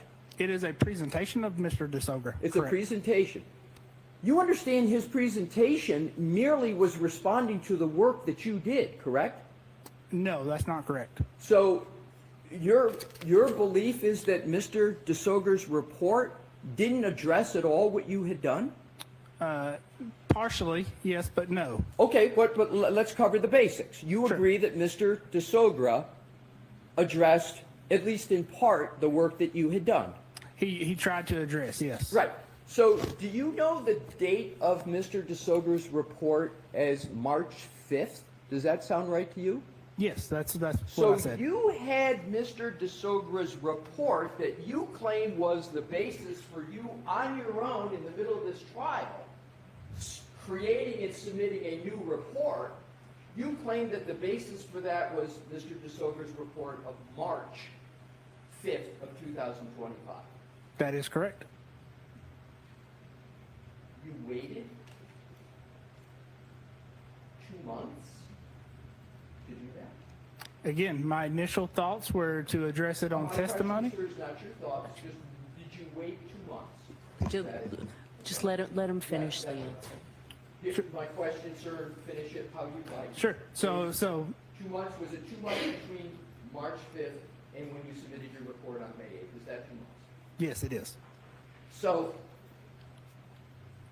did you know when this trial was going to start, sir? Generally? Yes. Do you think it's fair to submit a report without anybody asking you in the middle of a trial? Sustain.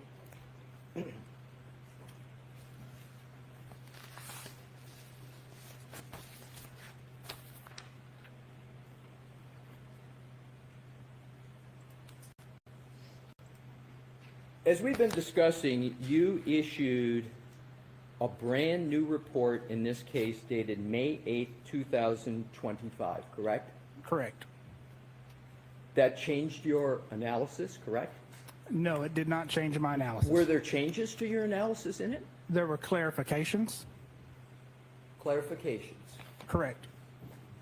Let's address that. In your January 30th, 2025 report, you did not mention TechStream event at all, did you? No, I did not. And you didn't mention collision at all, correct? No, I did not. And you mentioned both of those now in your May 8th, 2025 report, correct? I don't know if I've mentioned collision. I'd have to go to my report and look. But you certainly do mention TechStream events, correct? Yes, that's and correct. And you labeled them 1162.1 and 1162.2, correct? Correct. That's a change from your first report, isn't it, sir? No, it's not a change. It's a supplement. Oh, so your definition is that when you add something to a report, it's not a change, it's a supplement? That is what it is, yes.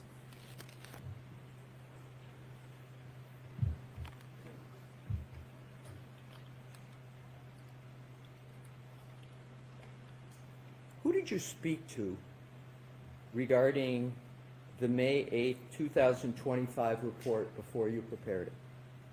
And no one before I prepared it. So you just prepared it on your own? I did.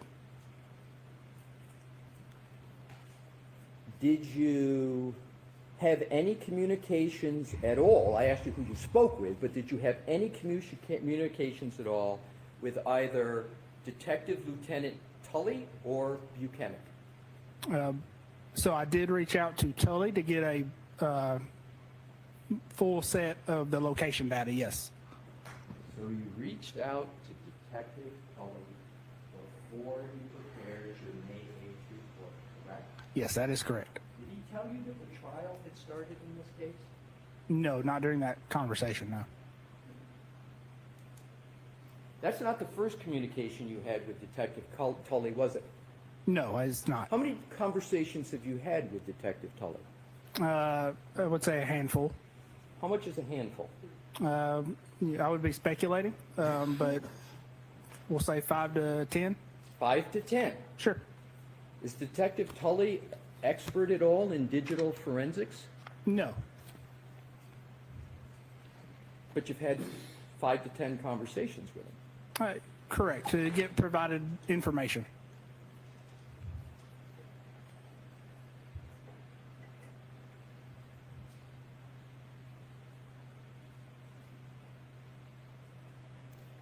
At any time, has anybody from the Commonwealth had a discussion with you relative to your January 30th, 2025 report or your May 8th, 2025 report about keeping flexible the timelines for any events in this case? No, sir.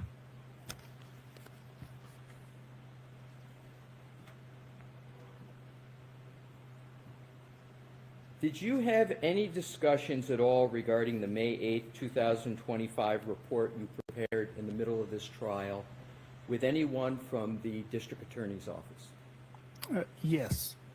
When did you have those discussions? That would have been on, probably May 7th when I reached out to Mr. Brennan. So you reached out to Mr. Brennan on May 7th, 2025, correct? Correct. That's before May 8th of 2025, correct? Correct. So before you sent that report in, you had a discussion with Mr. Brennan about it, am I correct? Correct. What was that discussion about? That was just a discussion over the data and what the report said. So you were discussing with Mr. Brennan what was going to be in your report, including data and analysis, correct? Correct. Did you tell Mr. Brennan that you were going to be submitting the report shortly to him on May 8th? Yes. Did you agree to a time when you would submit that report? No, I did not. Did you tell him when you were going to submit it? No, I did not. But after the conversation on May 7th, you discussed with him that you had either pretty close to finalize the report. It's a pretty extensive report, right? Correct. So on May 7th, you were pretty well along the way in that report, correct? Correct. Did you let Mr. Brennan know that? Yes. So he knew the nature of the report. He knew how far along you were with it. Correct.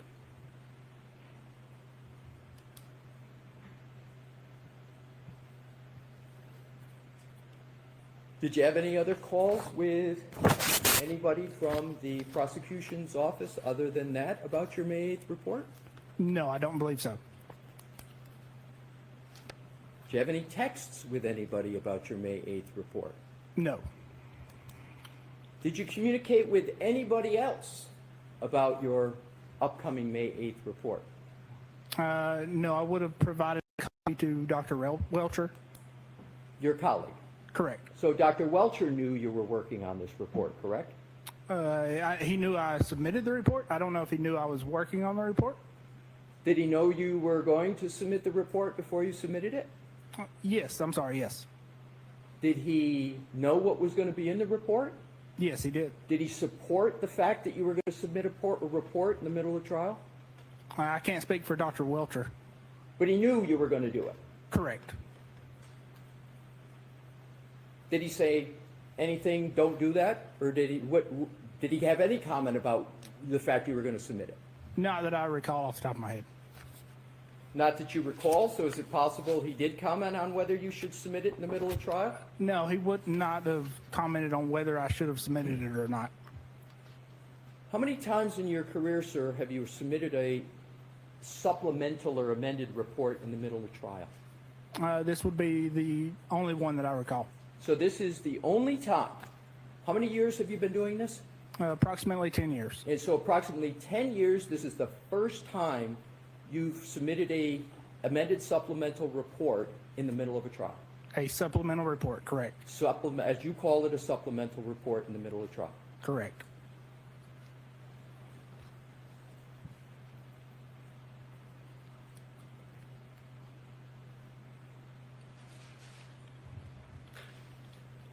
Do you know a person by the name of Ian Whiffen?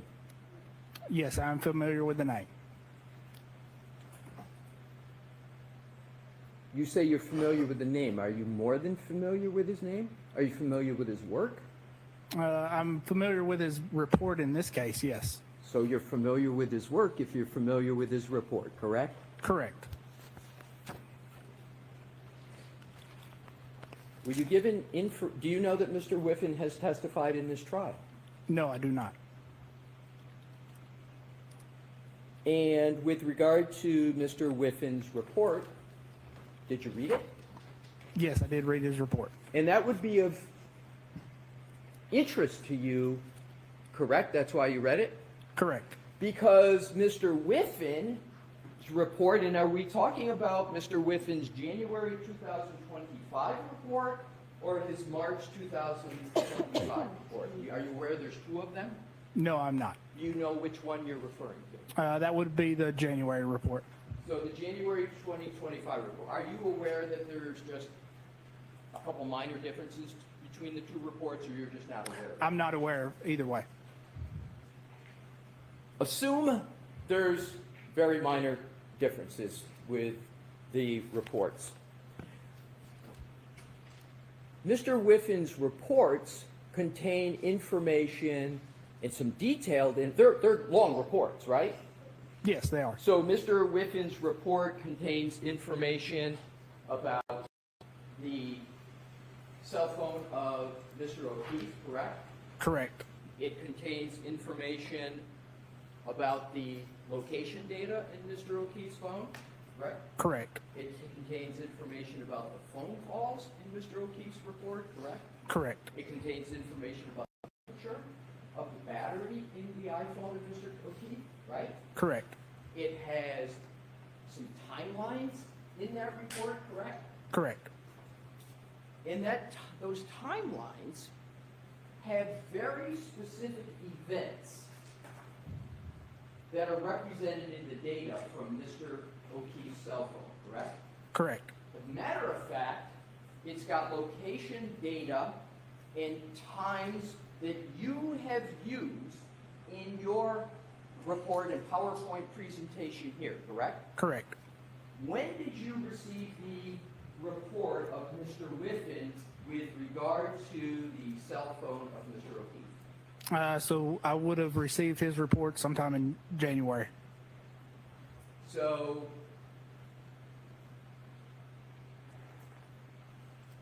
4 months ago, you had the report of Mr. Whiffin with substantial information about the types of databases you can find in the iPhone, location data, health data, phone calls, and a timeline, among other information, correct? Correct. You had all that information. Correct. And you had GPS location data in that report regarding Mr. O'Keefe's iPhone, correct? Correct.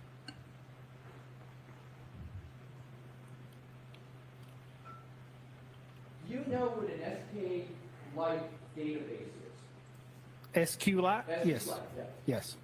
And an SQLite database is one of the many databases that are contained within an iPhone, including Mr. O'Keefe's iPhone, correct? Correct. And you testified on your direct that you have general knowledge about cell phones, correct? Correct. And you say you've got certifications with regard to cell phones, correct? Correct. And your certifications include being able to read Celebrite and apply the Celebrite tool, correct? Correct. And you have certifications that allow you to apply and utilize magnet forensics, like, for example, their Axiom program, correct? Correct.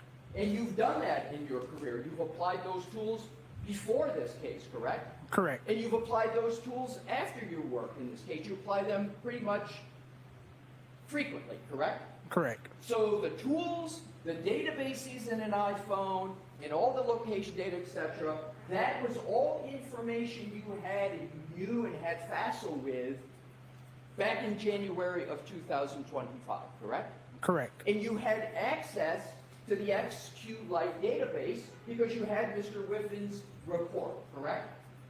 Correct. I had the report. You Yes. had the report. Do you recall on your direct testimony saying that one of the reasons that you did this supplemental report on May 8th was you got new information or more information about Mr. O'Keefe's cell phone? Yes. Correct. You had that information through Mr. Whiffin's report back in January of 2025, didn't you, sir?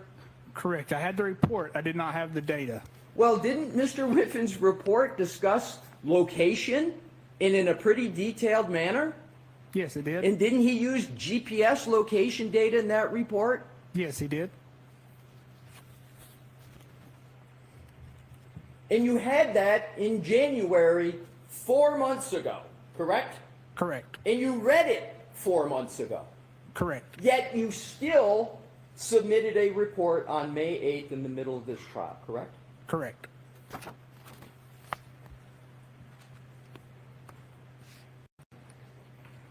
Are you familiar with a digital forensic analyst named Jessica Hyde? I am familiar with the name, yes. Do you know she's working on this case on behalf of the Commonwealth? Yes, I think I have heard that in conversations. Have you read any of her reports? No, I have not. So you're aware she's working on the case, but you're not aware of whether she's issued reports in this case. Correct. So you're not aware whether she has issued reports that mention about GPS location data, correct? Correct. Did you ever ask for her reports? No, I did not. Did anybody ever tell you or comment to you whether your analysis is consistent or inconsistent with the reports of Mr. Whiffen or Ms. Hyde? No. Did you watch their testimony in this trial? No, I did not. Did you learn of their testimony in this trial? No, I did not. Did anyone from law enforcement or any other aspect of the Commonwealth provide you with any summary of their testimony? No, they did not. But you had access to Mr. Whiffen's report with regard to his analysis and the data from Mr. O'Keefe's cell phone back in January of 2025, correct? Correct.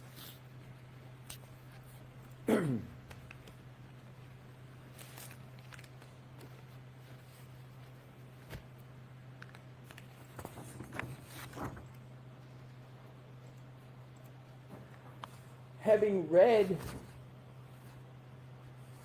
Mr. Whiffen's January 2025 report, you know that his report contains statements about movement and other activity of Mr. O'Keefe's phone after your time period in your original report of January 30th, 2025, correct? No, not after the time period, no. Let's take a look at that. Sure.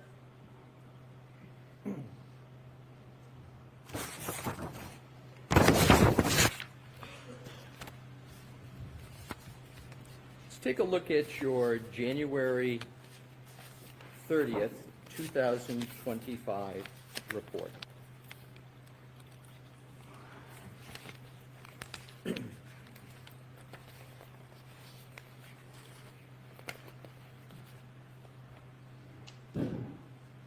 Well, we'll come back to that. I'll do that in an order that makes a little bit more logical sense.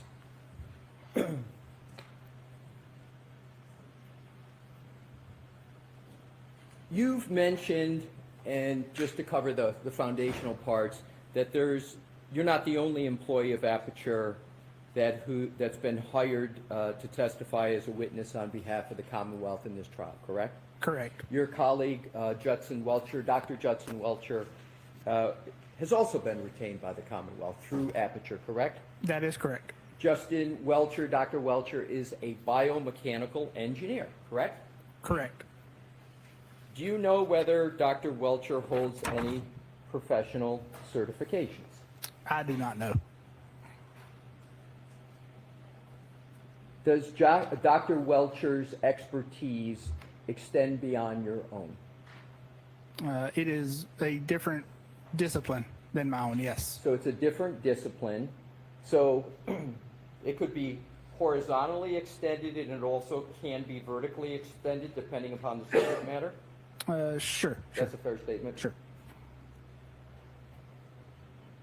Your colleague, Dr. Welcher, who is an engineer, did opine on the timing of the TechStream event 1162-2 in his report of January 30th, 2025, correct?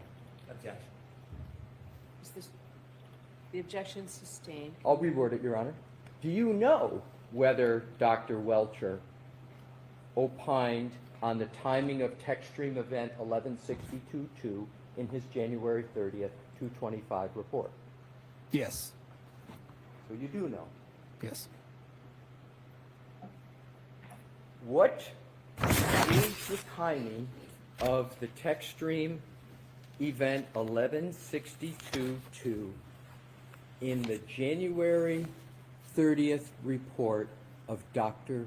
Welcher, your colleague? Objection. So why don't I see you at sidebar on this?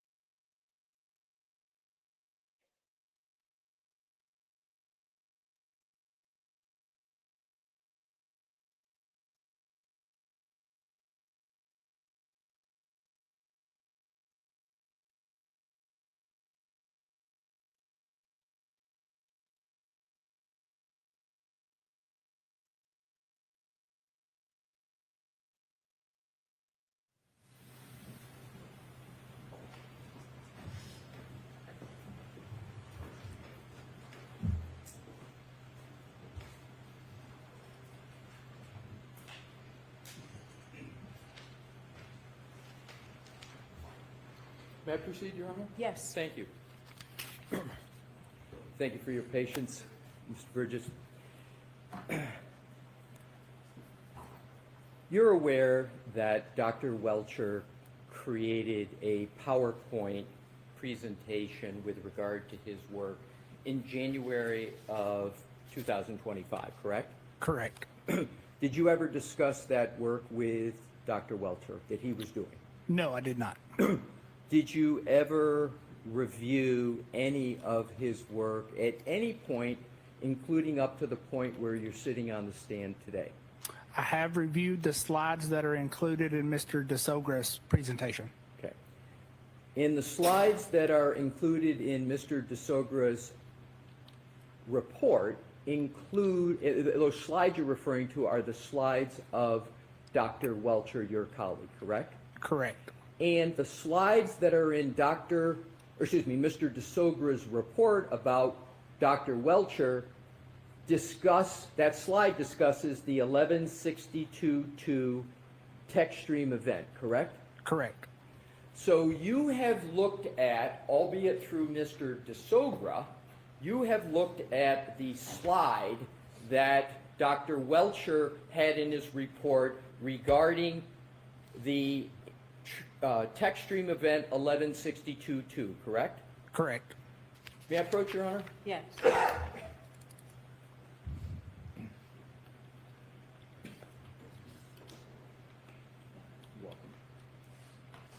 May I have this marked as the next exhibit for identification, Your Honor? Yes. Thank you. And for recording? AAA A for identification. Okay. Thank you. May I present it to the witness? Yes. Thank you. May I remain here for a few questions? Sure. Thank you, Your Honor. Mr. Bridges, if Yes. you could take a look at what has been marked for identification is AAA, and tell me, once you've had a fair opportunity to look at it, whether you recognize that slide. Yes, I do recognize that slide. And sir, what do you recognize that slide as? So it is a slide that states a number of times associated with text stream event 1162-2, which would be the second event. And did you consider this exhibit AAA in your preparation of a response to Mr. DeSogra's March 5th, 2025 presentation? Yes, I did. I offer this into evidence, Your Honor, AAA for identification. Okay. I'd like to put the whole report in. Your Honor, I have no need to put it, the report's 143 pages. So I'm going to let this in, and I haven't decided yet about the whole 143 pages. Okay? Fair enough, Your Honor. And I reoffer it into evidence, Your Honor. Yes. Exhibit 188. Could someone provide me with that 143 page today, please? Sorry, what you're asking for? For a copy for me of that 143 pages, before we leave today. Before we leave, we'll get it, Your Honor. Thank you. One way or another. Thank you. Yes. You can, please. Hold on, was it marked?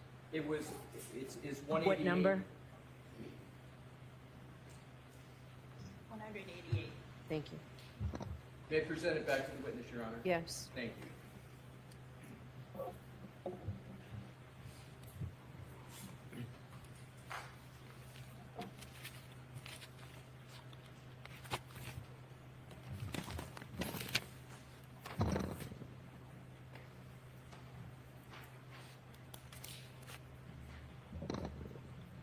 Sir, you now have what is in evidence as Exhibit 188 for identification. I draw your attention, and this is the slide that you considered in responding to Mr. DeSogra, correct? In response to Mr. DeSogra's analysis of this slide, yes, correct. And this slide, to be clear, is a slide prepared by your colleague at Aperture, Dr. Judson Welcher, correct? Yes, that is correct. Sir, could you please read the time that Dr. Welcher states for the for when infotainment trigger 1162-2 occurred? So that would be text stream trigger, just for clarification, but yes, I can. Well, let's go to that. You use the parlance text stream trigger. Dr. Welcher uses infotainment trigger, but it's 1162-2. You both use 1162-2, correct? Correct, and I think that may be a misunderstanding of how he's worded it. Well, Your Honor, I'd actually move to strike that about what Dr. Welcher, I'm just going to what the document says. I'm just going to leave it, but go on. Thank you, Your Honor. So the document says that the infotainment trigger 1162-2 occurred at approximately 12:31:38, correct? Correct. And that it ended at 12:31:43, correct? Correct. So we've got the trigger, according to Dr. Welcher, as of recently as January 30th, 2025, starting at 12:31:38 and ending at 12:31:43, correct? Correct, according to the Lexus clock. Right. Yes. So now let's go down to what says below. Per report from Ian Whiffen, O'Keefe's cell phone data showed, quote, most notably, all device lock events, including the final lock event at 12:32:09, were user initiated by the user pressing the side button briefly. You see that, sir? I do. And did I read that correctly? You did, with the caveat, that's according to the iPhone clock. Right, but in any event, that's what Dr. Welcher states on his slide, correct? Correct. Do you know, sir, that the iPhone data reported by Mr. Whiffen, that you read, that Dr. Welcher references, do you know that report of Ian Whiffen says there was an end of a health event of 36 steps covering a distance of 84 feet that ended at 12:32:16, which is after 12:31:43? Yes. And you know that. Yes, with the caveat those clocks have not been adjusted. But you know that there was a end of health event of 36 steps covering a distance of 84 feet that ended at 12:32:16, which is after 12:31:43, correct? Correct. Just stating the comparison. So now what I'd like to do is to move on with regard to the analysis. So, in Dr. Welcher wrote this, the slide he presented, it's dated January 30th of 2025, correct? It's not dated here, It's not dated, but yes. do you know that Dr. Welcher created a report of January 30th, 2025? I do know he created a report. Right, Correct. and that's the same date as your report, correct? Your Correct. first report. Correct. So you both submitted your reports on the same date. They're both dated the same at least, correct? Yes, if they're both dated the same, yes. Yes. Are you familiar with the concept of pocket state in iPhones? I am familiar through Mr. Whiffen's report. Okay. You said you've read Mr. Whiffen's report, correct? Correct. So you know that Mr. Whiffen states that there was a pocket state detected on the iPhone of Mr. O'Keefe at 12:33:14, correct? Objection. So the same, I'm going to strike it, do it the same way, Mr. Alessi, okay? I will, Your Honor. Thank you. Are you aware of whether Mr. Whiffen has put in the report you read a timestamp for detecting pocket states of Mr. O'Keefe? Are you aware of that in the report at all? I am aware of that in the report, yes. Do you know when Mr. Whiffen has noted a pocket state detected of Mr. O'Keefe's phone? Do you know? So, Mr. Alessi, why don't you show it? That's what I was going to do. I will, Your Honor. And Do if that. we could put it up, we've got it, that's already in evidence on the screen. Okay. It's already in evidence in So are screen. you talking about Mr. Whiffen's report, or you? Correct, but well, you know what? I'm going to show him the report, Your Honor. Thank I'll you. do it the way you suggest.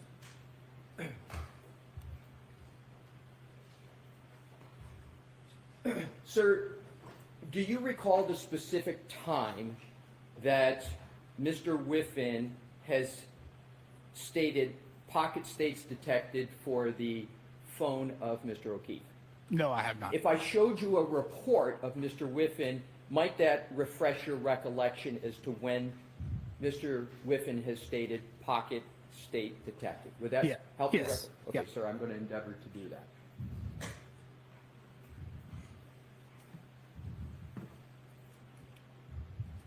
If I could have a moment, Your Honor, I have it. Yes.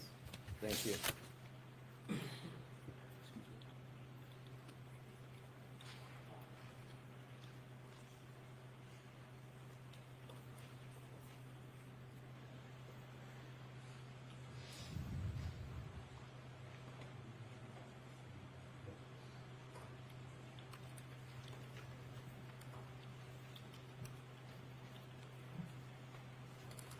I have it, Your Honor, if I could have a moment.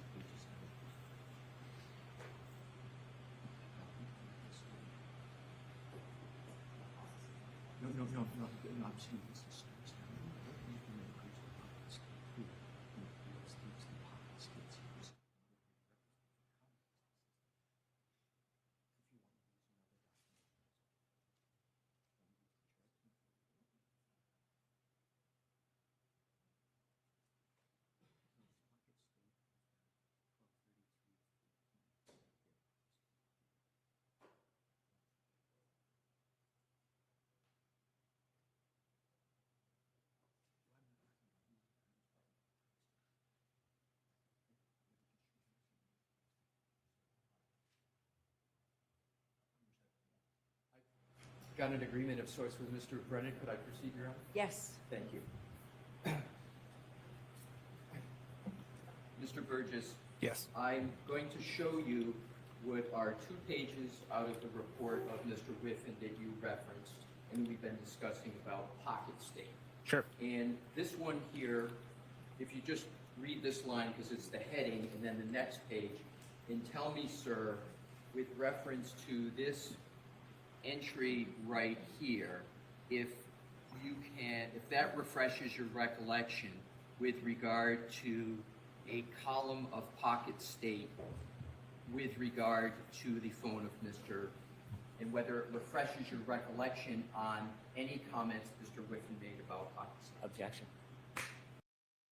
I'm going to see it sidebar for 2 minutes on this. Okay.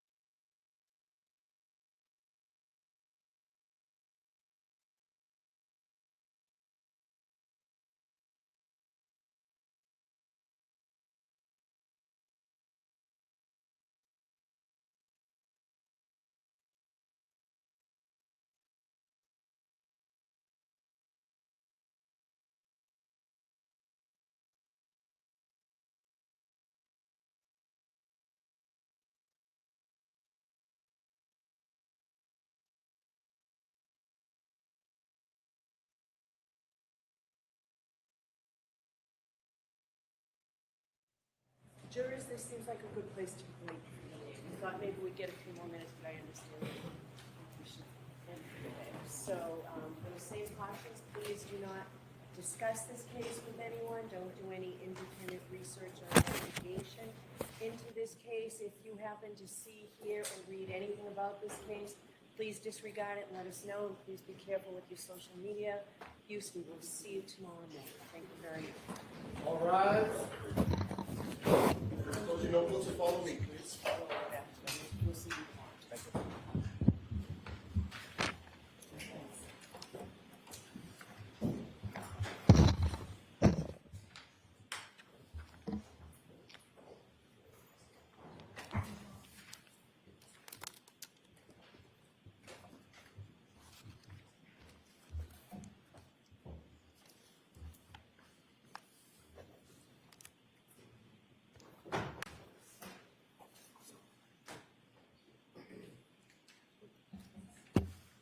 Jury's left the room. You can see. All right. So are we all set, Mr. Alessi, on this issue and for each time that might occur? Understood, Your Honor? Okay. All right, so we'll see you tomorrow.